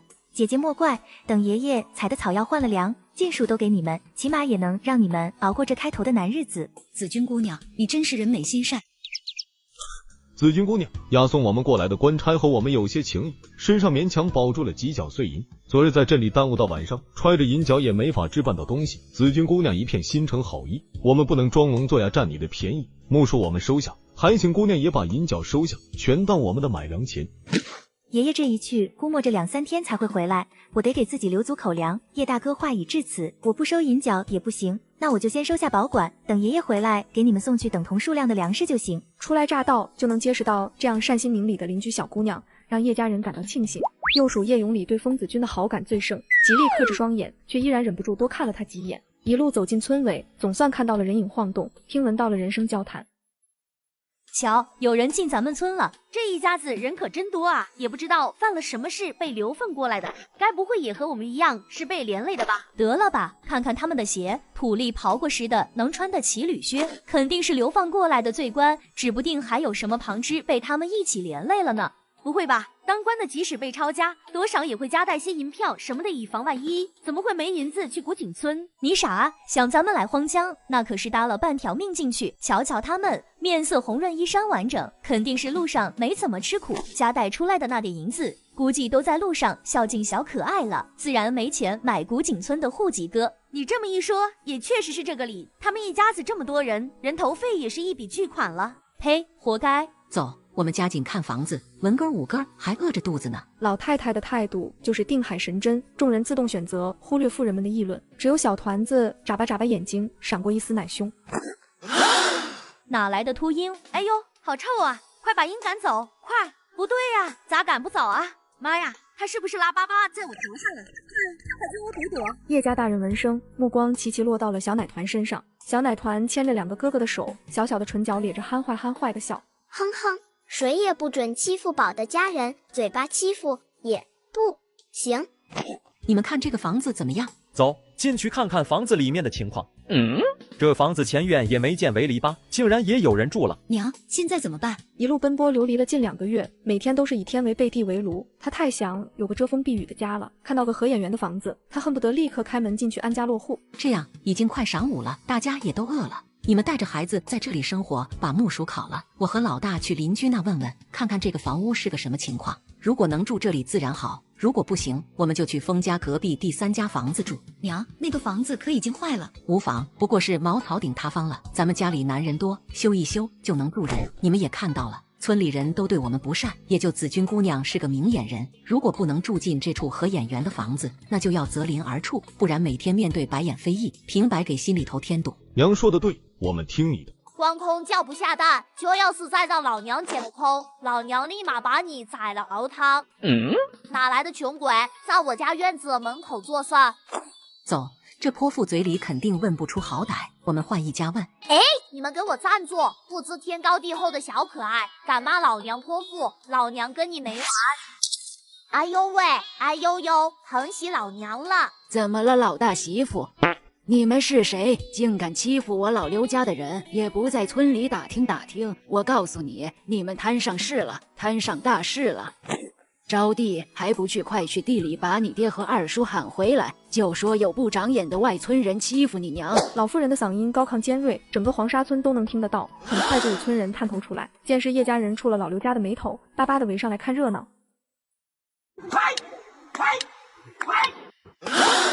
小可爱，今儿你完蛋了。接上集，江丰年本想着找个乡邻询问下房屋的情况，不想却惹来自己到荒江的第3场麻烦。翠花，怎的还叫个外村人欺负了？丢人不丢人？站起来，让小可爱们知道什么是油盐酱醋。娘在后头给你撑腰。哎呀呀，姐姐和你们拼了！叶永忠赶紧上前一步，没想到这个女人身形太猛，自己连退了2步，才勉强稳下身形，直接落了下风。翠花干得好，把他的孟加拉虎屁给蹦出来，娘今晚给你加鸡蛋。这家人可真是不长眼，刚来就摸了孟加拉虎屁，这下有好戏看了。老刘家就是一群哈士奇，见人就笑，但这次总算对人了。这家子小可爱肯定坏事干尽，活该被搓磨。对，下周的小可爱都应该送来这里，让老刘家好好教训教训。不给你们点苦头吃，我看你们是认不清咱老刘家在黄沙村的地位。江丰年下意识握拳，不退反进。虽然这辈子没练习过退，但是他却不会退缩。初会恶霸，挂彩可以，露怯却不行，不然日后就会被骑在脖子上欺负。小可爱，今儿你完蛋了。这个老太太居然会大招！难道他们不是小可爱？我可是见识过高清府上的女眷们，一个个若有扶风的，脸面看得比天重，哪里还会打架？啧，今天可真是长见识了。恭喜老大，别管娘，娘能护着自己。哎呀！叶永忠被惊得目瞪口呆，傻傻的看着母亲，就连被吴翠花抡了一巴掌都没有反应过来。娘竟然会大招，而且还这么出彩！我让你横，我让你摊上事了，现在知不知道山外有山，人外有人？告诉你，人不犯我，我不犯人，人若犯我，虽远必诛。这家人竟然比刘家还横，刚才他们有没有听到自己的骂咧吧？会不会安顿下来就来找自己麻烦？哼，哪来的小可爱，敢打我老娘媳妇？住手！刘家兄弟出手，这母子俩人今日只怕要哒了。娘。大哥，快带着娘躲开！叶永忠劫后余生的拉着江丰年退开了1丈开外，扶着老太太双肩的手都在打哆嗦。娘，你没事吧？娘没事，别担心。好在老三无论自己怎么劝诫，都坚持学武，不然在这莽荒乱地，一家人宛如刀俎鱼肉，只能任人宰割。哼，感动我娘，今天就送你回娘胎。所有人只觉得完了，刘家的到来就让他们的日子水深火热。如今又来了一家比刘家还狠的，往后的日子还怎么过呀？钟老娘，你们没事吧？怎么突然打起来了？坏蛋，不准打我爹！刘老大趁机偷袭，刘老二借机翻身起来，加入袭击叶永礼。叶家人齐齐一惊，蜂拥上来，开启了群雄模式。住手！都给我住手！大家伙快来帮帮忙啊！怎么能让新来的欺负到咱们头上呢？咱们得劲往一处使，不然以后咱们谁的日子都不好过。村人们面面相觑，眼底闪现挣扎。他们明白柳氏的心思，但是他说的也有道理。好容易在老刘家的逼迫下苟活了下来，又来了这么一家人，要是不把他们齐力制服，以后的日子可就有的哭了。你们休要听这个女人撺掇，我们和刘家不同，他们的拳脚长在了脑子前头，习惯了蛮横为人。我们叶家为人向来能礼能宾，但我们的礼只对君子良民，遇到刘家这样小可爱，豁出命去也不会缩一下脖子。如果你们愿意给刘家人当棍棒，那就一起上，我们也不惧，最后不过落得个两败俱伤，谁也好不过。但若你们愿意睁大眼睛候上一段时日，就知道今天不被刘家驱使是正确的选择。江丰年一番话，字字有力，带着肃然正气，忍不住让人胆怯信服。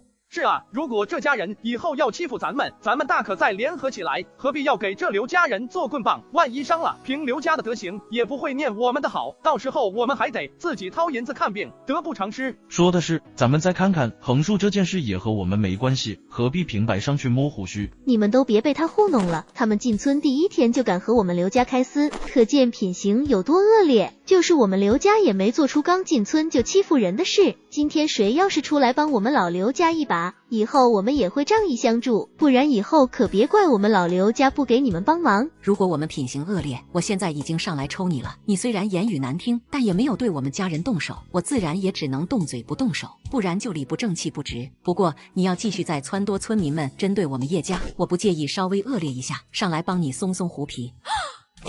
好了，差不多就行了，别把人哒了。我们是襄平郡流放而来的太守叶家，我们之所以被流放到这里，只因我儿勤政为民，不肯搜刮民脂民膏，孝敬上头的哒，所以才被小可爱参了一本落了个全家流放的惨境。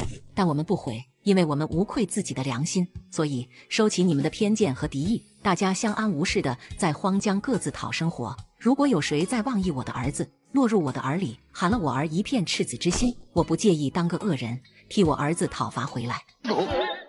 襄平郡太守还是个好官，真的假的？同时，不远处的房梁上，一位兽影暴毙屹立，把刘家门前的一幕尽数收进眼底。这家人有点意思。难呢，保当难呢，保护。嗷呜！接上集，气势汹汹的刘家怎么也没想到，不论文斗还是武斗，都倒在了叶家人的脚下，成了村里的笑话。反观叶家，老弱妇幼个个都不怕事，一家8口初来乍到，气势竟压住了一个村之人。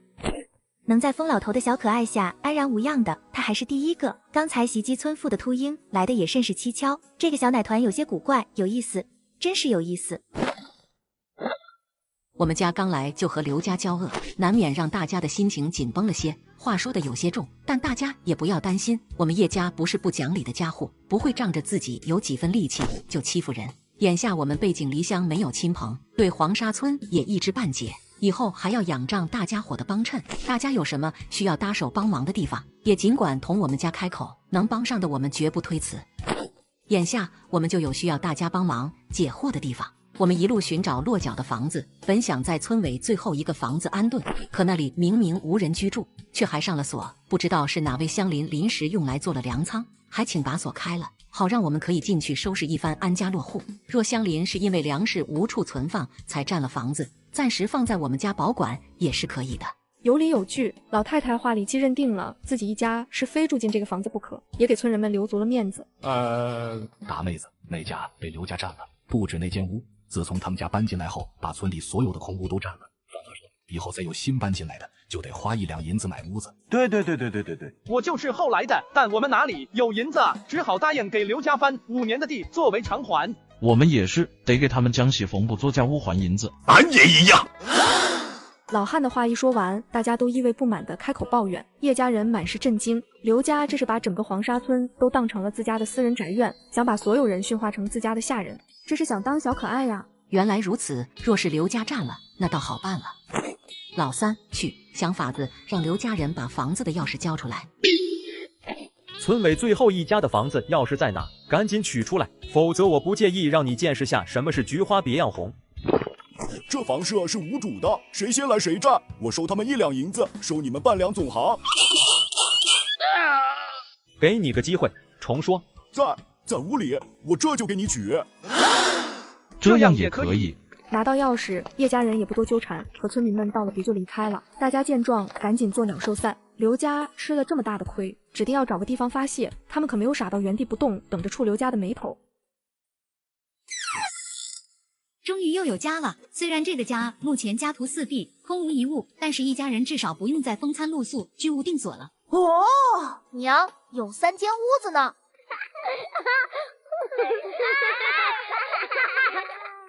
哥哥，妹妹，我们有新家了，你明白吗？新家，有新家，宝喜欢。妹妹，我们有新家喽，不用赶路，也不用睡野地喽。奶团子被浓郁的喜悦激动包围，小小的心跟着小身子一块飞舞，发出阵阵翠铃般的笑声。看着孩子们的欢实模样，苏玉莲抹了抹喜极而泣的泪。都饿坏了吧？木薯应该烤好了，我这就去取来。咱们在新家安安心心饱餐一顿。真好，有3间屋呢。娘，你和田宝一间，大哥大嫂带着姓文姓武住一间，我和二哥住一间，刚刚好。也好，不管怎么住，都比赶路途中住的踏实。等安定下来，再在堂屋给姓文姓武弄个隔间出来，毕竟他们大了，再和父母睡一间也多有不便。祖母用不着麻烦，一会我和哥哥多弄一些杂草垫着，我们今晚就可以在堂屋睡。眼下就让新文新武和我们住一个房算了，反正也没有床，把草铺的宽展一点就是。这么大的屋，别说我们4个男人，打个通铺，全家都够睡。对，我们和2叔3叔睡，都是男人，方便。嘿嘿，男人2个字责任可谓重大，家里的重活累活都得抢着干，不管遇到什么危险都得舍身护住家里的女眷。可若是男孩，还可以受家人庇佑长大再说。你确定现在就要当男人？以前家里平安宽裕，我可以安安心心当男孩，现在家里有难处，所以我现在就要当男人。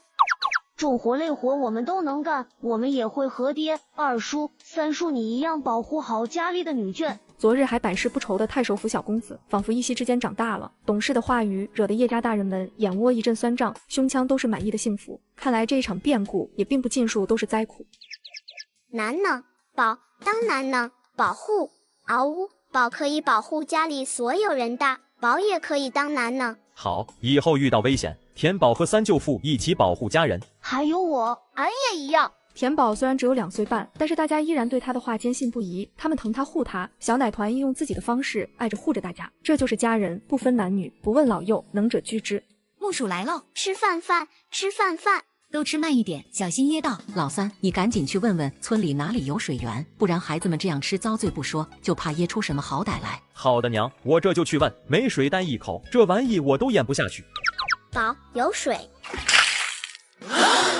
江丰年压了压心中的震惊，赶紧四下询问着什么，没想到苏玉莲快人一步冲进房里，迅速的比破缸收拾了一个出来。水，宝，先给这么多就行，缸太脏了，得先洗洗。水够吗？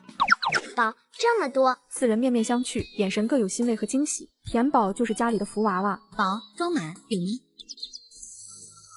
缸里突然出现的鸡尾鱼，惊得所有人后退了半步。小奶团挺着小胸脯，咧着小嘴，大眼睛眨巴眨巴，一一掠过家人们的脸，企图看到大家的开心。这还是刚才那对彬彬有礼的母子，嘿嘿。不过怎么感觉那么开心呢？接上集，田宝的神奇之处再次刷新了叶家人的认知，震惊之余无不感慨田宝给叶家带来的福气。有鱼有，宝，咱把鱼先收回去好不好？为啥？哥哥想吃，哥哥想吃，姥姥也想吃呀，大家都想吃，对不对？姥姥最喜欢吃鱼了，没想到宝有这么多鱼，姥姥的宝真的好厉害哟。宝多多都挤姥姥。好，那宝的鱼都给姥姥先存着，现在可不敢拿出来。为啥？江丰年赶紧附耳，对田宝说了几句悄悄话。小奶团瞪大了眼睛，乖乖的听，努力的理解着大人话里的意思。双胞胎不明所以，可大人们都明白老太太此举为何。荒江是出了名的水源匮乏之地，挖井都比其他地域深好几丈。这样的荒旱之地传出水产之物，对叶家对田宝可都不是好事。为了口腹之欲，就把奶团子置于危险的境地，绝不是叶家人所想要的。这个好吃，能吃，这个不行，宝就再拿别的。这个可以有。小奶团的面色一下子变得异常雀跃，摸个头的功夫，地上突然多了一堆野鸡蛋，足足有50-60个。这下连江丰年都不淡定了。乖宝，你咋啥都有啊？简直就是咱家的小粮仓啊！你们来干嘛？我今天哒哒哒的可不是你们。坏人，妹子，我深知我儿不是小可爱，你哒哒哒也没有点名道姓，自然不会把你的话带入到自己身上，所以你不用担心。妹子，我们是想找你借下笤帚、盆和抹布，把屋子打扫一下，不知道你方不方便？你们真的只是借用盆和抹布，那可是家中珍贵的物实。这个老太太眼下虽然一副讲理的样子，可人家会大招啊，保不齐有借无还呢。是的，妹子，我们只是借，而且还会小心着使用。如果妹子你不愿意借，那也是你的权利，我们再去找别人家问问。等等，你们等着，我去给你们取。你们眼下家徒四壁，就算损了，我也要不到赔偿，还是用细致些好。好人，那就多谢妹子了。你放心，我们会小心着用的。妹子，敢问怎么称呼？我叫马秀珍。秀珍妹子，我姓江，今日互晓了姓名，你我就是真正的乡亲了。你今日对我们大方好施，我们以后定会等同待之。对了，妹子，还要再向你打听件事，你们平日用水都是在哪里取的？我正想和你说呢，盆和抹不好借，这水可不好取啊。咱们村有2口井，一口在村中央，平时大家都可以随意取用，还有一口在刘家的后院。那我们就去共用的井里取水就好。小兄弟有所不知，自从刘家的深井挖好以后，共用的深井也不知道被哪个小可爱投了哒哒哒，早就无法饮用了。从那以后，我们就只能到刘家取水，可每次去刘家取水都要交园子，可大家哪里有余粮买水？刘家索性就准备了一个账本，每次取水在账本上签字画押按手印，没园子就干活来抵，总之是笔永远还不清的账。你们和刘家刚交了恶，就算买水，他们也不会卖给你们，还有可能借此报复你们。离村10几里的地方有处洼地，你们累一步到那里去取水算了，我们得空也会到那儿取水用，不过都是晚上偷摸着过去的，要不然刘家得知，定会连那个洼地都毁了。刘家的井刚修好，共用的井就被毁了，这也太巧合了。我看就是刘家故意为之，目的就是为了牵制村里所有人，沦为他们家的小可爱。这是明摆的事，但是知道也没用。先前有家人不满刘家的霸道，挑头反抗，结果他们一家当晚就莫名的消失了。还有没有天理了？你们怎么不去镇衙告他？告过没用，镇衙除了每年上门收劳役金积极，对黄沙村的事情就是一个字：拖到最后就不了了之了。说白了就是任由咱黄沙村自生自灭。听完马秀珍的话，江丰年母子气结的说不出半个字来，难怪刘家人可以横行霸道。黄沙村就是个被遗弃之地，变得如蛮荒野境一样，只剩下弱肉强食。秀珍妹子，谢谢你告诉我们这么多，我们现在要去刘家取水，约莫晚上才能给你把物实还回来。你们咋不听劝呢？这还是刚才那对彬彬有礼的母子，嘿嘿。不过怎么感觉那么开心呢？钥匙都给你了，你们还想和我们过不去？水井在哪？刘家人齐齐一呆，竟是来打水的，可这火气看着似要哒哒哒一般。把家里的桶取2个出来，我们要担水回去。以小可爱之法压制小可爱，在良民面前做回良民，莽荒之地人以区分才是生存之本。嗷！竟然把自己宝贝儿子哒哒哒了，咱们来自方藏，不会就这么罢休的？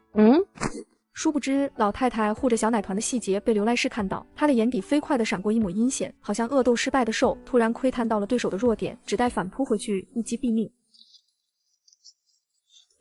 他们母子进去的时候只有盆和抹布，这么快就挑着水大摇大摆出来了，这简直彻底碾压刘家人的存在啊！马秀珍回过神后，赶紧小跑回家，迫不及待地准备把自己的所见所闻告诉大家伙。两虎相争必有一伤，这对村里人来说可是天大的事。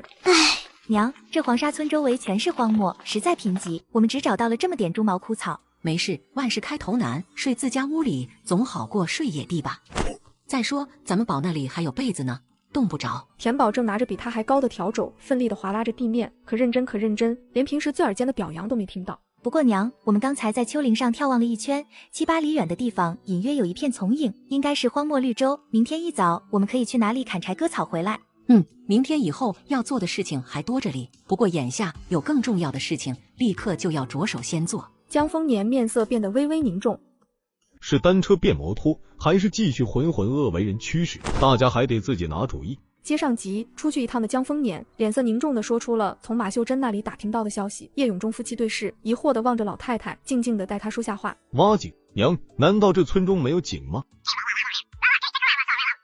这简直是一家子小可爱。我们今天可是让刘家丢人现眼了。刚才我和你三弟又强行在他们家取了水，依着刘家小可爱的德行，再去取水肯定会趁机耍手脚，所以在他们家取水仅此一次。江丰年脸上沉着凝重，刚才在刘家那一趟转悠，一家子暗涌的歹心，他察觉得清楚，明枪易躲，暗箭难防。这家子小可爱该离得越远越好。任何东西可以慢慢再打算，但是水和食物一日都不可或缺。既然无法在刘家取水，又必须把田宝拿出来的水过明路，那咱们就得立刻挖井。好，娘，挖井的事情交给我来安排，我现在就去村里借工具。借工具的时候，记得把话量清楚些，还要顺便鼓励村人和我们一起挖井才是。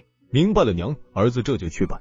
秀珍，你咋还敢借东西给他们呢？小心刘家知道，找着报复你。借个东西不至于吧？刘家我不敢得罪，他们我也不敢得罪啊。再说了，我倒觉得他们一家比刘家讲理多了。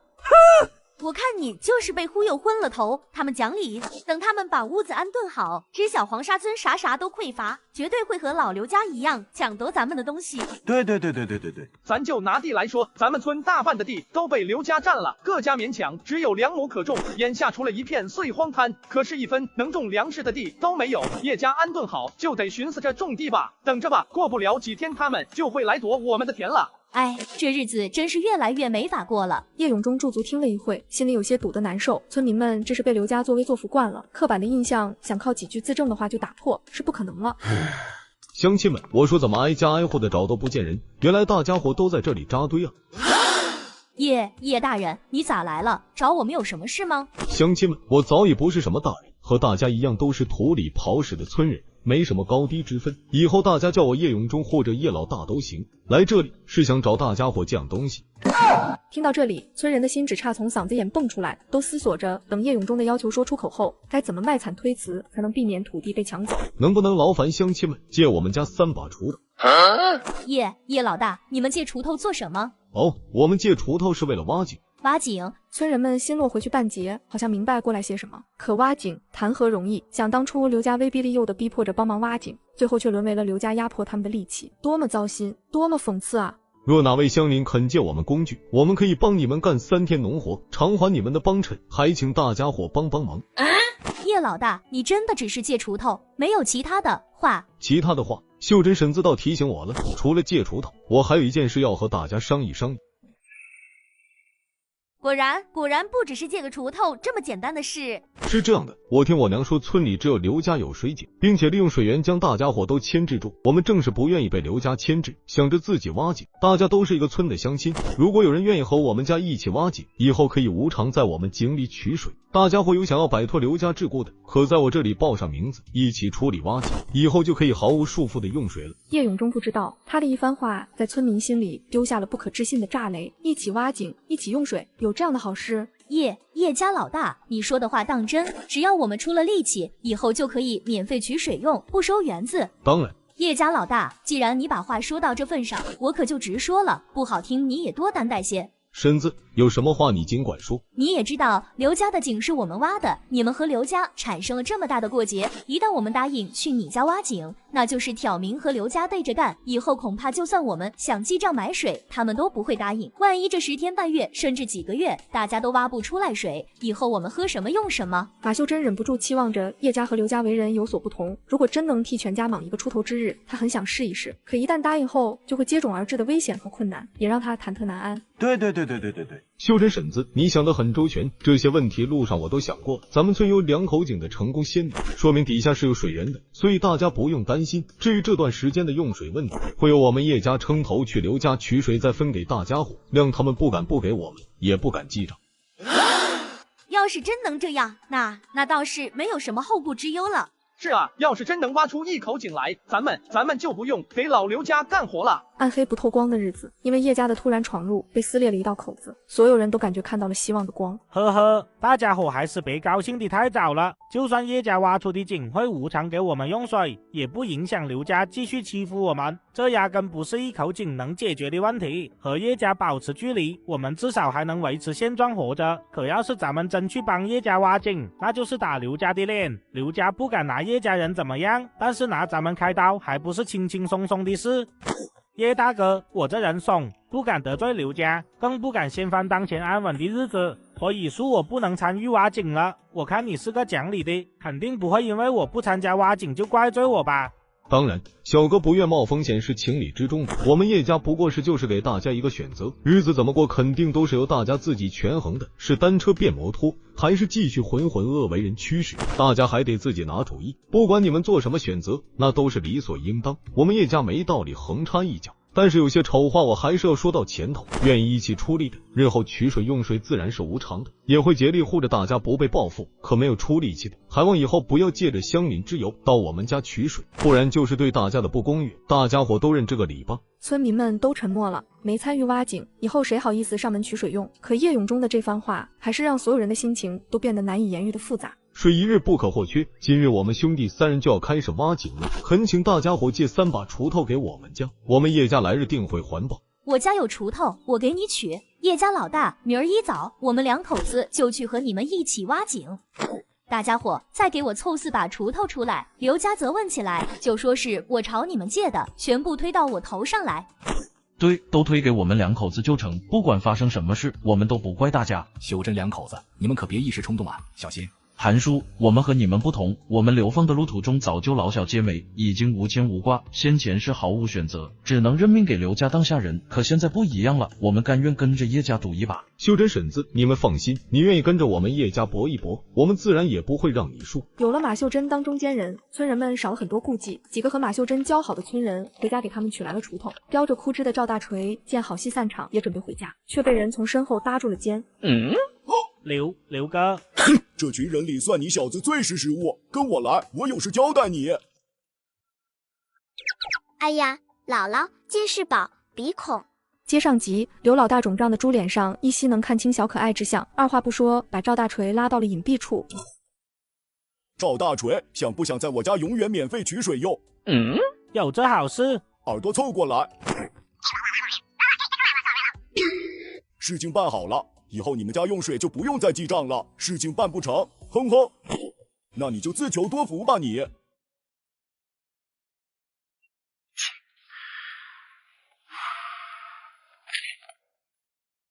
小心别被热气烫伤到，看把你们3小只给馋的。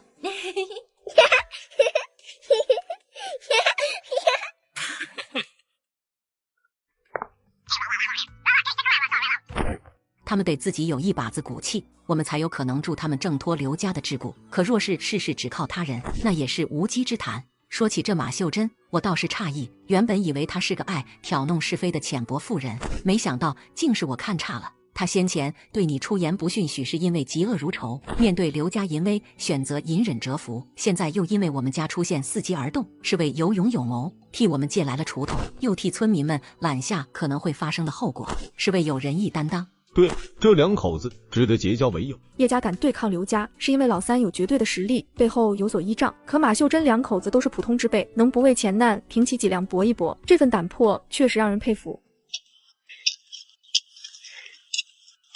快先歇歇，把饭吃了先。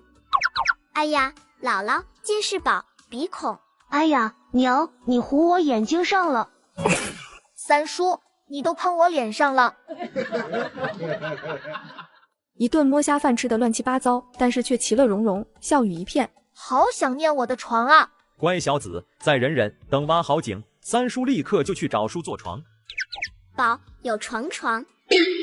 叶家人齐齐一震，床宝也有，他肚子里是揣了个百宝箱吗？姥姥，拿布。乖宝，你有几张床啊？姥姥的大舅父、二舅父。田宝越说，叶家人越是震惊。好在黑夜掩盖了众人面上的震惊。奶团子肚里有乾坤啊，竟然放得下这么多庞然巨物。这么多，够！田宝，我们只有3间屋子，3张床就可以了。姥姥，让拿。三舅父说了不算，姥姥说了才算。我们跟着宝，真是享天大的福了。走，我带宝去放床。宝真有用啊。乖宝，你贴着墙边后再放，免得床掉下来砸着你。宝，轻轻。娘，没砸着吧？没有。天，和家里的床一样软，就连味道也有股熟悉的感觉。妹妹，好厉害，哥哥好佩服你。宝真厉害呀，宝还有好多东西，什么都可以给家人的。我的天哪！中郎，你快醒醒！这是星文的床。乖宝，这床都是哪里来的？家呀。乖宝，是原来那个大大的家吗？众人你望我，我望你，眼神各自复杂激动。奶团子竟然把家里的东西带来了，小可爱抄家不过一瞬，他是怎么做到的？宝，舅父走了后，你就从床底下出来了。嘿，宝，害怕。心疼、愧疚齐齐涌上众人心头，差一点，他们就把田宝丢在了襄平郡啊！当时的他们怎么个个就昏了头？哪怕带着田宝在自己身边，活一日算一日，也比人由他小小的一个人无依无靠踏实啊！坏蛋拿，宝不让，姥姥的花花舅父只不让都不让，宝都保护。嗷呜！好了，乖宝，快收起来，一会被坏蛋发现，可是会全都抢走的。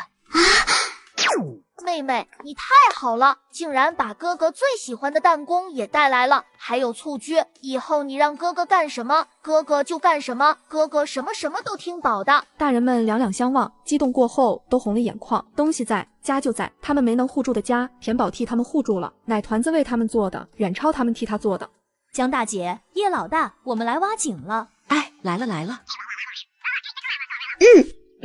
是你不是说？不用怀疑，我是真的送，但是全叔全嫂都来了，我总不能连老人家的胆魄都比不上吧？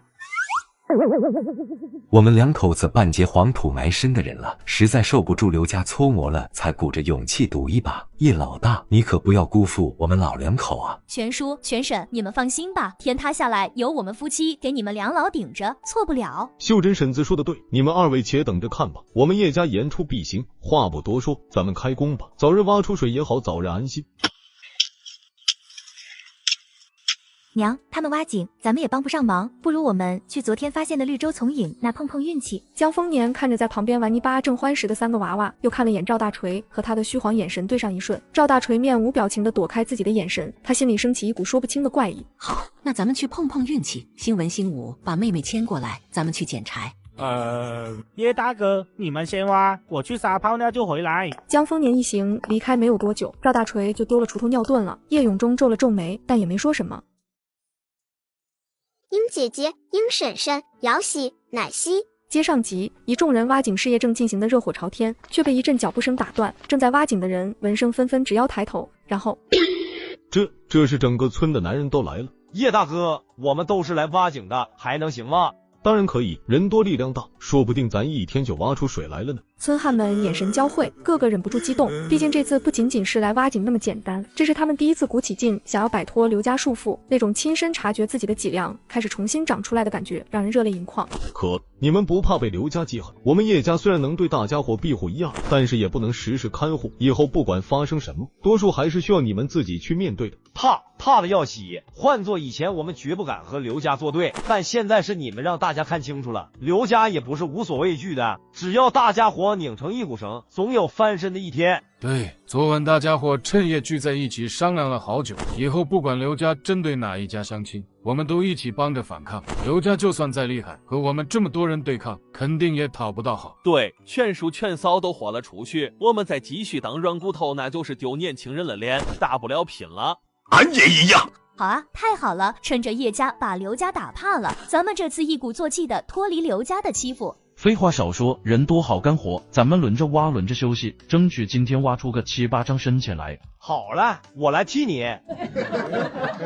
哎，你们费那力气做甚？我们家都发话了，只要大家伙不和叶家往来，以后可以免费取水，都赶紧各回各家，别跟着瞎起哄。大家伙正挖得起劲，刘赖氏竟突然来到了叶家后屋，朝村民们嚷嚷道：叶家当众下了我老刘家的面子也就罢了，竟然还煽村民反对自家，简直该洗！无论如何也不能让他们得逞。呸！你们能有这么好心？傻鸡才信！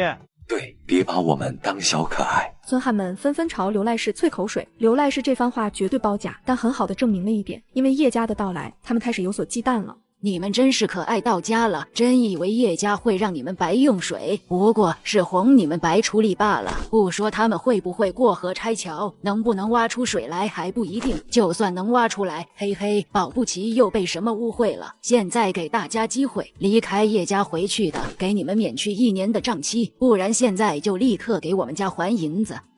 看什么看？我可是光明正大的收账，你们要是敢动手，我就到镇衙告你。镇衙的梁主事可是我们家靠山，只要我们一句话，你们叶家连黄沙村都待不了。还有你们，要么赶紧回家，要么还钱，不然就和叶家一样都去荒漠吧。村人们面色纷纷惊变，这一刻，他们像是被刘赖氏扼住了脖子，只觉得深深的窒息。你们竟然和那个贪得无厌的梁主事是一丘之貉，难怪如此猖獗。我们叶家别的没有，就是一身的骨头绝对够硬。别说一个小小的主事，就算南辽郡的太守是你亲爹，我们也不惧。老三，去跟着这个老太婆回家，把账本带回来烧了。叶大哥说要替我们烧毁账本，真的吗？我不是在做梦吧？太好了，真是太好了！要是真能把账本烧毁了，我们就再也不受刘家控制了。全叔、全婶，使不得，快起来！大哥为官的时候就是襄平郡百姓的守护神，如今虽然是戴罪之身低入尘埃，丝毫不影响他那颗无所畏惧的赤子之心。而三弟更是斩断经济的利刃。大家都起来吧！今天之所以选择助大伙一把，是因为你们自己迈出了反抗的第一步，是你们那份不再甘愿被欺负的决心。账本虽然被烧，可依照他们小可爱的秉性，并不会停下对大家伙的欺压。叶家能为大家伙做的有限，以后的日子怎么过，还得靠你们自己努力争取。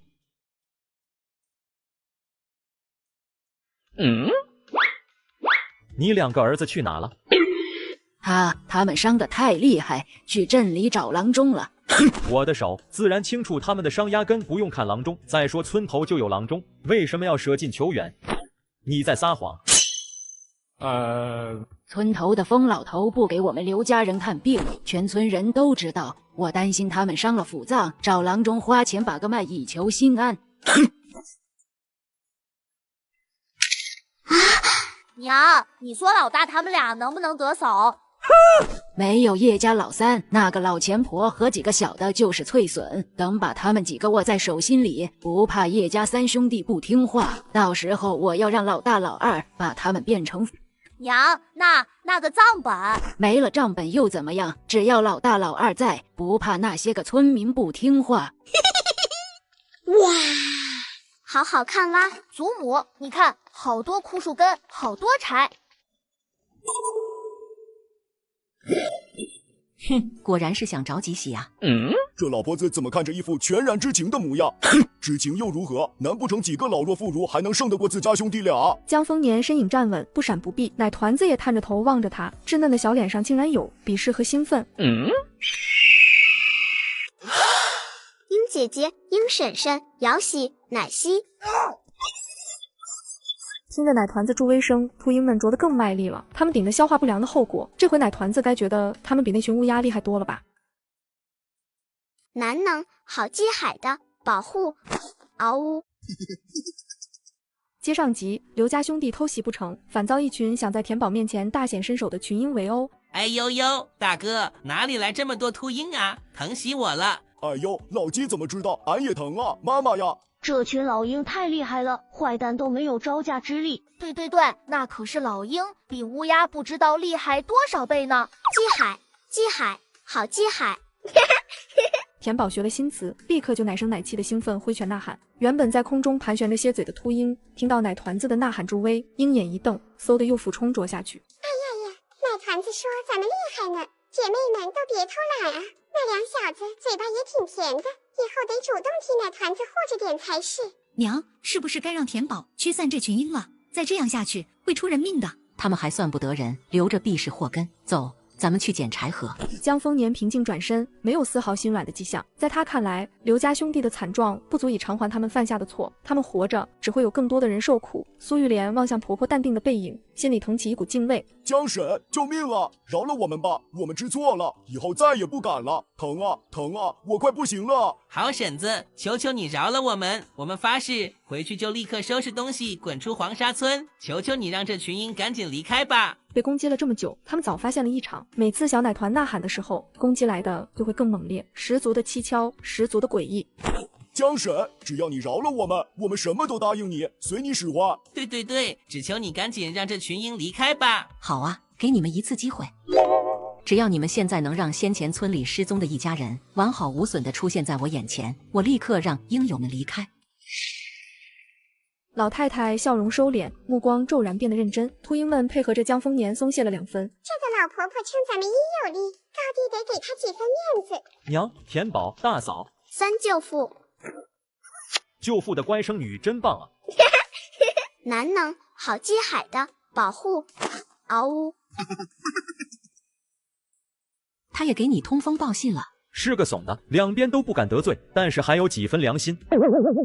这哪里来的秃鹰？为什么刘家兄弟躺下了，叶家人却安然无恙？为什么？赵大锤僵硬地把目光扯回来，和老太太对视，心口狂跳，直觉告诉他，叶家人比刘家人更惹不得。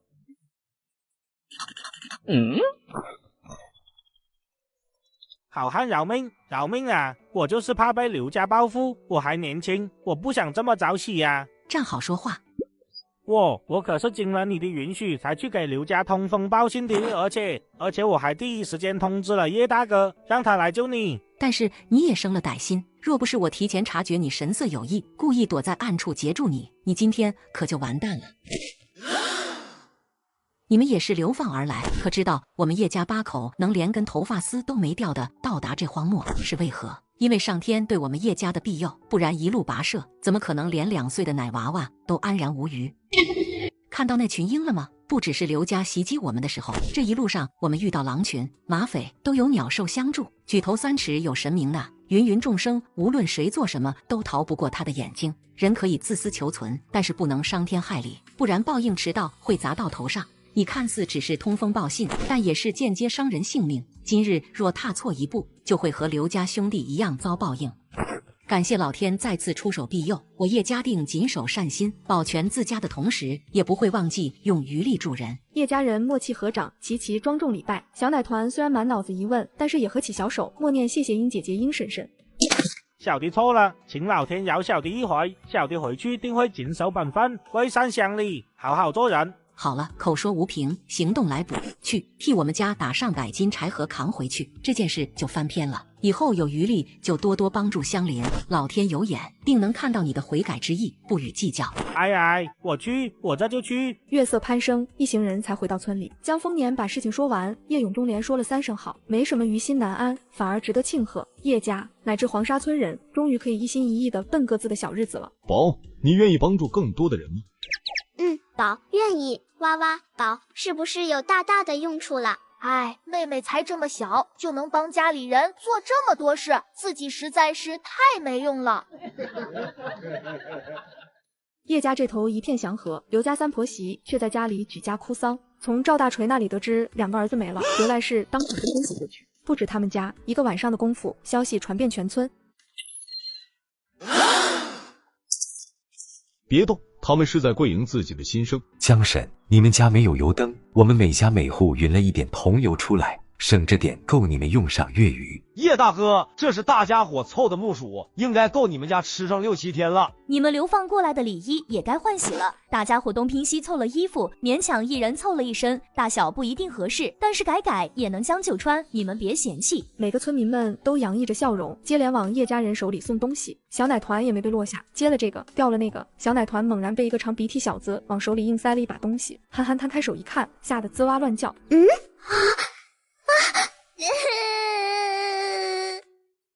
疯子君，他一个人在家，身子孱弱，又不能出门见风。若是水没了，或者是柴没了，该如何是好？接上集，乡亲们为了表示自己的心意，纷纷拿出自己最为珍贵之物，一片欢声笑语，却被田宝的惊叫所打断。从纸，我的肉。江婶，真对不住，吓着你们家小宝了。我们家铁蛋性子呆直，不懂拐弯，他定是心疼妹妹，想把好吃的留给妹妹。是啊，江婶，这些吃起来可香了。孩子们闲来无事就爱抓来舔个嘴巴，说起来都怪我们大人无用，让孩子连口肉都吃不到。无妨无妨，孩子也是一片好心，田宝肯定是没反应过来才吓到。小哥哥，田宝错，不哭哦。啊呜啊呜，从纸好好吃，宝没看清才不小心弄丢的。这些从纸蹦得可高可快了，以前宝想吃也抓不到呢，没想到这么好吃呀。弯弯的笑眼装满了真真切切的满足，村民们面面相觑，都是满脸的动容和喜欢。叶家的小田宝这么小就知道安慰人，咋有这么乖这么懂事的囡囡哦？那都给你。惹灰了不准吃，这么吓人，不惹灰也不许吃。这位小友，我知道你是好心，但是我妹妹还小，我们担心她会吃坏肚子，还请你留着自己慢慢享用吧。铁蛋吸了吸鼻涕，无措的准备把手缩回去，却被哒哒从叶星武身后跑出来的小奶团拉住了，小手朝铁蛋伸出2个指头，想了想又伸出1只。哥哥，给宝这么多，好不？唉，罢了，你这样阻拦，妹妹反而会不高兴的，2、3只应该吃不出好歹的。大哥哥，吃从纸，好吃的。我哥哥不。见田宝的小脸瞬间溢出2分失望，他赶紧咬住舌头，把拒绝的话卷了回去，一个闭眼张嘴就吃了下去。谢谢妹妹，好吃。哎，妹妹，哥哥肚子疼，先去趟茅房。憋着，吃了再去也不迟。当哥哥的怎么能辜负妹妹的期望呢？兄弟嘛，有福同享，有难同当，有妹同宠，啥事都不能落单。二哥哥张嘴保卫。笨哥哥啊呜啊呜，这样嚼，你咋不知道嚼呢？卡到嗓子多难受啊！小哥哥，你别怕，长得虽然丑，但是真的很好吃。我再给你1只，不信你嚼开试试。对呀，你只要尝到味了，绝对还想再吃的，试试吧。真这么好吃？那我再试试。江婶，你们这老睡地上也不成，等井叶挖好，我们就去胡杨林给你们砍树做床。实在不成，咱先把床做出来，再挖井也成啊。这样的天气可别把几个娃娃冻到了。刘家2兄弟现在没了，那几个女人还能拦得住我们去打水不成？没事，大家伙别操心我们家，咱们还是赶紧挖井。刘家虽然是遭了报应，可刘家那几个妇人恐怕不这样想，要是他们无处撒气，说不定会在井里报复咱们呢。我估摸着再挖1天，咱们的井就该出水了。一群人边说边簇拥着绕到叶家屋后头，最先到井边的人猛然一声尖叫：“哎呦！天哪，出水了，出水了！”这挖了1天就出井水了，这是老天在庇佑叶家啊！咱们大家伙也跟着沾光了。是啊，这可真是天大的稀奇事，天大的好事啊！叶家是有福之人啊！叶家人也露出欣慰的笑意。虽然一切都是奶团子的功劳，眼见井水的事情解决了，村汉们齐齐朝胡杨林奔去，解决床的问题。很快，叶家屋门口就只剩下一脸无奈的叶永礼和一群满地跑的孩子们。哎，堂堂9尺男儿，竟然只能看孩子，简直是大材小用嘛！叶永礼觉得自己处在门口，简直是又呆又傻。村里空了，不，一个纤弱的身影闪现在脑子里，叶永礼眼底瞬间锃亮。疯子君，他一个人在家，身子孱弱，又不能出门见风。若是水没了，或者是柴没了，该如何是好？疯老头脾气古怪，但是疯子君却十分友善，我是不是应该帮他做点什么？可自己一个大男人，贸然上门帮一个女子于理不合，得找个合适的由头啊！三舅父宝找从纸了。哎呦，啥东西啊，疼死我了！哎呀，从纸飞了，哥哥抓的。哎呦呦，宝，你快看看，三舅父这只眼睛是不是被虫子弹瞎了？瞎了，不怕的，眼睛坏了，吹一下就好了吧。宝，吹一下只能止疼，不能治瞎。你帮舅舅做件事，做好了，舅舅一高兴，说不定眼睛就好了。好的呀，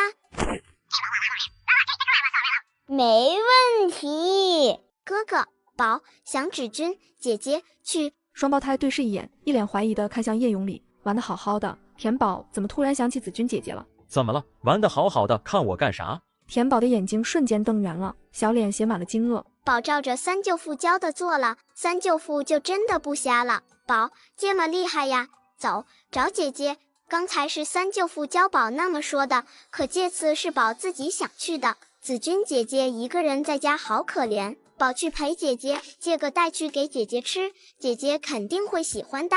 你们去哪？就在门口玩儿，别瞎跑。去，芷君姐姐。三叔，我们能照顾好妹妹的，你要是担心，那就和我们一起去吧。叶星文则不言不语地盯着叶永礼，眼底有些懵懂的疑惑，三叔怎么有点怪怪的？叶永礼等的就是侄子这句话，佯装不耐烦地说：我倒是想放你们单独去玩，可你们祖母回来能饶得了我？等等，既然要去封家找封姑娘，也不好空着手去，我去担2桶水，顺道送过去。这么多都是刘家的地。江丰年看着眼前一望无垠、还没翻耕的田地，惊诧极了。是的，江婶，不止这里，其他地方还有他们家的地。黄沙村总共有100多亩可种的地，刘家就占了一大半，剩下的每家只能分到2亩左右。眼前的这50亩已经是最好的地了，但是产出来的粮食也只有1亩3担半左右，其他的地就更差了，1亩只能产2石，别说交10石1斤，就连吃饱饭都成问题。江丰年皱起了眉，大家伙只有这么点地，再给叶家云，日子还活不活了？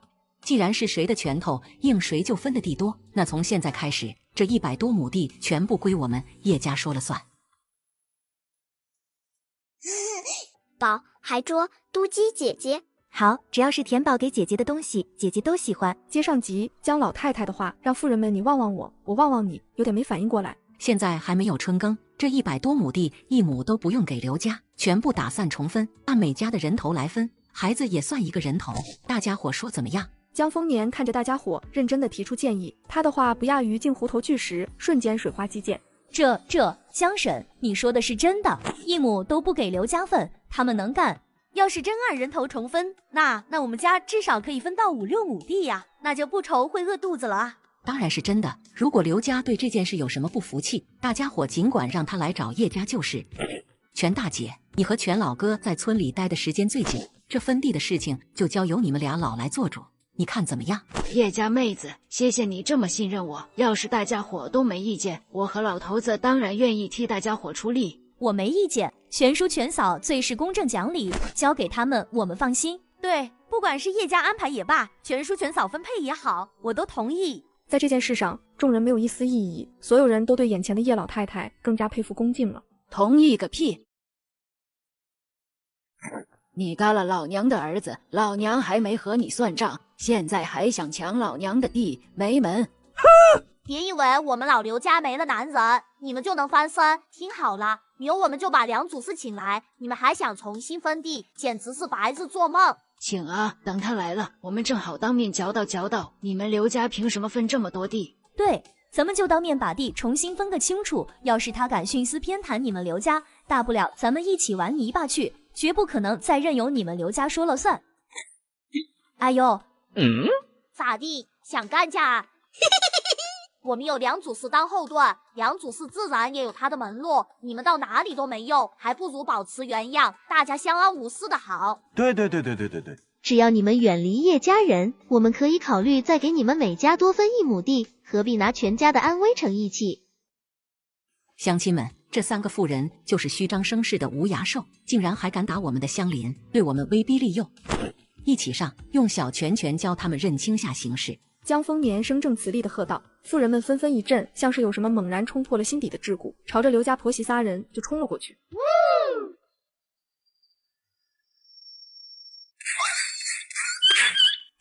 老姐姐，咱们俩还是不要和年轻人抢功了，万一被自己人伤着了，得不偿失。就这样看着也足够解气了。秀珍，把赖氏的粪坑修修，他最爱骂人。还有那个手指，咱们谁没被他戳着额头骂过？对，别心软。还有吴翠花，力气大就狂是吧？把胳膊给他治疗下。柳氏也别忘了，这小皮子一根舌头随便一转就和刀子似的。妇人的火成功的被拱到了顶点，果真下起了狠手。刘家婆媳惨叫连连，一阵浓烈的骚臭味席卷冲入每个人的鼻孔。糟心玩意，都自我鞋上了，老娘新打的草鞋，我手上也沾上了。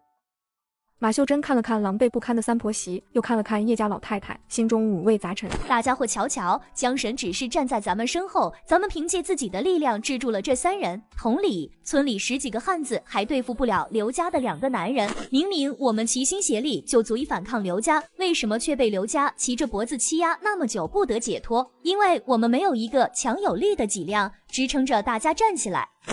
从此以后，叶家就是我们黄沙村的脊梁。黄沙村有脊梁了，声高破喉，犹如鼓锤敲心。黄沙村有脊梁了，黄沙村有脊梁了。这头的妇人们个个士气如虹，围着江丰年感激一表。另一头的叶永礼也挑着水，乐滋滋的跟着孩子们来到了村头封家。好美！叶三哥，你这是？芷君姐姐，宝陪你玩。这个宝抓的，给姐姐，好吃哟。哇，田宝还给姐姐带好吃的啦，姐姐很喜欢哦。宝还捉嘟鸡姐姐。好，只要是田宝给姐姐的东西，姐姐都喜欢。说完，一双碱水性眸这才疑惑地打量了一圈。虽然他不便出门，但是开门听听风声还是可以的。刚刚就是听到了高声震呼，才开门一听究竟。看来自己的直觉没错，叶家果然与众不同。紫君姑娘，田宝惦记你一人在家，所以吵着要过来看你。我想你爷爷不在家，你又不便出门，就给你担了2桶水过来。老叶三哥惦记了，那就烦劳你帮我担到厨房，倒入水缸。田宝，快进来吧。既然来了，你们也一起进来吧。紫君姑娘，我见你柴也不多了，你替我看着几个孩子，我去再给你担些柴过来。叶永礼生怕疯子君拒绝似的，撂下话就匆匆离开。疯子君看着挺俊英武的身影，眼底微微闪过一丝复杂。姐姐疼？姐姐不疼的。自己一定是看错了。奶团子大大的眼底竟然闪过一丝愧疚和挣扎。这么小的娃娃为什么会有这样的神情？仿佛自己的伤是因他而受似的。姐姐吃，没肉肉，没力气，出去玩。除了爷爷，这是第2个对自己如此关切之人，竟然还是个软乎乎的娃娃。感动让人愉悦舒心，可视线落在手里的蝗虫上时，清冷绝厉的面上露出一丝挣扎。自己如果下不了嘴，奶团子一定会很失望吧。走，姐姐这就生火，咱们把它烤熟了再吃。田宝喂姐姐吃好不好？没问题。啊！突然，一个碎石子破空飞来，狠狠打中了田宝捻着蝗虫的小手。奶团惨叫一声，蝗虫掉在了地上。坏蛋，凶！姐姐力气小，宝难能保护。嗷呜！接上集，就在田宝准备投喂疯子君时，一颗石子打在了田宝的小手上，大眼睛瞬间长满了泪水，不受控制的瘪起了小嘴。嗷呜呜，疼！小奶团把泛紫红肿的小手背伸到嘴边，替自己呼呼。委屈又懂事小模样，看一眼就让人心口扎疼。疯子君被心疼和无措覆盖，将田宝紧紧拥进怀里，眼神愤怒地寻望向厨房外面。子君，你咋就这么不爱惜自己的身体呀？怎么还能任由小奶团胡闹？要不是老夫回来的及时。田宝拿纯粹的真心待紫君姐姐好，这个疯老头却不问缘由直接伤人，奶惜他才好。哎呀！爷爷，子君，你可千万不敢激动，老夫不奶这俩小子就是了。话是这样说，可双胞胎奶的实在太疼，疯老头只好伸手快速的点了他们的麻穴，双胞胎身子一僵，不受控制的失去了力气。你干什么？小可爱，竟然敢让你爷爷下跪，老夫让你吃不了兜着走。爷爷！疯子君惊呼出口，可还是迟了一步。叶永礼两眼一翻，轰然倒地不醒。屋外头的孩子吓坏了，一哄而醒，撇去搬救兵。要是小田宝出了什么事，他们的屁股被打烂也赔不起呀！坏蛋，坏蛋！田宝，别生气，姐姐替田宝讨公道，好不好？坏蛋，凶！姐姐力气小，宝难能保护。嗷呜！他谁也不怕，唯一怕的就是姐姐。姐姐不仅可以管住他，还可以救田宝的哥哥和舅父。相信姐姐好不好？一大一小对视了一会，田宝终于点了点头，大眼睛里的奶凶褪去，又变回先前乖巧懂事的小模样。子君是这小子先打老夫的，老夫不得已才。爷爷，姐要给我。爷爷把孩子们的血解了。住手！疯老头刚把叶星武提溜起来，就传来叶家老太太的怒喝，还没反应过来，就被蜂拥而来的妇人叠罗汉压在了底下。把他的手压住，免得他掏小可爱。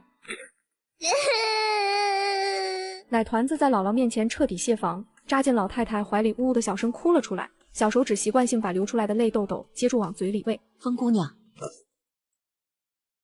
下来，老夫要被压血了。你们以为压着老夫，老夫就没法下药？子君姑娘，我们如此这般，你可别见怪，着实是你家这个老爷子太不着调，平时拿我们开涮也就算了，我们可不能由着他这么欺负我们全村的恩人。婶子不必解释，子君明白是爷爷无礼在先。江婶，先前爷爷给你们下了小可爱，今日又出手伤了田宝，皆是因为爱孙心切，所以当由子君替爷爷磕头赔罪。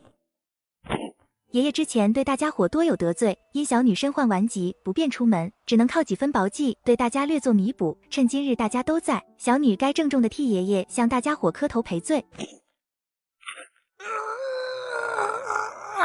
子君，你跪他们做啥？老夫护你还护出错来了。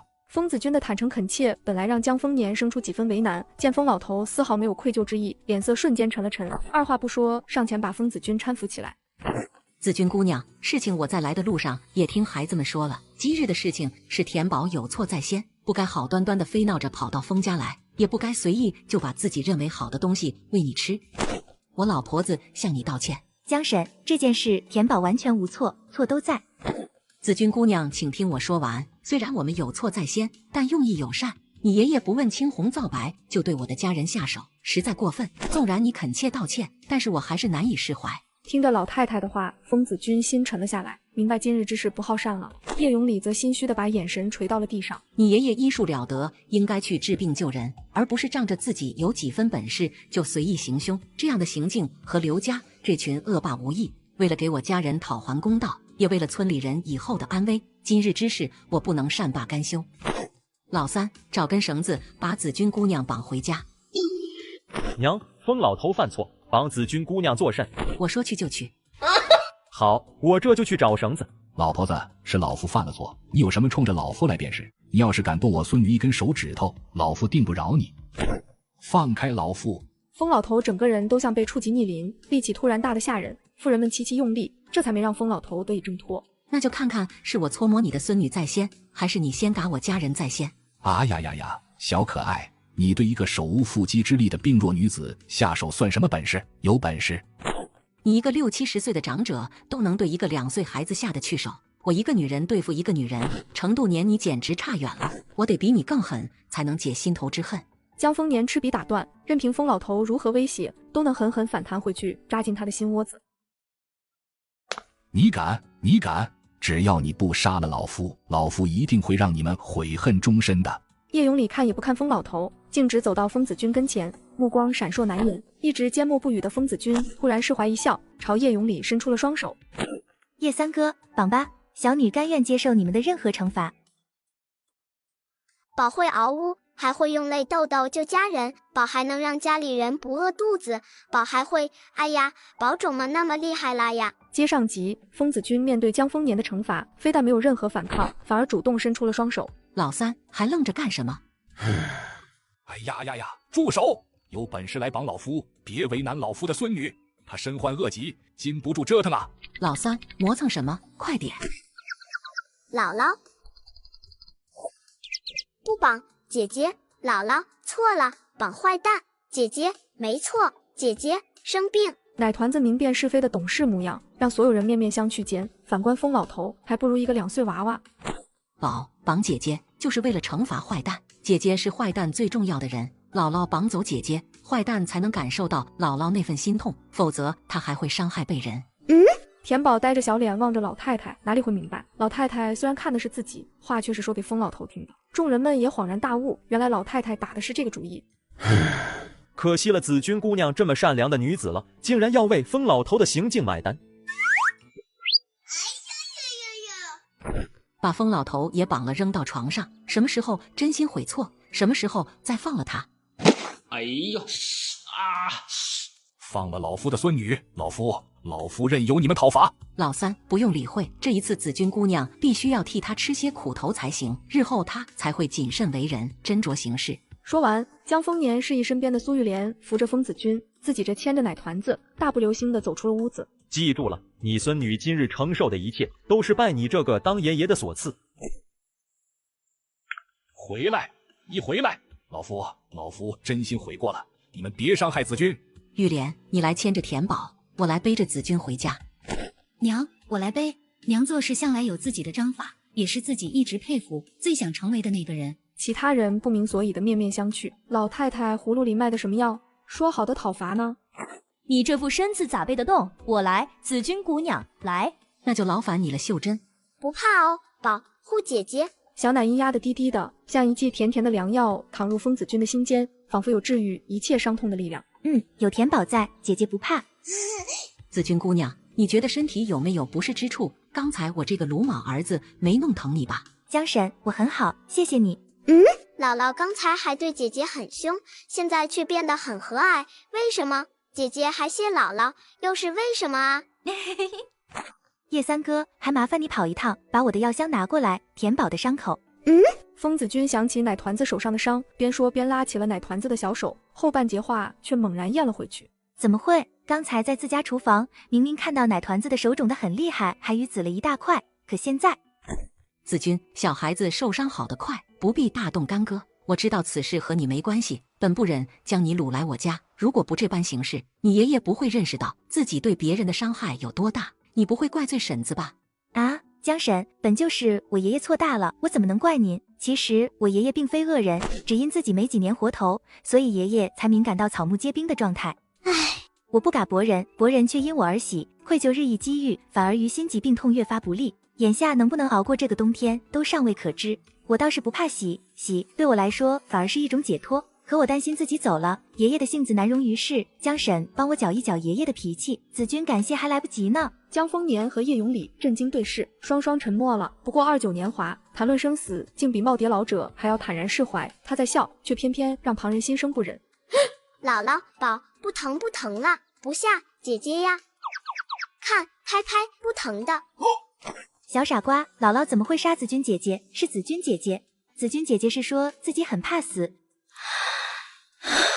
姥姥，真的？当然是真的。坏蛋不让你和子君姐姐玩，姥姥偏不，所以姥姥就把子君姐姐抢到我们家，让她天天陪田宝玩，怎么样？真的？哦耶！奶团子高兴地牵着疯子君的手蹦跶，像是知道对方病弱，小脚丫不敢太张狂。叶永礼伸过去的手发现没有用武之地，莫名地生出一丝失落。乖宝，和二哥哥混了这么久，怎么还没学会半分调皮呀？你这么懂事，三舅父很难办的。子君，村里人帮忙砍树回来了，劳烦你帮我看着些田宝，我们得去帮着干活了。江婶，你只管去忙，我会看好小田宝的。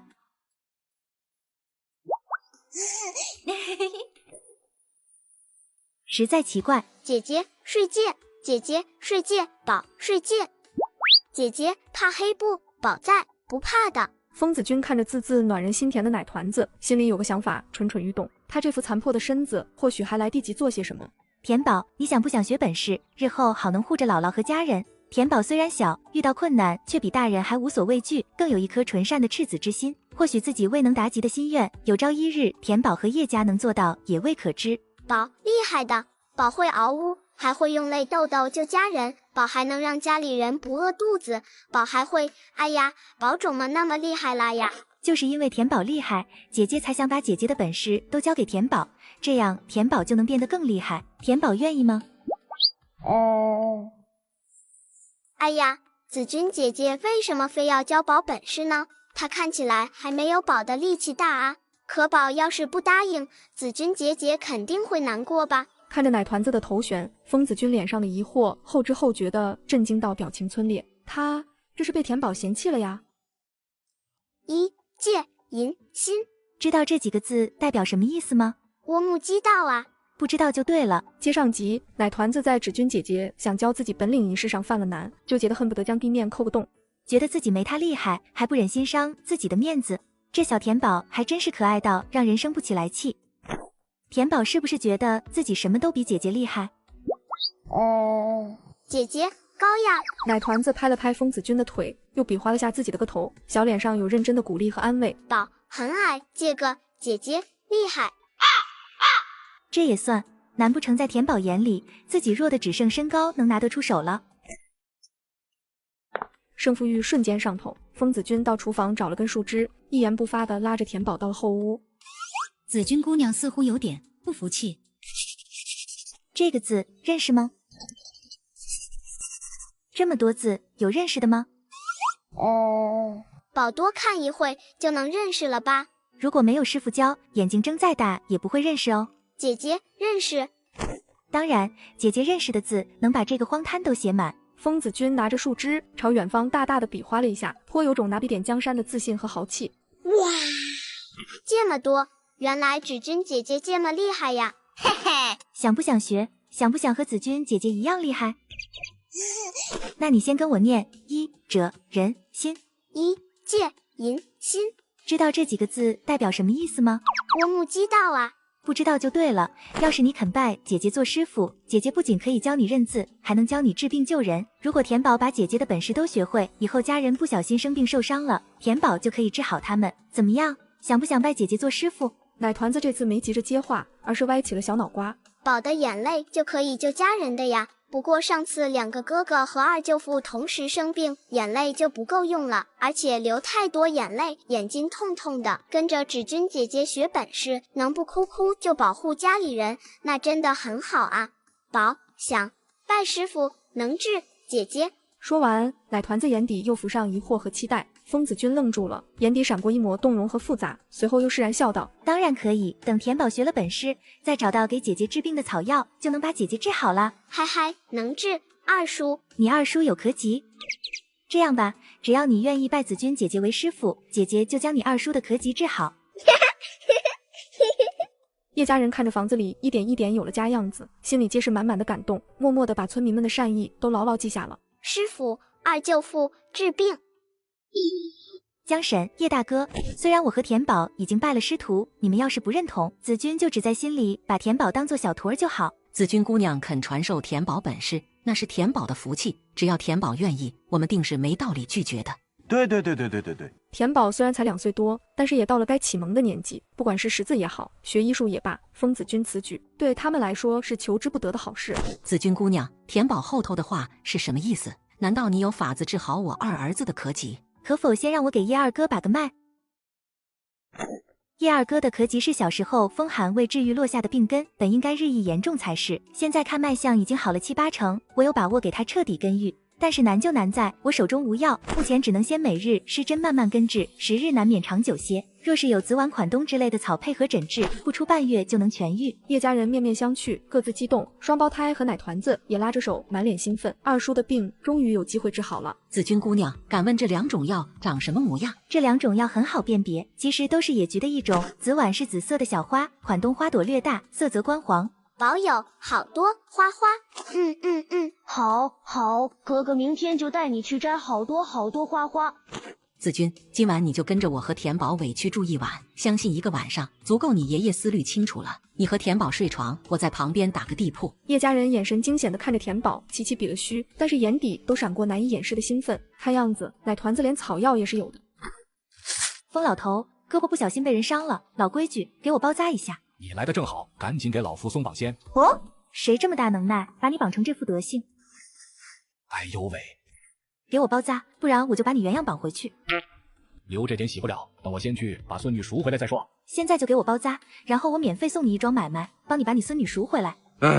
我是去和解的，不是去屠人的，请看热闹可以，记得藏好喽。所以你爷爷和令尊只想一心一意用所学拯救渔民，拒绝入宫为朝廷鹰犬效力，才导致你们全家被流放。正是流放途中痛失爱子，我又被折腾得命不久矣。爷爷认为是自己的执念害了子孙后代，所以才性情大变。没想到你爷爷如此让人钦佩，是我情急之下思虑浅薄了。子君，其实我们家有个祖传的护命良方，或许可以让你身体恢复7、8成，再加上风老的医术调养，说不定能让你大好，也未可知。如果你爷爷愿意为了你恢复如初，我愿意用这祖传秘药来救你一命。江婶，不管我爷爷先前是什么为人，他2次开罪于你们家都是事实，还伤害了你们视之为宝的孩子，说我不敢也不能接受你的好意。子君，我本以为你不是迂腐之人，竟是我看错了。我救了你，你再用你的本事治病救人，还可以把医术传授给田宝，让田宝将来也能救治更多的人。那叶家就相当于变相救了无数个下州百姓，那我们家这个祖传的方子才算得以致用。江婶，是子君矫情了，若有机会活下去，我一定坚守爷爷先前的初衷，用一身本事悬壶济世，且让田宝也成为和我一般无二的医者，这才对嘛。明日一早我就去找你爷爷，你爷爷视你为珍宝，肯定会为了你转变的。姥姥，宝也去，坏蛋很凶的。好，明天带着你保护姥姥。叶家窗外，一道黑影帕尔听了许久，准备破窗的手僵了良久，终究是收了回来，转身趁夜离开了。次日一早，苏玉莲刚打开门，就惊得退回了堂屋。啷里格啷，啷里格啷，君己动口不动手，送上门的嗷呜，姨姨们，宝要嗷呜不？接上集，早起的苏玉莲刚打开大门，就被眼前的景象吓得跑回了屋。娘，怎么了？娘，风老头来了。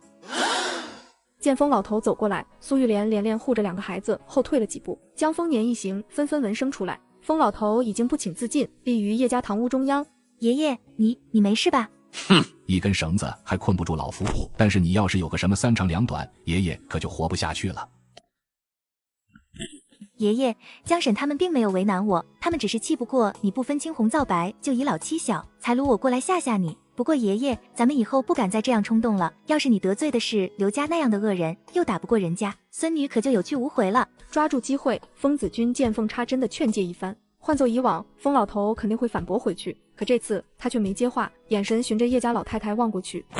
子君，你让开，我有话和他说。哼！嗷呜，坏蛋！站住！宝嗷呜你！哟呵，可以呀！不过是个2岁的娃娃，竟然毫不畏缩，一双大眼睛，奶凶的，有意思。来，嗷呜这，今儿老夫就是专门过来让你报仇的。嗷呜不？哼！虽然宝的嗷呜超厉害，但也不是随便嗷呜的。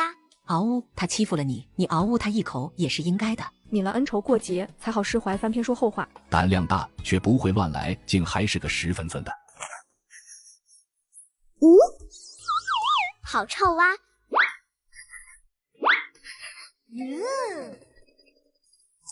脏，宝不嗷呜。爷爷，疯老头，你既然小丫头嫌脏下不了嘴，那就老夫自己来。这件事咱们2家就此扯平了。叶老太，你认不认？风老，让子君先给你止血吧，这副模样，小心吓着孩子们。江丰年眼神微缓，望向一脸心疼的风子君。老太太话一落，她就试图撕开衣角给爷爷止血，却试了好几次都撕不开。谢谢叶三哥。小事，还要啥你尽管开口，我去给你取来。哼，破了点皮而已，用不着麻烦。叶老太，老夫今儿是诚心来悔过的，你给个准话吧。如果嫌不够，老夫还可以再给自己补上一刀。说着又扬了扬匕首，大有江丰年不答应，他就一直拿自己开刀的势头。我若是不认，就直接换你疯老头了。你虽然行事偏激，但是诚意上足，我再揪着你不放，实在没道理。不过脱困后第一时间过来，把我们全家都要倒，再把子君带回去，这才符合你的性子。你为何今日作此一出？字字铿锵，透着说到做到的气势。叶老太，老夫敬佩你杀伐果断，却不失仁义。实话说与你听，老夫昨晚就脱困了，也确实如你猜测。可我刚准备下手，听到了你和子君的对话。你真的有什么祖传秘药可以保子君活命？叶家兄弟面面相觑，祖传秘药，虽然家里人一句话未说，但是老太太却知道他们的不满和不舍，她也不舍，否则老二可及早就好了。难怪你一晚就态度巨变，你听到的不假，我们家确实有护命的秘药。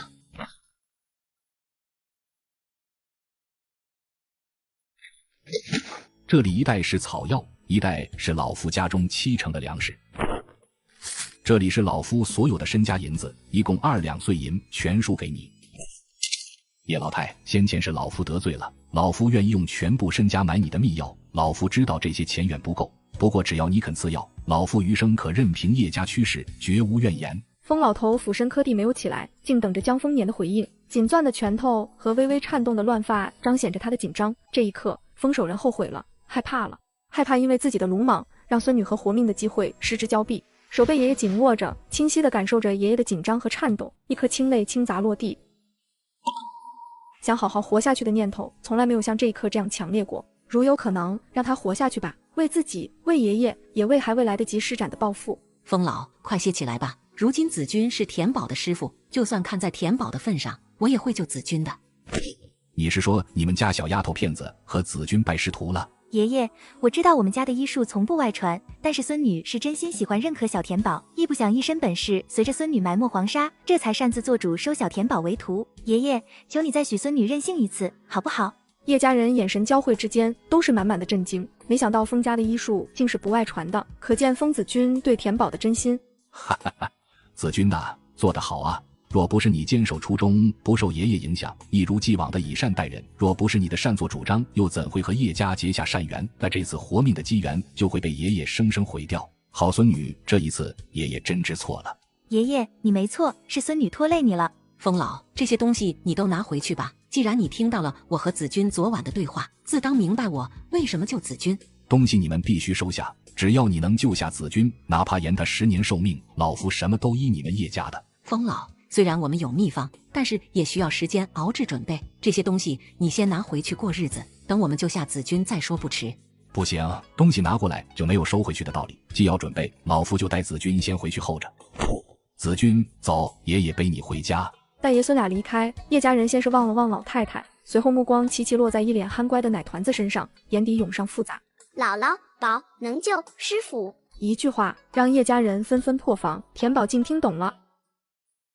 这家子人也太狠了，看着小奶团嗷嗷大哭也不去哄一哄，居然还拿着锅碗瓢盆去接泪豆豆。接上集，风老头和风子君离开后，奶团子的一句话让所有人都破了防，原来他什么都知道啊。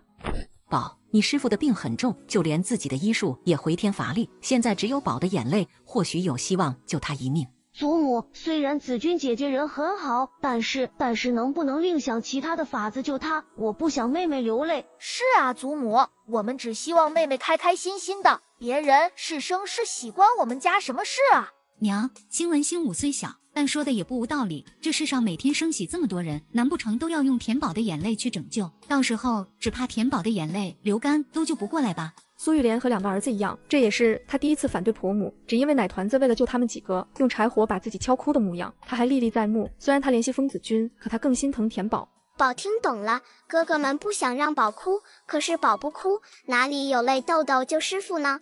你们呢？有什么想法都一并说出来。娘，你们商议就好，我去问问全叔他们把地分得如何了。叶永礼心里的内疚犹如洪水席卷，丢下一句话就匆匆出门。他的第一念头竟然是想救风子君，他不是一个好舅父。唉，老二，你也觉得娘这次做的不对是吗？娘，儿子明白你的考虑，子君姑娘不仅是个好姑娘，还是个仁心仁德的好大夫，就她一个，她以后可以救更多的人，虽心痛但值得。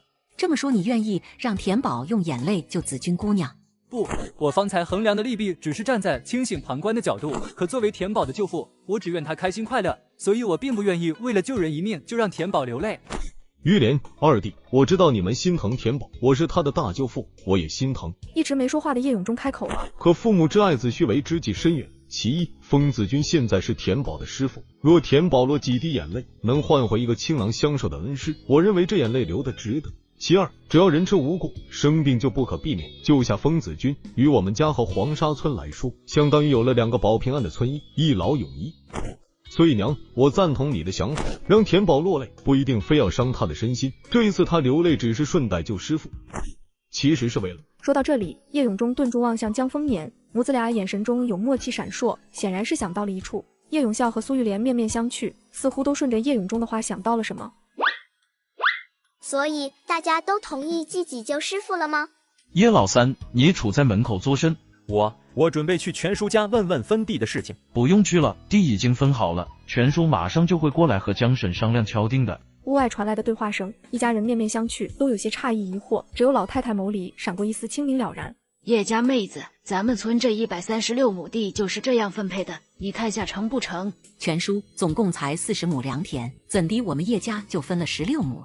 慧英他们一家3口却只分了2亩。叶家妹子，你们家可是全村的大恩人，没有你们，我们大家伙别说种良田，就连荒地都没有2亩可种。江婶，这件事全叔事先和我们商量过的，我们很愿意的。是啊，江婶，没有你们家，我们哪里盼得到这样的好日子？这次分地，只要你们没有意见，我们怎么样都成。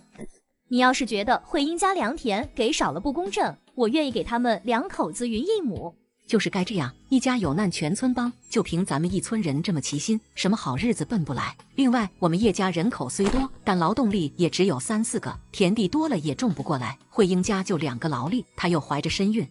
这样吧，我们家给你们匀2亩良田，你给我们家2亩荒地就行。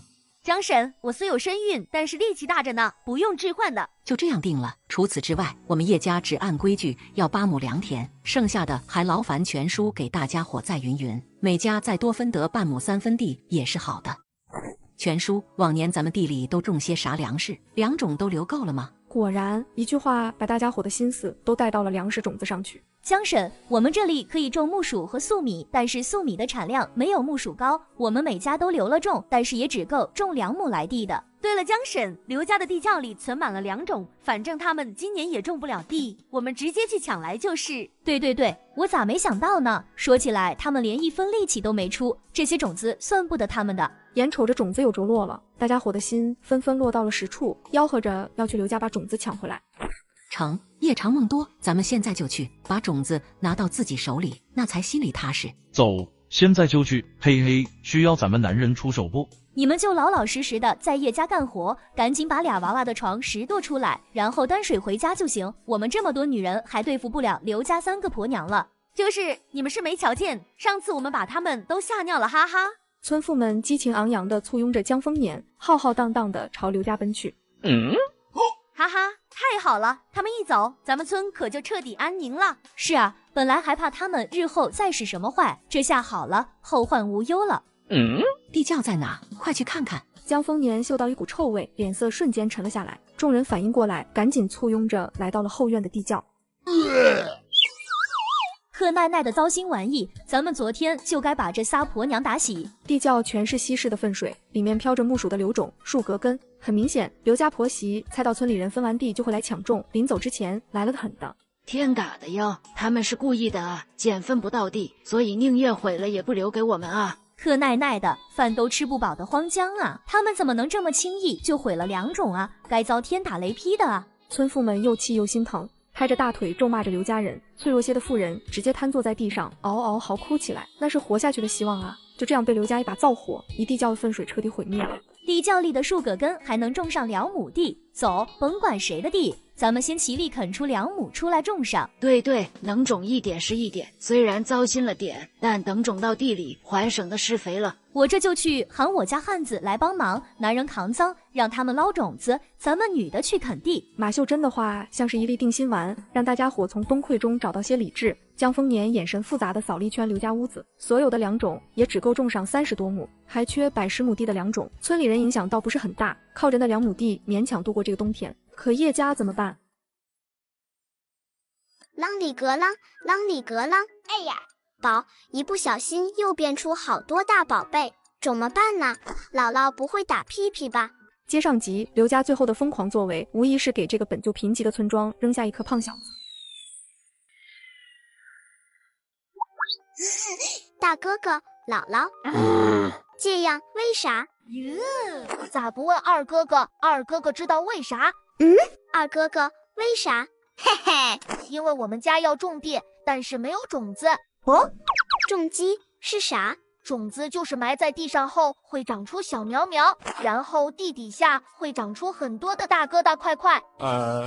就是我们平时吃的那个饭，那叫木薯。以后和田宝说话别含糊，先说正词，他不懂了再描绘，不然会误导他学说话。妹妹，平时大舅母给我们煮的饭就叫木薯，知道吗？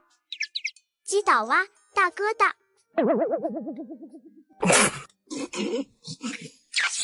这个大疙瘩能吃吧？就在双胞胎正眼神打架时，奶团子突然就着一把绿草伸到2人眼前，绿草下面掉了一串成人拳头大小的灰弹子。双胞胎瞪大了眼，赶紧接过来。这是啥？这是山羊玉。这就是山羊玉。我在文老家里有幸见过，这就是货真价实的山羊玉。乖宝，这又是你从那个宝贝地方拿出来的？宝地里好多好多的。看来宝又拿对东西了。宝还有，哎呀，山药。苏玉莲一瞧婆母的面色就知道奶团子拿出来的绝对是顶好的东西，赶紧起身去把前门后屋都关得严严实实的。姥姥喜欢，宝还有很多很多呢。姥姥这个喜欢，还有这个大大的，这个花花好看的大蘑菇好吃。够了够了，乖宝别拿了。娘，这个是灵芝吧？是灵芝，绝对是灵芝，而且至少是500年往上的年份。500年份的灵芝，这一朵就价值千里了吧？田宝到底还有多少好东西啊？娘，祖母，你们看，好大的萝卜啊！五哥，别动！苏玉莲心惊胆战地从儿子手中把萝卜小心接了过来，和老太太再度震惊对视。这是人参呐，还是猪千年份人参？原来自己的东西搬出来，姥姥和家人会这么开心呀！宝还有好多好多好多呢。乖宝，这2种你那有多少呀？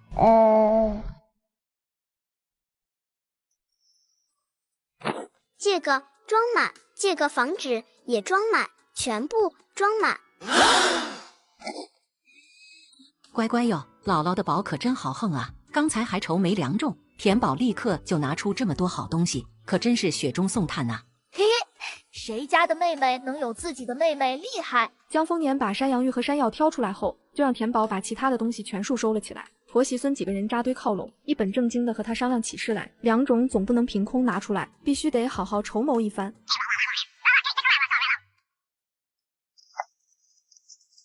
爹，2叔3叔，我们回来了。舅父，娘，你们这是到哪去了？袋子里装的什么？等会到家门口再说。啥东西啊，这么沉？今运气好，得了点好东西。你们呢？娘，有件事非得你来决断才是。乡亲们说要把今儿抢中的2亩地都归我们叶家。是啊，大妹子，我们本来是要回家的，可你家叶老大非不答应，这不，我们只好又跟着来给你打声招呼。咱们好歹每家都有2亩地可种，你们刚来，要是没有2种，这个冬天可就不好过。等秋收了，你们请我们上屋里吃一顿木薯糊糊就成。嘿嘿嘿，秀珍，这还不知道有没有收成呢，你倒先惦记上叶家的饭了。刘家婆娘们都费心给上了肥，这2亩地收成绝对比咱们的好得多，你们就等着蹭饭吧。2种被毁的糟心事，在笑声里消散得无影无踪。叶家人的眼眶都有些酸胀，乡亲们的淳朴善良，让他们在这一刻对黄沙村有了真正的归属感。 2种全都下地了，好，谢谢大家伙的一番好意，老婆子我就不和大家伙客气了。大家伙厚待我们叶家，好在我们叶家也即刻就能回报。大家伙今天去地里忙活，我们老小几个也没有闲着，想着与其在家里爱生爱气的为2种发愁，倒不如去胡杨林碰碰运气。没想到还真让我们遇上了。大家伙看看，我们今儿寻到了什么好东西？这是山药，我这辈子都没见过这么肥美的山药，这品相简直是太绝了。对，我也挖过山药，最粗的也抵不上这个一半呢。江婶，这个灰蛋子又是啥？这个是山羊玉，本来说是番外的珍贵之物，没想到咱们荒江就有，还不少呢。所有人都镇住了。山羊玉就是那个传言只有富贵人家才能吃得起的山羊玉。叶家3兄弟面面相觑，一脸震惊，齐齐望向老太太身边的奶团子。高兴吧？宝能让家人天天都这么高兴呢。江大妹子，这些真的都是在胡杨林发现的？真切啊，全老哥，我们今儿去也没带趁手的工具，只挖出这么些来。明一早咱们大家伙一起去挖，说不定足够咱们种100、10亩地呢。太好了，江婶，这些稀罕物一定是老天赐给你们的，咱们这是又要跟着沾光了。是啊，咱们在这里住了这么久都没有发现胡杨林有粮食，江婶一去就发现了好东西。有了2种，村民们这才3、5结伴的散了归家。闭紧了家门，叶家兄弟才轮番抱着田宝好一阵亲热，奶团子被逗得咯咯脆笑。叶家人不知道，他们的欢乐正被旁人一览无余。谁？啷里格啷，啷里格啷！哎呀，有坏人，怎么办？嗷呜呼叫，嗷呜呼叫！收到请回答。哦，接上集，叶家一家老小正欢乐着，却被叶老三的一声暴喝所打断。叶家其他人的心猛然提了起来，纷纷都想跟出去看个究竟。别给老三添乱。老三，可是有什么异常？刚才有人在窗外偷窥我们，而且这人身手远超于我刚刚能捕捉到他的内息已经是幸运。黄沙村竟然有比老三还厉害的高手，而且已经盯上了他们家。老太太下意识把田宝朝腿边揽了揽，眉头也凝上担忧。紫君姑娘曾说过，黄沙村还有几户人家很少现身，想来这个偷窥的高手就是这其中的一户人家，很有可能他早就盯上我们了，只是我们未能察觉罢了。田宝的秘密只怕藏不住了。祖母怎么办？不必太紧张，日子该过还是要过的，只不过最近大家的警惕性都高一点，不管做什么，不让孩子们离开视线就行。娘说的对，最近大家同进同出，即使对方有什么险恶心思，也得掂量着来。别怕，我也就是个猜测，说不定对方只是轻功高一些，真动起手来，他未必是我的对手。有坏蛋，鹰婶婶帮忙啊！对呀，除了老三，田宝还有一群鹰友呢。叶家人眼底齐齐一亮，对呀，想当初一匪二当家也比叶永礼武功高强，还不是拿一群乌鸦束手无策？秃鹰可比乌鸦厉害多了。妹妹，你能请老鹰过来帮我们看家护院吗？二哥哥的意思是担心坏蛋晚上过来偷袭我们，能不能请那些老鹰过来守住我们的屋子？有坏蛋靠近就可以给我们通风报信。大人们面面相觑，极小知这是要把老鹰请来当看家的哈士奇呀。没问题，要给肉肉。开门，鹰婶婶。乖宝，出去可能会被坏人看见，能不能请鹰婶婶进屋？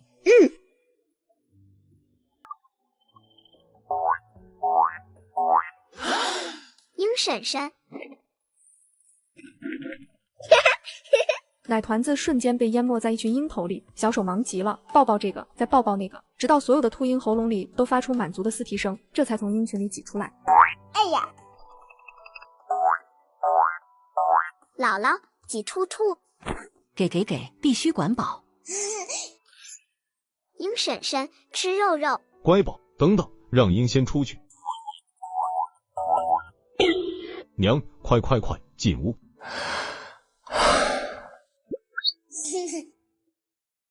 折腾了一炷香，众人出房门就被惊停了脚步，堂屋一地的鹰羽，还有7、8只断气的野兔。娘，这些兔子怎么处理？兔皮包了存下来，到了冬天有大用途，咱们自己留2只，剩下的等会我和玉莲云一下，明给各家都分一点，开个荤。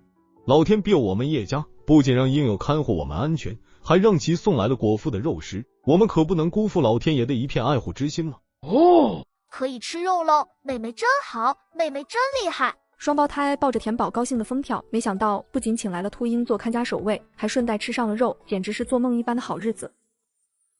自家这是被秃鹰全方位无死角的给保护起来了啊！就算现在再来2个比自己厉害的高手，也未必能全身而退的离开。叶家门口咋这么多秃鹰？天啊，他们盯上我们了，怪瘆人的。我好像闻到血腥味了，叶家人不会出事了吧？咱们赶紧去看看。大家伙先别动，这群秃鹰一定是来护着叶家的，咱们这样过去，他们还以为我们要对叶家不利。刘家兄弟就是被他们收拾的，咱们先喊江婶试试。全爷爷、全奶奶、马婶婶。小田宝，快回屋！可惜迟了，鹰群已经淹没了奶团子，众人只能看到奶团子挣扎伸出来的求救小手。他们要吃了田宝小乖孙，我和他们拼了！全老哥，全大姐，站住别动！全奶奶有肉肉。哎呦，是小奶团的朋友啊，这被解除。大家伙别慌，昨晚有武功高强的不明之人在我们家窗外偷窥，用心诡异，然后这群秃鹰就来了。估摸是老天以为有人要加害我们，所以才派这群鹰友过来看护我们。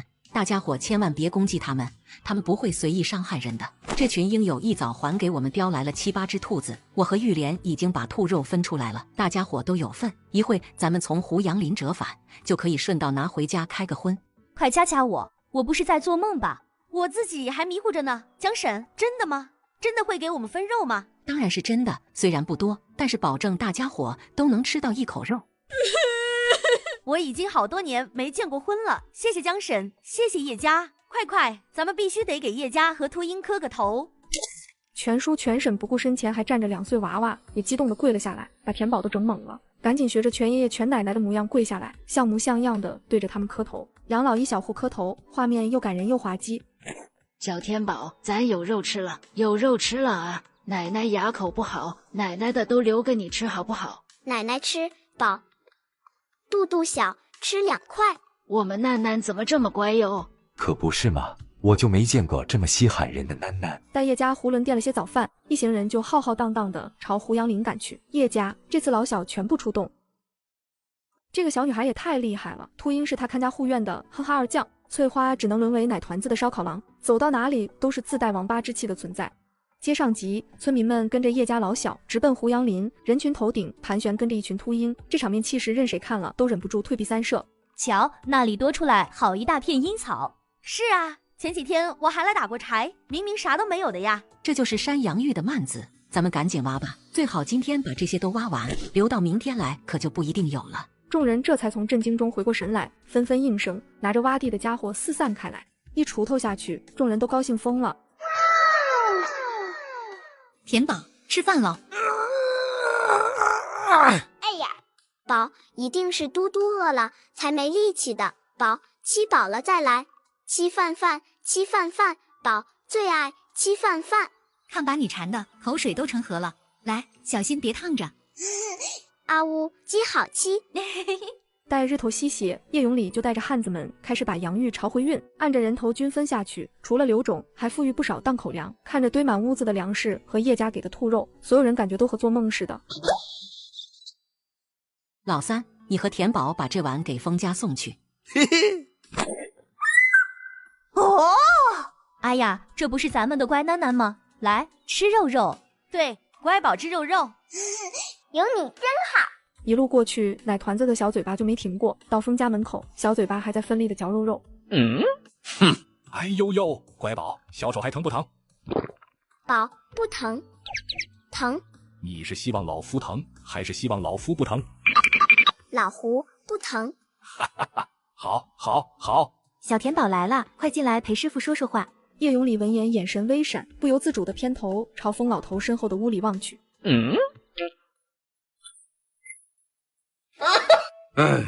自己可算把老头子得罪血了。凭他那脾气，那天的一柜之仇只怕是难解啊。这孙女婿难啊。姐是啥？宝，这是二舅父给你娘亲做的小房子，你一定把娘亲也带来了，对不对？把娘亲放在小房子里，以后我们可以随时和她说话，这样她就不孤单了。田宝的小脸呆住了，流放变故，叶家无法将永和一起带走，是最大的遗憾。一想到他如今留在香平郡那个孤零零的家里，所有人心里就生出密密匝匝的愧疚和难受。娘亲，宝错。宝竟然把娘亲忘在了树爷爷脚下，宝这么久都不理娘亲，不和娘亲说话，娘亲肯定以为宝不要他了，不是的哇。娘亲，宝吃肉肉没留，宝不抱娘亲。奶团子觉得自己错大了，边哭边用小手拍抚牌位，泪豆豆一颗接一颗的从脸蛋上滑落。此举一来，可以将永和的牌位请出来，日日有家人陪伴左右；二来子哭母，每一滴泪都流得值得，不至于为了救疯子君而伤了田宝。妹妹，我们带着小姑母去看看咱们的新家，然后再把她送回小房子来，好不好？小姑母，这里是我们的厨房，以后娘做好吃的，我们和田宝会给你留一份哦。给娘亲留。小姑母，这后面全是我们家的院子哦，这里的井可是爹他们挖的呢。娘亲，喝水。叶家众人松了口气，老太太这才拉着田宝，由叶永礼随身护着，小心翼翼地端着小半碗珍宝朝封家走去。真有意思，自从自己暴露痕迹，这群秃鹰就不分昼夜地看守着叶家。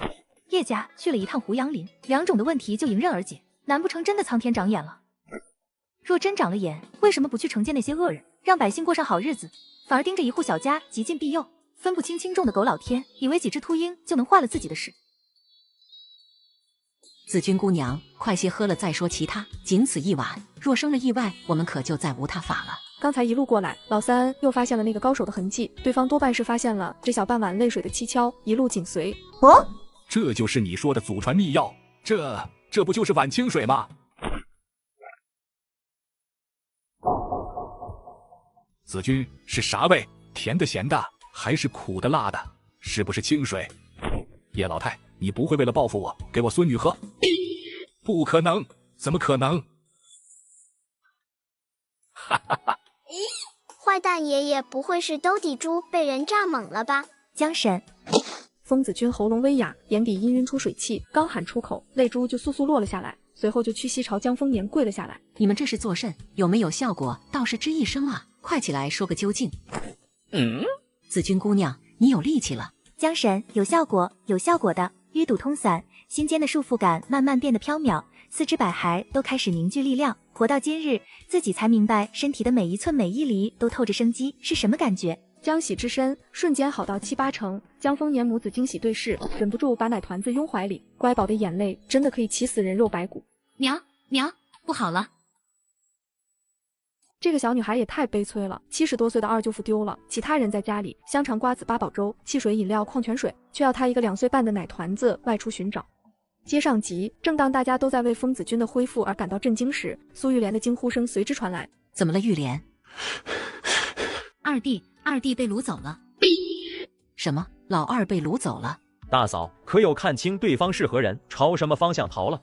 本来贼人要掳新闻，被二弟发现了，出身阻拦，结果贼人把他掳走了。新闻说对方一身玄青色劲装，戴着一个面纱，看不清模样，但看身形有点像女人。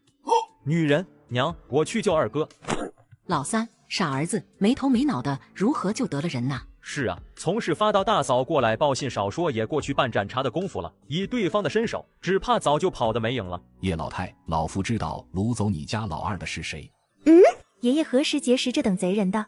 当真？太好了，疯老，还请你知无不言。此女叫冷霜，也是咱们村的人，但是神出鬼没，甚少回村。她是个嘎人如麻的女魔头，干的是刀口舔血的营生。你家老二落到她手中，只怕是……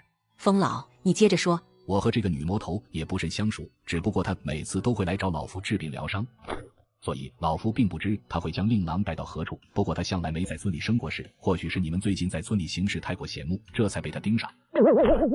姥姥，走，先回家，再商议救老二。江丰年怕吓着奶团子，没来得及和封家爷孙打招呼，就牵着田宝朝回走。封家爷孙跟到门口，看着叶家人头顶的秃鹰，眼底皆是复杂担忧。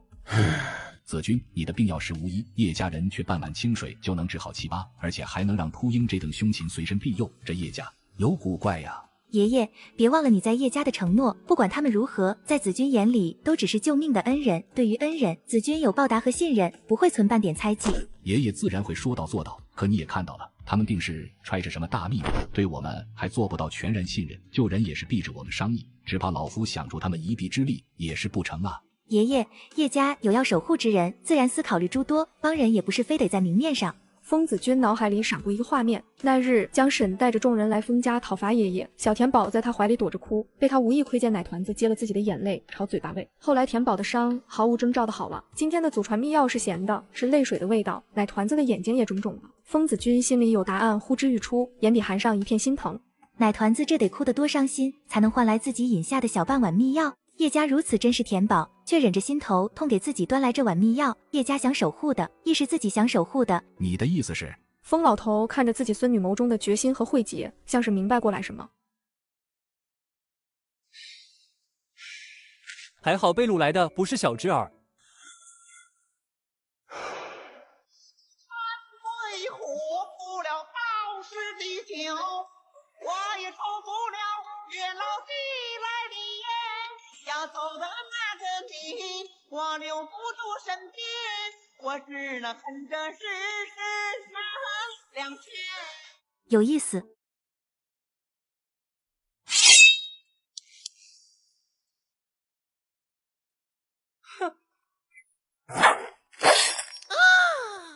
女下，我已经答应去参军了，你为何还不饶了我？不管你有什么要求，我全都答应，求你饶了我吧。这点疼就受不了，到了战场上挨刀流血少不了。什么时候我这一剑下去听不见声音了？什么时候我就送你去军营？叶永孝被眼前这幕惊呆了，好凶残的女魔头，简直不拿人当回事。可是那人说的参军又是怎么回事？战场的士兵也有权利喊疼，疼出声也不妨碍他们继续杀敌。敢问阁下，让这些人生忍着有何意义？哼，因为我高兴啊。现在更高兴了。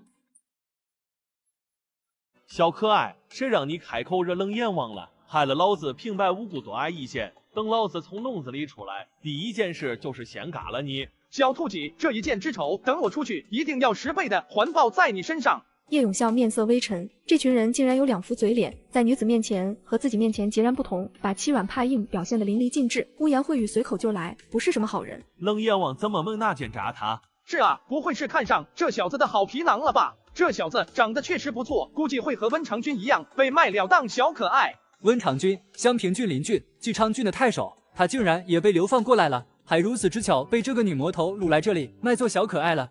嘿嘿，叶永孝唇角猝不及防地绽放出一抹笑意，惹得周边笼子的囚犯面面相觑。这小子莫不是个傻的吧？听说自己要被卖做男官，还笑得出来。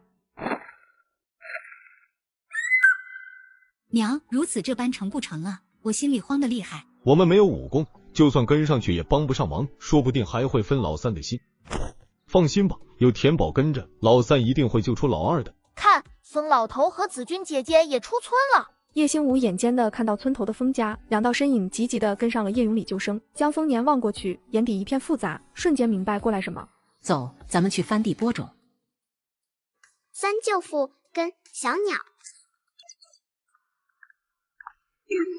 猜到田宝不止眼泪救人这一样本事，没想到奶团子还能驱使鸟兽寻人。不知道穿过了多少个街道，灰雀终于在一栋楼宇上空盘旋停下了。叶永礼看着阁楼门匾上的字和往来的宾客，整个人犹如雷劈。啷里格啷，啷里格啷。哎呀，宝想拉臭臭。哎呀，宝找不到拉臭臭的地方，怎么办呢？接上集，营救2人小队在鸟雀的带领下总算是停了下来，而叶老三却被阁楼的牌匾惊掉了下巴。拜交阁，客官慢走，记得再来哟。爱你哟。公子来呀，进来听首小曲啊。哇，漂亮姐姐。瞧，那有个大孩子来听曲的。哼，听曲？你看看他穿的那身，像是有钱来听曲的，肯定是日子过不下去了，来咱们百交阁卖小可爱的。你才卖豆腐，你全家都是卖豆腐的。宝，大个几，你要找的大个几就在这里面啊！哎呀，三舅父，宝拉屎。解除束缚，小手小脚好开心啊！哎呀，三舅父，宝拉屎。拉吧，三舅父给你挡着人。不要，爸爸，脏的。没事的，宝，你只管拉，一会三舅父收拾干净就可以了。你别忘了，二舅父还等着我们去救呢。二哥这是被女魔头藏到了青楼里面，这女魔头和风花雪月之地貌似不搭嘎吧？可灰雀绝对不会引错路，这光天化日的带着田宝进去找二哥，头疼了。宝拉好了吗？宝怎么不说话？舅父要转身给你擦屁股。叶永礼连问了2句，身后都静悄悄的，赶紧扭头，只看到了一坨孤零零的臭臭坐在青石地上。田宝不见了。田宝。田宝很听话，绝对不会乱跑，一定是被那个女魔头掳走了。带我去找田宝，快！说完就松开手，把灰雀抛了出去。灰雀却直愣愣地摔到了地上，这是吓昏了。叶三哥，我把田宝弄丢了。我知道，我和爷爷看见田宝被2个男人掳走了，定是拍花子，爷爷已经追上去了。我是专程来给你报信的。真的？那我们快些去追。走。叶三哥，那2人不像一般的拍花子，精功高超异常，而且他们不止掳了田宝一个，一起被掳走的还有另外2个孩子。紫君姑娘得罪了。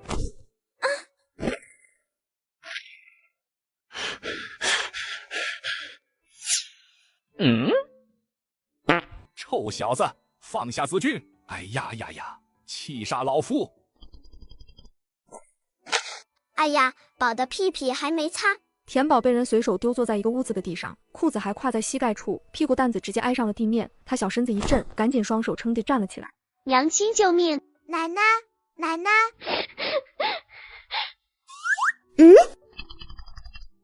叔叔指。叔叔拉屎指。宝击倒你是坏蛋，宝很害怕，可屁股的疤疤很脏，很不舒服呀。宝擦干净再害怕疤。男人看了看平静中带着哀求的田宝，眼底涌上复杂和震惊。他把门关上锁好，马不停蹄地奔向主屋。哼，叔叔好小气，擦屁屁的纸都不愿意借宝一张。哎呀，宝，还是先照顾好自己的事情吧。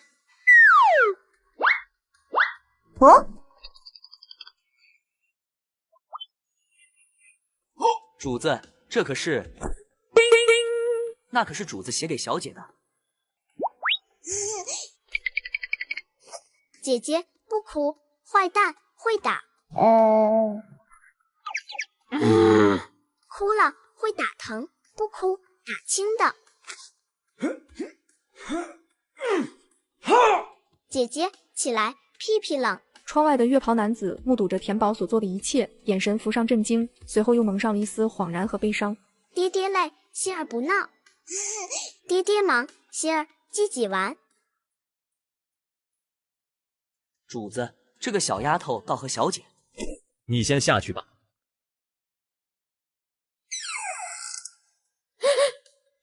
他让我们取代。果然，人之善恶，小时候就能显山露水。七宝宝卖多钱？这个坏蛋叔叔好高大呀！宝熬不过怎么办？宝也不能哭，不能闹，这样坏蛋叔叔应该会让自己多待几天，就可以等到三舅父和姥姥来救宝了。哼哼，等宝出去，小鸟也可以帮宝的，不慌不慌的。卖的钱还不够买这盘点心的，还是立马切了比较划算。田宝身后的两个小丫头直接被吓哭，奶团子的大眼睛却忽闪过一丝凶狠。啊呜！走，七宝。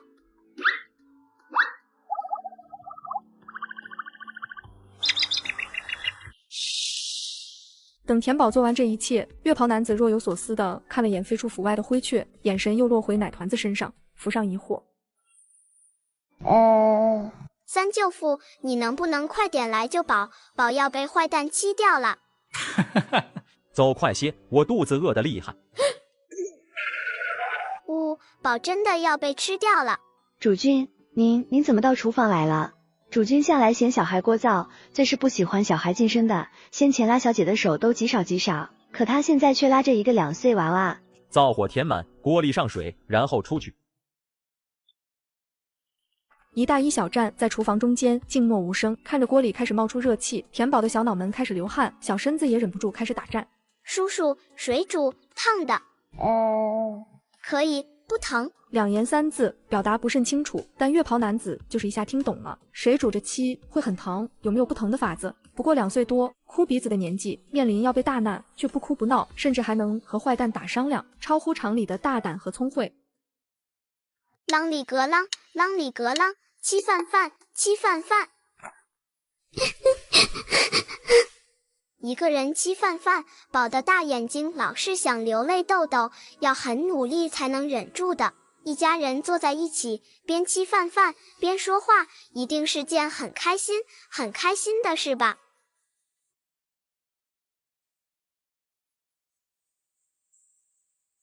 接上集，本以为成功通风报信的奶团子可以静等家人来救自己，没成想却被带进厨房，和坏人讨论起怎么个吃法。那你想让我怎么切？怎么切好像都很疼呀。借个肉好切。宝有疤疤，脏的不好切。坏蛋叔叔竟然笑了。宝会干活，不吃饱，行吧？宝，多干活，是不是可以洗得慢一点呀？这样就能等到三舅父来就饱了吧？看，宝会洗碗，有用的。月袍男子收敛了唇角的笑容，看着田宝笨拙有吃力的动作，但是能看出来他是真的会干活。小小的一只，不哭不闹，坐在木盆前，努力又认真地替自己争取活命的机会，这不是一个2岁孩子该有的正常反应，像是日日都活在生死的边缘逼出来的求生本能。什么样的家户会让一个2岁多的娃娃干活？他在家里过得很苦吗？主子，红衣服是在街道明代的，绿衣服的是在宅院里掳来的，本准备直接回来，在百交阁门口听到人说光屁股的奶团子要被他爹卖了，就顺手掳来了。难怪这么点大就要迈进百交阁，平日里对他又能好到哪里去？嗷呜！嘶！哎呀！这好凶好狠的奶团子！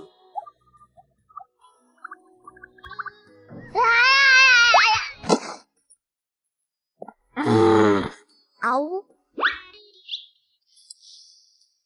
好生强悍的求生欲，对一同被掳来的同伴给予安抚。面对强者，先是乖巧讨好，无果后能无所畏惧的反抗对峙。善良、聪慧、胆魄共存一体，世间竟有这般奇妙的小人儿。别怕，我不欺你了。不欺？为啥？为啥抓宝来借力？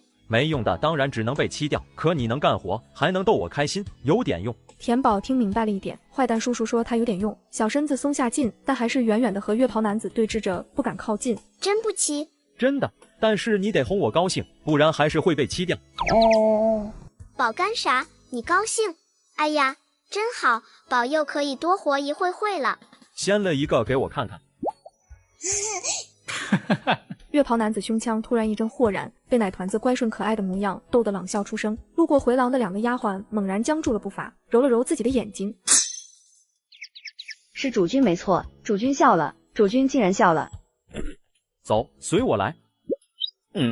不听话，小心吃掉你。宝，听话的。主君竟然主动和小孩说话，还牵小孩的手，管家可是3令5申，不准在主君面前说提起孩子，这是什么情况？备膳，顺便准备些孩子爱吃的饭菜。是，主君。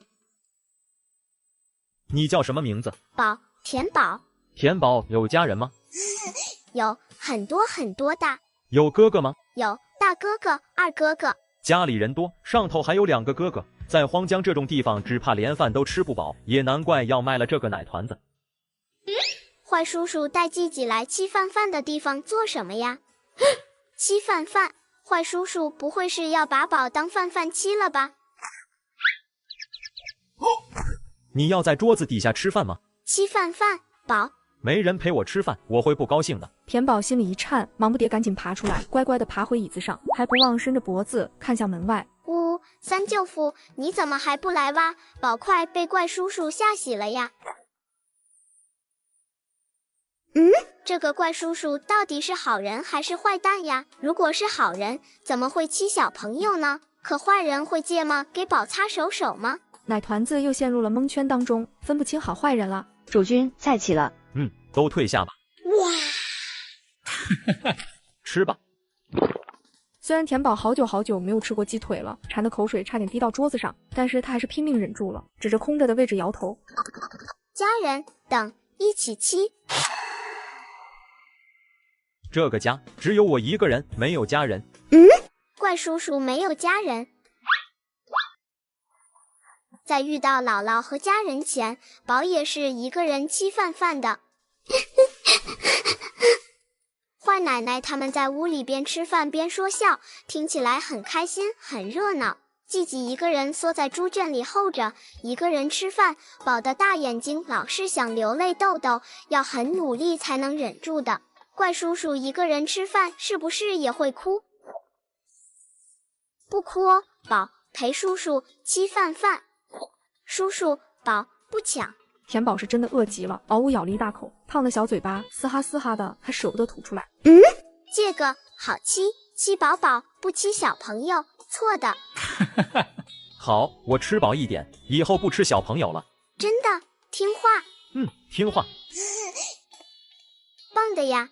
田宝自己吃什么，就要给月袍男子的碗里放什么，大眼睛都是纯真的鼓励。怪叔叔没有家人，所以没人对他好，也没人叫他不能犯错。怪叔叔还是很听话的，宝才教了一遍，他就知道不能欺朋友了。哎，这届大人真难带呀，宝回家前要再多教他一点才行。谢谢叔叔。七宝宝，这个给小姐姐好不？端些饭菜送到书房，待那2个孩子吃过了，就让追风送他们回家。走，叔叔带你去个地方。啷里格啷，啷里格啷。哇，好多好多漂亮东西呀！不系宝的东西，宝不能碰，宝看看就很开心了。接上集，短暂的相处让月袍男子对田宝的懂事乖巧是越发的喜爱，也彻底融化了自己冰封的心。哪里？去了就知道了。肉肉，这个兔鸡白白的，红眼睛，比神奇空间里的兔鸡好看多了，难怪要挂起来呢。这么好看，怪叔叔肯定舍不得赶来吃啊。喜欢吗？喜欢呀，这么可爱的小兔鸡，当然喜欢呀。送给你。田宝小手伸了伸，又赶紧缩了回来，大眼睛闪闪发光的盯着小兔子花灯，在身上摸寻了一圈后，奶团子眼睛里的光暗了暗，悻悻摇头。不要。不是喜欢吗？为什么不要？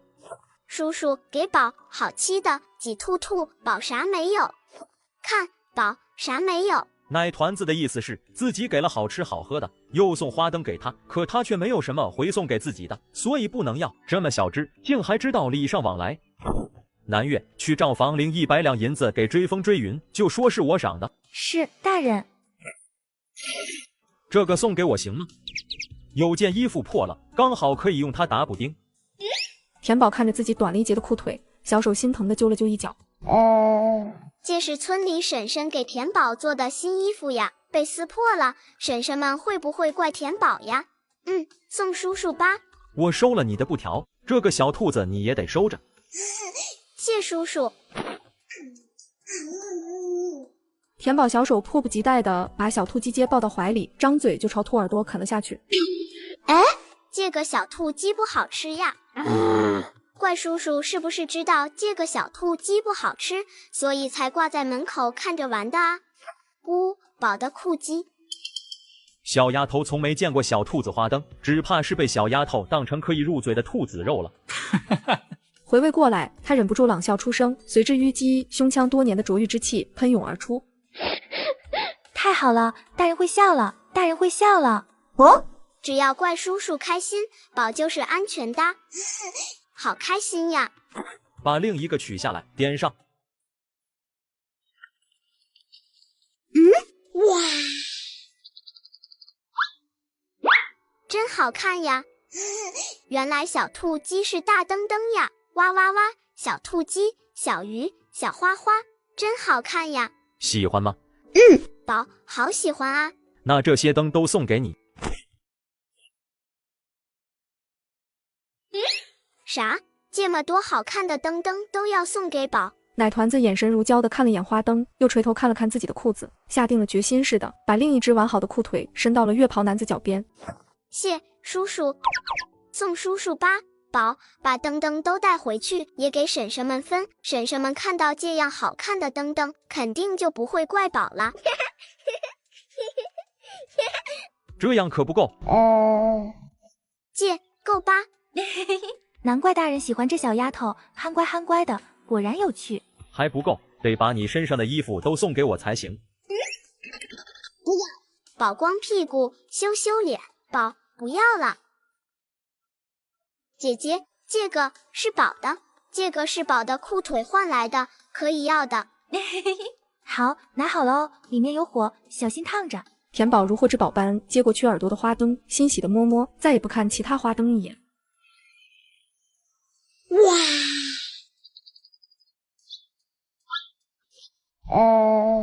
喜欢吗？喜欢呀。那为什么不摸一摸呢？不是宝的呀。那你最喜欢哪一个？这个问题难住了奶团子，大眼睛左看右看，最后艰难地落在了七彩蹴鞠上。这个最喜欢。拿着，送你了。不要。我也不想要了，那就丢了吧。丢，球球这样好看，怎么能丢呢？我不喜欢，你喜欢就送给你，不喜欢就丢掉吧。这个也不好看，这个太丑了，不要了，这个太花。木柜上的东西接二连三的被丢在地上，这可把奶团子心疼坏了，手忙脚乱的开始捡，可是小小的怀里很快就抱不下了，急得小眉毛都皱了起来。不丢，不丢，宝要的。那行，这些都是你的了，不然我还丢。这么好的东西为什么要丢呢？宝，不是做梦了吧？打开。哦。奶团子震惊的目瞪口呆，让丫鬟们各自抿出了笑意。田宝的乖巧惹人怜爱，要知道这个房子是府上禁地，可今天大人却把他们都送给了眼前的小娃娃。这个衣服我喜欢，送给我吧。这些都是我不喜欢的，你要不要？不要我就拿去丢了。不丢不丢，宝要。好，我先出去，姐姐会把你的衣服脱下来给我。姐姐们手里的衣服，你自己想穿哪个穿哪个。田宝小姐，你想穿哪件衣服？奴婢给你穿。在丫鬟们七嘴八舌的甜言蜜语下，田宝晕乎乎的被脱了旧衣服，穿上新衣服新鞋子。月袍男子看着精致可爱的小娃娃，眼底漫上一层恍惚。心儿，大人，不好了，外面闯进来3个不速之客，和追风追云打起来了。啷里格啷，啷里格啷。宝，怎么动不了了？哼，宝要发力喽！哎呀！接上集，突然闯入的小厮打断了正沉浸在欢乐中的一大一小。大人，不好了，外面闯进来3个不速之客，和追风追云打起来了。去，让追风追云直接。大人，为首那人驾驶很是不要命，嘴里还叫嚷着让我们把孩子交出来，不然就一把火把我们府烧了，同归于尽。田宝，你在哪？三舅父来救你了。听到了应三舅父一声，田宝。奶团子如梦初醒，大眼睛瞬间变得亮晶晶，哒哒跑到屋外。三舅父，小笨蛋，不要喊，不然会被你家人卖掉的。不，怪叔叔，不会的，宝的家人很好很好的。快放宝下来啊！田宝，哼，哪来的贼人，竟然敢擅闯白府？见奶团子激烈的挣扎求救，叶永礼气血翻涌，几乎要破体而出。贼喊捉贼，放下我的孩子！月袍男子身后的丫鬟个个变了脸色，不等吩咐，纷纷凌空上前围攻叶永礼。刚才还那么可爱的小姐姐们，怎么一下激变得这样凶啊？不要打宝的舅父呀！咦，宝怎么动不了了呀？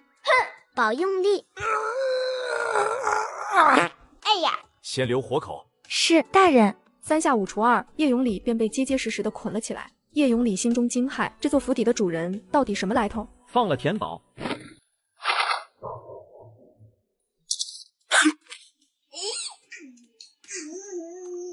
有点甜，是好吃的吗？怪叔叔，你给小田宝吃的啥？爷爷，叶三哥，子君，快逃！师傅，小丫头居然有师傅，这女子柔柔弱弱的见风就倒，如何当小丫头师傅？小田宝，别怕，师傅和舅父来救你了。这个府邸富贵华丽，里面又高手如云，将孩子掳来，定不是做简单的拍花子买卖，还将田宝装扮了一番，这是何故？主人家强行闯进贵府，非我们所愿，只是贵府侍卫抢走了我们的孩子，这才闹成这般，还请把孩子还给我们，我们立刻出府，绝不逗留。风子君正视着月袍男子请求道，眼前这个男子不简单，若鲁莽硬刚，搞不好4个人都得命丧于此。师傅，三舅父，哎呀，三舅父，宝动不了。好，三舅父这就来抱乖宝。叶三哥，稍安勿躁，田宝暂时不会有事的。从现在开始，这个小丫头不再是你们的孩子了。若乖乖滚出府去，我会给你们1人1000两银子。若再出言不逊，那就直接给我的寒梅做养料吧。叔叔，宝要回家，舅父生气哒。月袍男子眼眸染上一抹凌厉，望向叶永礼，竟然敢用眼神威胁小丫头。今日只怕是凶多吉少了。你喜欢身上的衣服吗？喜欢呀。那你喜欢那些花灯和好看好玩的玩意吗？喜欢呀。好，只要你认我当爹爹，留在这里，这里的一切都是你的，可愿意？啥？爹爹？这个男人什么意思？这是想拐走自家的奶团子？天底下这么多小孩，这个男人为什么偏偏要给捡来的孩子当爹？他一定有什么不可告人的阴谋。田宝，千万不可答应啊！爹爹是啥？你没有爹爹吗？爹爹是啥？你娘亲没和你提过爹爹吗？不准揭田宝的伤疤，不准！娘亲睡觉觉。宝现在不能动，所以不能掉泪豆豆，浪费。田宝，我给你当爹爹，爹爹会爱你，护你，天天给你穿新衣，顿顿都让你吃好的喝好的。总之，你想要什么，爹爹就会给你什么。爹爹这么好。叶永礼闻言，眼眸紧缩，满是悔恨。都怪自己，田宝才2岁半，他拉粑粑，自己为什么要背过身去？孩子的安危面前，那些个礼数避讳算得了什么？不仅仅是这样，有爹爹在，从此以后你会日日开心，也没任何人能欺负你。开心？宝不开心呀，宝动不了。爹爹是怕你被他们几个哄骗过去，然后被他们卖掉，所以才定住你的。爹爹这就给你解开。好了，可以动了。谢谢叔叔。三舅父，师傅。被奶团子抱住的一刻，叶永礼吊在嗓子眼的心落回去半截，眼底瞬间泛上诗意。他的宝果真是聪慧又坚定。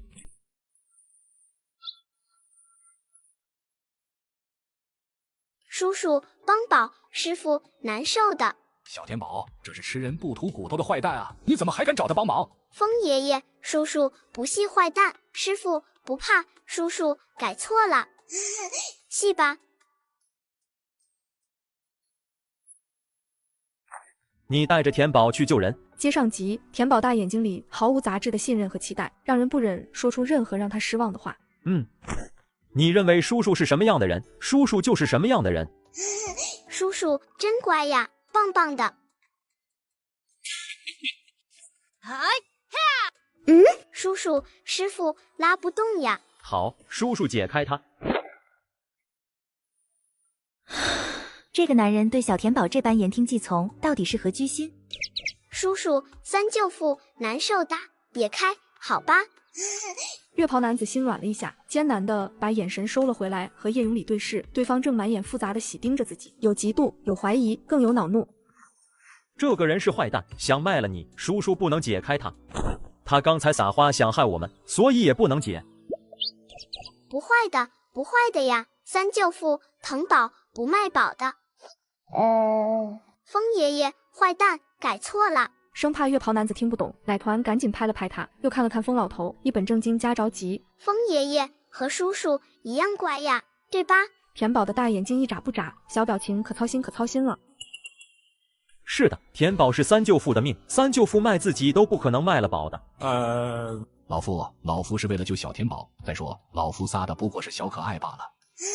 叔叔看吧，都乖的，不系坏蛋哦。看在田宝的份上，我可以解开你们的穴位，但是若你们再敢生鬼心，今天你们绝对走不出这个院子。只要你不对我们下手，我们自不会生事。对。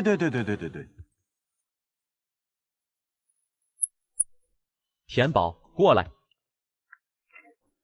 宝有点想救父了呢。师傅，没想到师傅也来救宝了，真高兴呀。奶团子和家人们真情流露的温情，让月袍男子深邃无波的眼底暗了暗。他竟希望这几人是恶人，可偏偏田宝很重视依赖他们，沉寂已久的心竟生出一丝酸意。带田宝去房间，他喜欢玩什么便给他取什么，你们好好陪着，不容有失。是，大人。田宝小姐，奴婢带你去玩蹴鞠球好不好？三舅父，宝可以玩。我有事和你们商议，需避开田宝。如果我想对田宝不利，今日你们岂还能看到他？哟呵！荒江何时出了这么好人物，竟如此霸道？田宝，他有没有欺负你？没有啊，叔叔很好的，挤肉肉吃，挤兔兔。紫君姑娘，这个男人一定没安什么好心，我们带着田宝闯出去吧。不好，这里高手云集，凭我们几个想硬闯出去，绝不可能。我们且去听听他怎么说，再做决定。田宝，那你跟这个姐姐先去玩一会三舅父就来接你。要是田宝少了一根头发丝，豁了命我也要把这府邸夷为平地。大人吩咐了，我们自然会小心伺候田宝小姐，若有闪失，轮不着你动手，大人也饶不了我们。坐下说话。哼，有什么话你就明说，我们乡下人不吃拐弯抹角这套。敢问贵人可是白老爷本尊？是。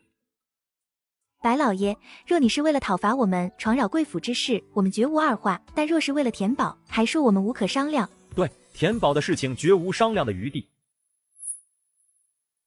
确实犯不着商议，嘎了你们便是。叶永礼和风子君对视一眼，眼底各自凝着担忧。他们对这个白老爷的话毫无怀疑。白老爷，你家底深厚，若想养闺女，何不将那些孤童接到府中赡养？制造骨肉分离的悲惨之事，实在有违常伦啊！哼，你说的这些与我何干？天下孩童千千万，田宝却只有一个。如果我无缘得见他也就罢了，可他既来到了我府上，那任谁都不能将他带走。我找你们商议，不过是念及你们是田宝珍重之人。既然你们顽固至此，那就不必多说了。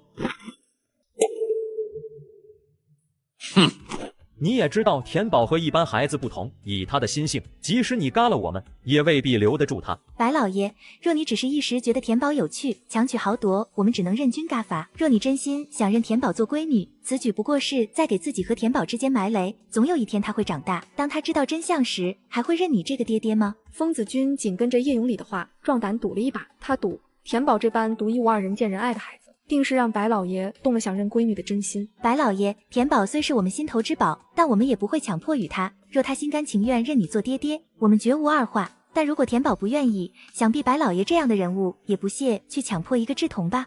哼，话说的倒是干脆，可你说话做得了数。叶三哥，虽然我是田宝的师傅，但是他终究是你们叶家的骨血，这件事还得你做主。田宝师傅说的也是我想说的，只要田宝开心快乐，我也不会阻止。但若旁人威逼强迫他做违心的决定，就算丢了这条命，我也不许。呵呵，好啊，既然如此，那就听田宝的意思。不过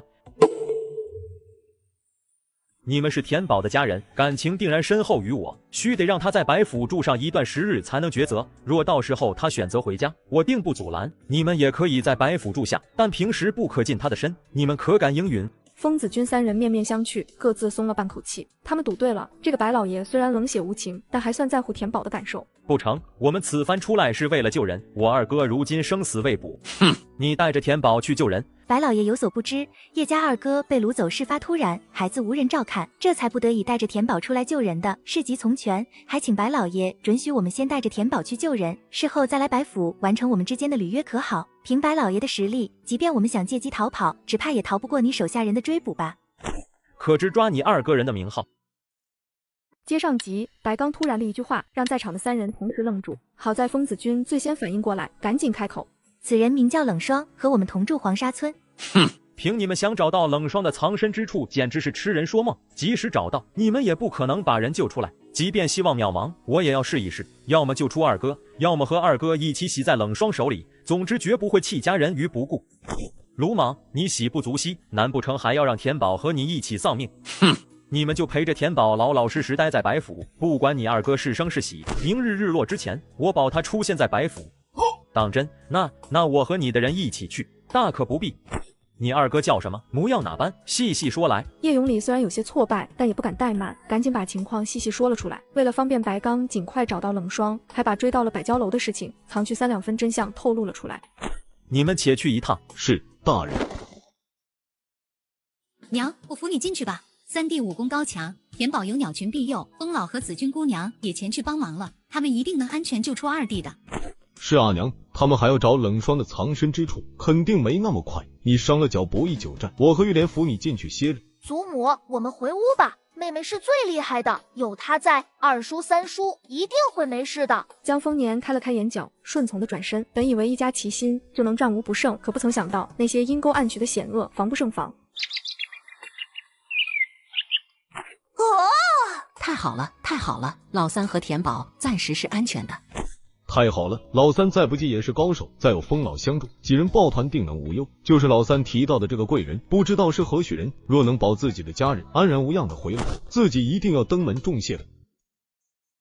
多谢姑娘好酒好菜招待，不怕有小可爱。饭菜里有佐料，比起去酒楼清馆那种烟渣地，算是厚待了。那我得多谢姑娘才是。女下，请赐我一份家，加了佐料的饭菜吧，求你了。对，女侠，只要有鱼有肉，哪怕有小可爱，我们也心甘情愿吃下去。被关进这牢笼，日日折磨，这个新来的说的没错，前路黑暗，还不如吃一顿下了小可爱的好饭菜，痛快上路。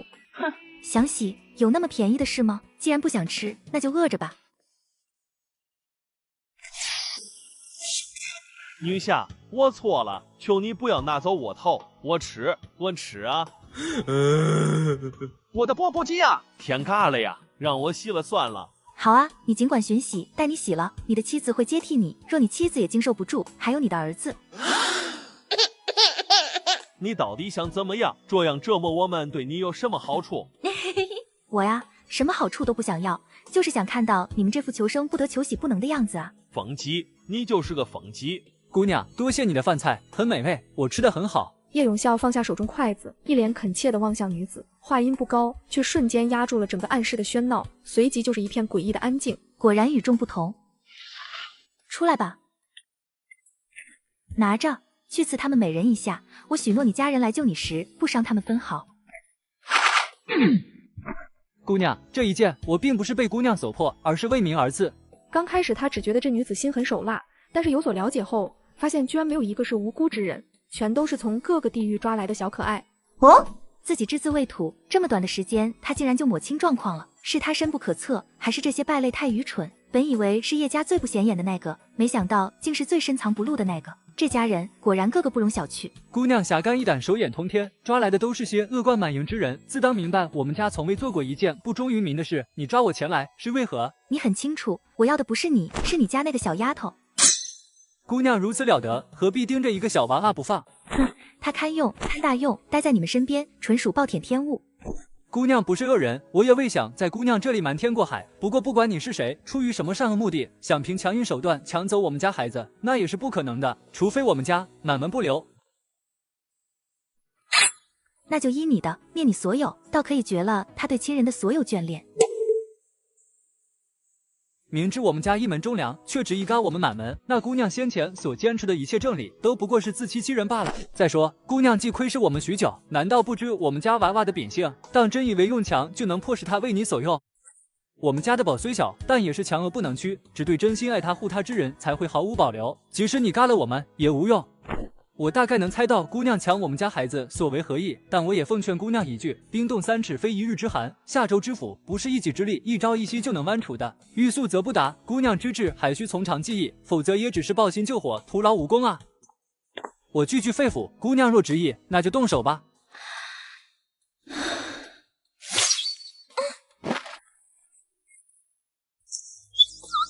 咦，二舅父，田宝，二舅父难受。田宝，你怎么在这？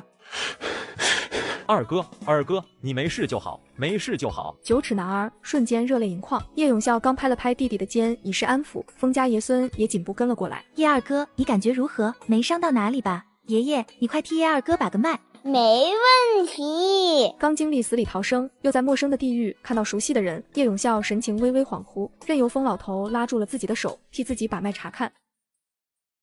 啷里格啷，啷里格啷。哎呀，话音两群，怎么办？嗷呜呼叫，嗷呜呼叫。收到，请回答。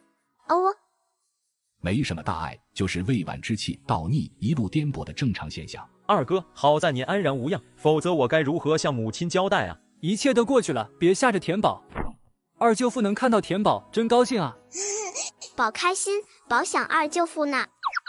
宝抱紧，坏蛋抓不走了。叶永孝眼眶骤然一红，眼底瞬间泛上来诗意，情不自禁的把奶团子拥得更紧了。舅父不怕不怕哦，宝在搭。有田宝在，舅父什么都不怕。白刚眼底微闪，与之伴随的还有微微的酸意，竟希望奶团子趴的是自己的肩头。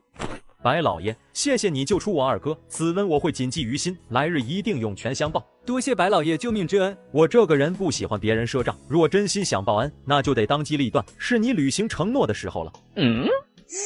谢叔叔，宝看到了，是叔叔的家人把二舅父带回来的呢。三弟，白老爷此话何意？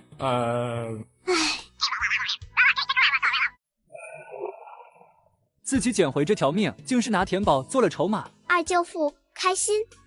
好好的，开心呀！奶团子一本正经的看着叶永孝，还不明白自己要给别人当闺女了。田宝，你二舅父刚回来，需要休息，叔叔带你去花园逛逛好不好？叔叔，舅父怕的，一起花园，好吧？对。是啊，白老爷，不如我们一起陪田宝去逛花园成不？自己是想逛花园，那是想让田宝和你们分开。叔叔抱，怪叔叔生气了，要亲人哒。叔叔笑，行吧。宝害怕。害怕？我瞧你倒是胆大的很，跟我去逛花园，就我们2个人，我就高兴，不然，哼。好吧，花园，叔叔和宝，舅父乖乖哒，宝快回来，好吧。叶永孝看着奶团子为了自己讨好他人，心里五味陈杂，不想田宝被白老爷拐走。哎，宝不想离开舅父和师傅呀，叔叔为什么不让宝和舅父在一起呢？田宝，你看那的花花好不好看？好看的。这些花花都送给田宝，田宝笑一个好不好？白刚步子有些停滞，奶团子现在很听话，但他很清楚奶团子对自己更多的是讨好，他要的不是这样。好吃吗？很好吃的。那田宝想天天吃到好吃的吗？想啊。那你就留在这里，天天都有好吃的好玩的。舅父和宝一起，还有姥姥、舅母、大哥哥、二哥哥都一起。就田宝在这里，但是叔叔可以答应你，会带你回去看家人的。宝不吃好的，宝天天和家人一起开心。宝听懂了叔叔的话，吃好吃的就要和家人分开吧。白刚眼神沉了沉，闪过一丝震惊和落寞。不远处的叶家兄弟眼眶都有些酸涩。叶家是幸运的，区几个月的疼爱换来了奶团子宁愿舍弃一切的爱和依赖。二舅父，三舅父。哎呀，叔叔不生气熬。别躲了，过来吧。田宝，去和小姐姐们摘花过来，叔叔给你编个花冠带。田宝，多摘一点，二舅父也想给你做个花冠。俺也一样。好的，宝去摘花花。坐下说话，和我说说田宝以前的事，包括你们。兄弟俩对视了一眼，默契的达成了一致，以诚相待，或许还有一丝转机，更何况他有恩于他们。于田宝，我们是亏欠的，疼不够的。如果失去了田宝，我们一家将日日夜夜活在思念里不疾而终。对田宝来说，再一次和亲人分离也是一种残忍，所以救命之恩，我们可以用一切来偿还，独不能是田宝。白刚眼底狂风骤雨早已汹涌成片，密密匝匝的藤蔓上胸口。他不过出世才2、3载，苦难就占了生命的90%。他当真日日夜夜在喜王县挣扎求存，才练就了那般强悍的生命力。黄沙村的地不要种了，举家搬到白府来，我养你们全家。白老爷莫开玩笑，哎，你看我像是开玩笑的模样吗？白老爷多虑了，以白府之力养10个100个叶家也是绰绰有余的。不过白老爷的好意恕我们不能答应。我是为了2全才做此安排的，你们别不识抬举。白老爷误会了，能进白府那绝对是我们叶家高攀，可我们叶家不敢有攀附之意，在叶家我们是主，到了白家却是客。看来还是得多读书啊。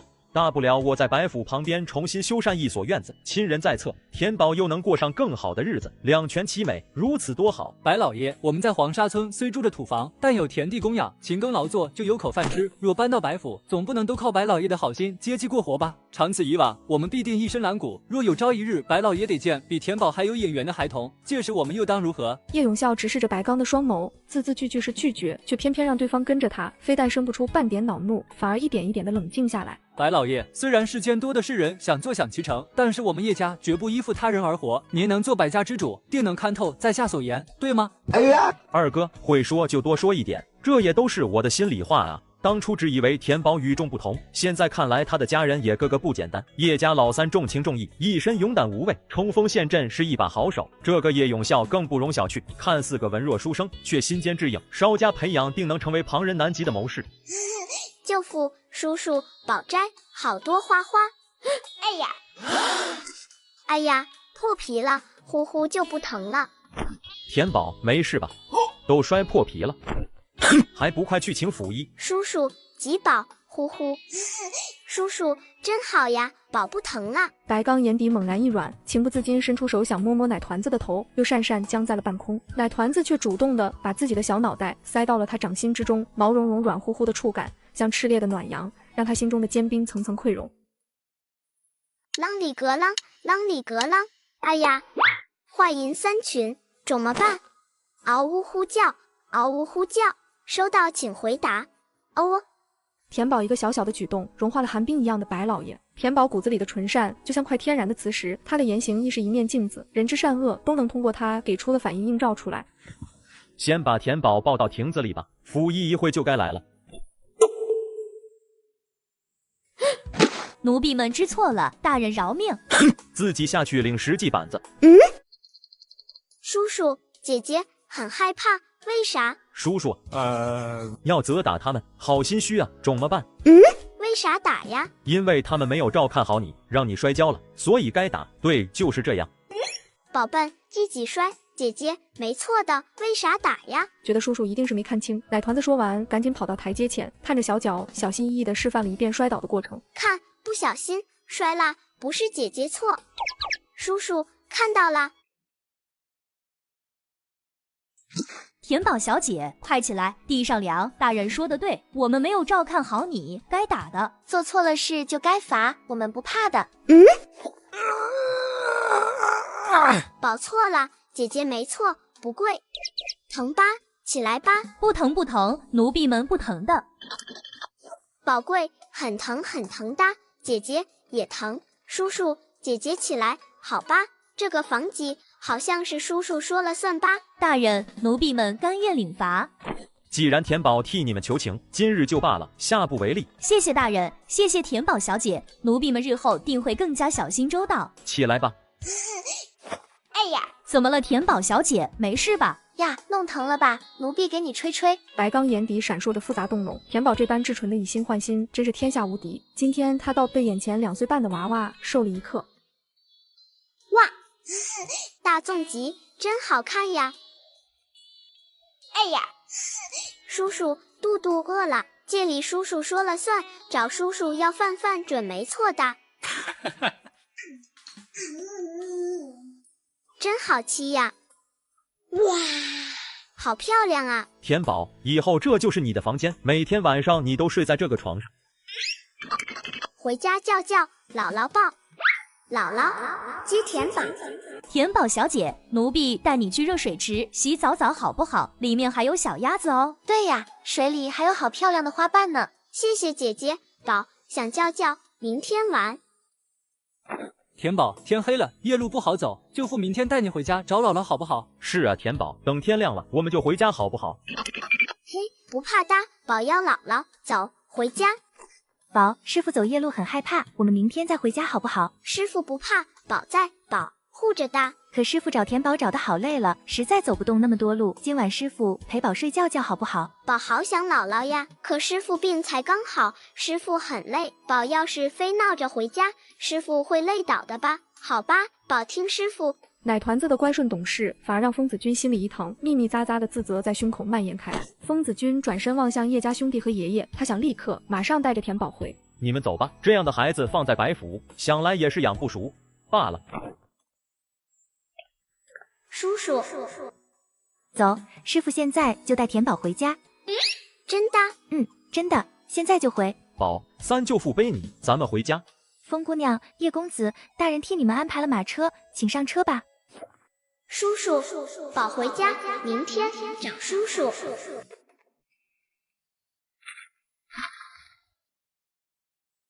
姥姥，一道脆声刺破寂静的夜色，让恍惚流泪的老太太浑身一震，不确信地竖起了耳朵。祖母，是妹妹，三叔他们回来了。娘，儿子回来了。回来就好，回来就好啊。儿子没用，让娘担心了。二弟说这话作甚？你是世上最好的二叔，若不是你挺身出来，这回兴武你受苦了。兴武，给你二叔好好磕个头。哎，姥姥，宝高兴呀！看姥姥好高兴呀！姥姥看到宝也好高兴，特别高兴。宝，这是咋了？伤到了吗？严重吗？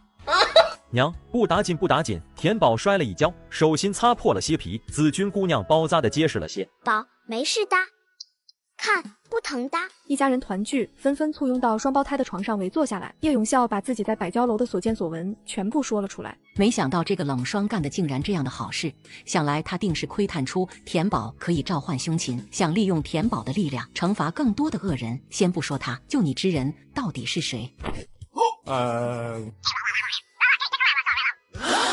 这个白老爷不会是为了练什么武功秘术吧？田宝，三舅父没到之前，白老爷有没有欺负你打你？没有呀。大家心里刚松了下来，奶团子又蹦出来一句：“叔叔欺小朋友。”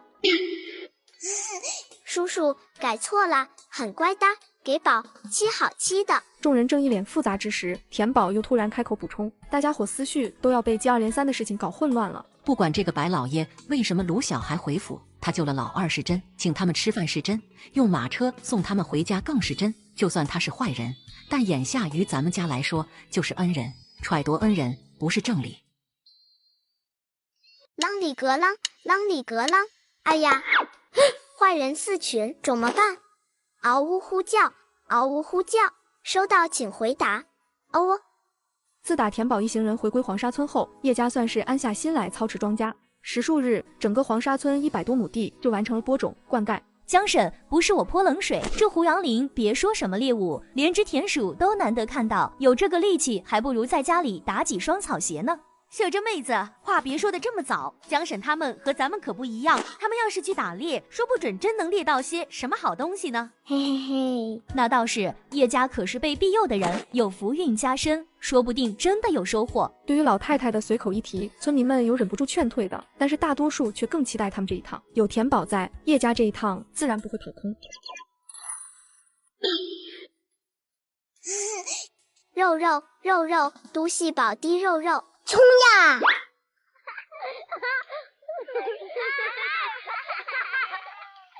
这头鹿肉留4、5斤出来自家人吃，老三你去给封家送10来斤过去，玉莲剩下的分成了2斤左右的小块，给村里人每户分上1块。好的，娘。我手里拿着小皮鞭，我心里正得意，不知怎么哗啦啦啦啦，我摔了一身泥。哎呀！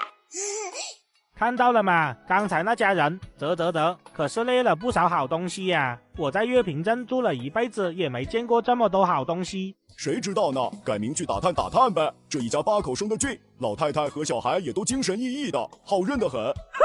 打探了又如何？人家闷声发财不好吗？还能把地方透露给我们？别白日做梦了，回家洗洗睡吧，还能省顿口粮。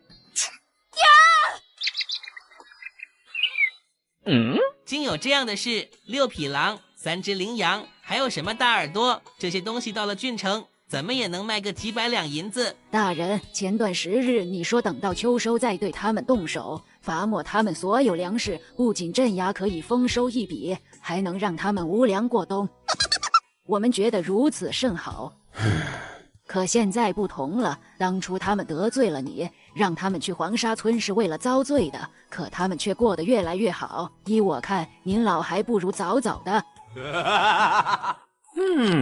说的甚是有理，你们先回村，老夫知道该怎么行事。梁主事，我们可是冲锋陷阵的好手，等解决了那叶家，您的指头缝漏一点，就足够我们娘几个活命。看在我们给你通风报信的份上，你就带上我们吧。留下的男人都是叶家的手下败将，2个女人还想打头阵，真是自不量力。不过自己手底确实需要有人打头阵，可以勉强答应让他们去冲个人头。再说叶家这头，压根不知道自己已经被毒蛇盯上，一家子紧赶慢赶的来到了郡城。这家人哪个镇来的呀？竟然猎到了如此稀罕的东西！咱荒江还有这样富饶的地方？切，应该是外地来的行商吧？我在荒江活了一辈子，可从来没听过有什么地方能狩猎。哪家行商会大老远跑来咱们荒江做生意？更何况还带着几个小娃娃呢？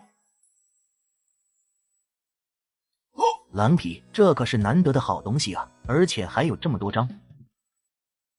这是你们猎到的，可是要出手卖了。掌柜的，这是我儿运气好猎来的，今日进城就是准备全部出手了。掌柜可是有兴趣？那是自然，你们今儿算找对了地方。我们锦辉阁可是郡城最大的皮货铺子，只要是好货我们都收。掌柜的放心，我儿最大限度地保护了皮毛的完整性，就连放血的口子也是极小的，成色都是上品。如果掌柜有兴趣，还请借一步说话。用拳头猎的狼群，这得什么样的身手才能做到啊？还是娘厉害了。客官，请里面说话。你们在门口候着。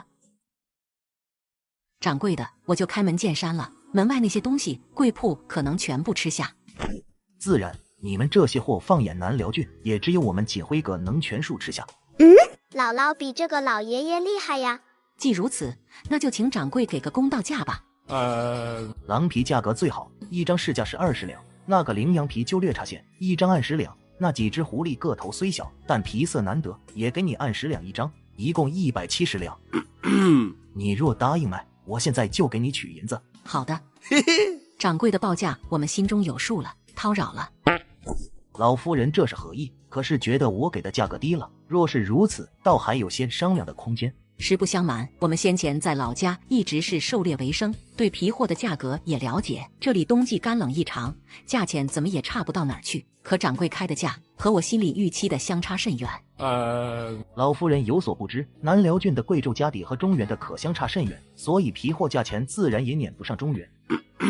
这样吧，老夫人的货品相绝佳，我再给你涨点，狼皮30两，羚羊和狐狸按15两，如何？虽然掌柜的报价仍然达不到我心中预期，但是带着这么多的猎物在街上行走实在招摇。这样吧，所有的猎物按掌柜说的价钱再加50两，如何？成，我现在就去给你取银子。江丰年松了口气，下意识和怀里的奶团子对视，忍不住亲了亲奶团子的小脸蛋。见姥姥高兴，奶团子也跟着高兴，抱着姥姥的脖子和她贴脸脸。哇，姥姥真济海呀！还请掌柜给我取1块布，方便我把银两藏在身上。啷里格啷，啷里格啷！哎呀，坏银5群，怎么办？嗷呜呼叫，嗷呜呼叫！收到，请回答。哦，啧啧，这么快就谈成了？瞧那老太太腰间鼓嚷嚷的，定是不下100两银子。有什么可羡慕的？有命挣还不知道有没有命花你？头要不要把这家人喊过来盘问盘问？咱们郡城还是头一次出现这么大手笔的皮货生意，实在是蹊跷。这家人有古怪。不必，你先跟着他们探清实情，再回来禀告。姥姥，饱饿了。清脆的奶声穿透喧闹传来，让本来已经转身准备离开的高个子男人顿住了脚步，扭头寻望过去，看清叶永礼尖头奶团子的小脸，他心口停了一瞬。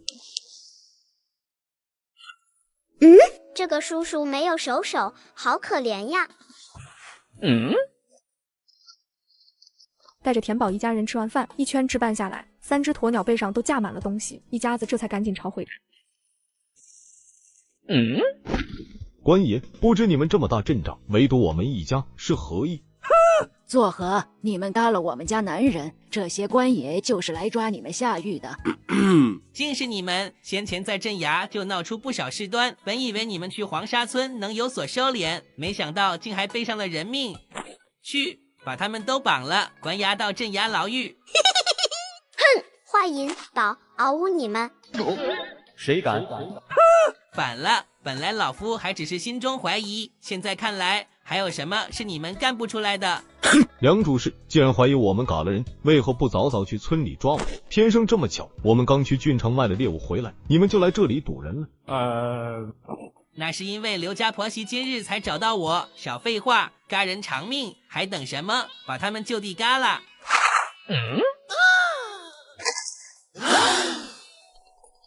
老三，抓住他们！谁在暗处？急！逍遥城是逍遥城，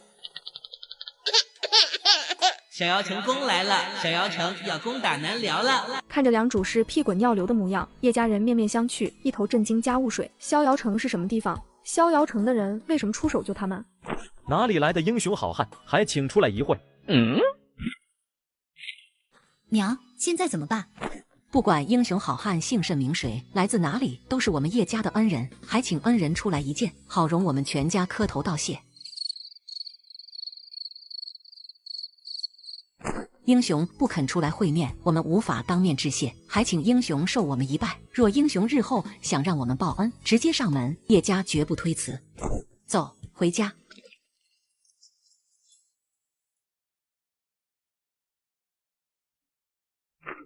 怎么样，打探出什么来没？属下一路跟着他们，亲眼见他们落屋后才回来。他们是月平镇黄沙村叶家。可有什么发现？有，而且是重大发现。这家人在月平镇镇口被镇衙的梁主事以赶人罪拦下，要将他们逮捕入狱。可这家人非但不怕，反而和这个梁主事硬来。难不成他们把梁主事反赶了？梁主事确实被反杀了，可并不是他们动的手，而是另有其人。是什么人？是逍遥城的人。逍遥城，这家人竟然让逍遥城出手了，他们和逍遥城什么关系？你带2个人日夜轮换监视这家人，有什么异常随时来报。再说叶家这边，压根不知监视自己的人又多了一路，一家子将提前遭遇的惊险抛之脑后。医者仁心，悬壶济世。一戒银心悬壶济世。田宝真棒，宝棒棒哒。熟了，粮食熟了。村里人不管男女老少，纷纷放下了手里的活和事朝地里跑，全村都沸腾了。起早贪黑了10来天，100来亩地的粮食全部收了上来。你是说黄沙村收上来的是山羊玉？是的，听村里人的话头，当初是叶家人在胡杨林找到了山羊玉的种子，还发现了黑土，他们不辞辛苦挖回来掺撒在田间地头，以至于3个月就有了第1季的收成。头，你可知他们此番收上来多少粮食？多少？5、20担。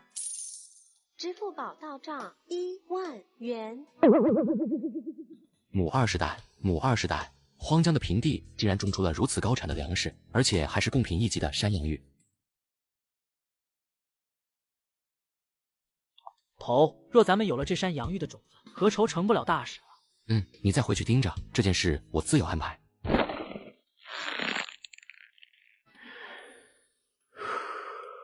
绝对不能让逍遥城的人抢到洋芋种子。江婶，你的意思是咱们跟着再种一茬？洋芋切块种植，1亩地最多耗费1担的种子，这要是种成了，收获可就是成番的。我们叶家是铁定要再种一茬的，大家伙可以自愿种植。种，我们家种，明天就可以种。对，我们家也种。好，那咱们明天就把地整一整，撵着秋分再种1季。咱们这一次收上来的粮，留足了全家1冬的口粮。还有这1季的粮种，大家家里定都还有不少结余。待这次播完种，我们家预备去郡城把余粮出手卖了。大家伙作何想法？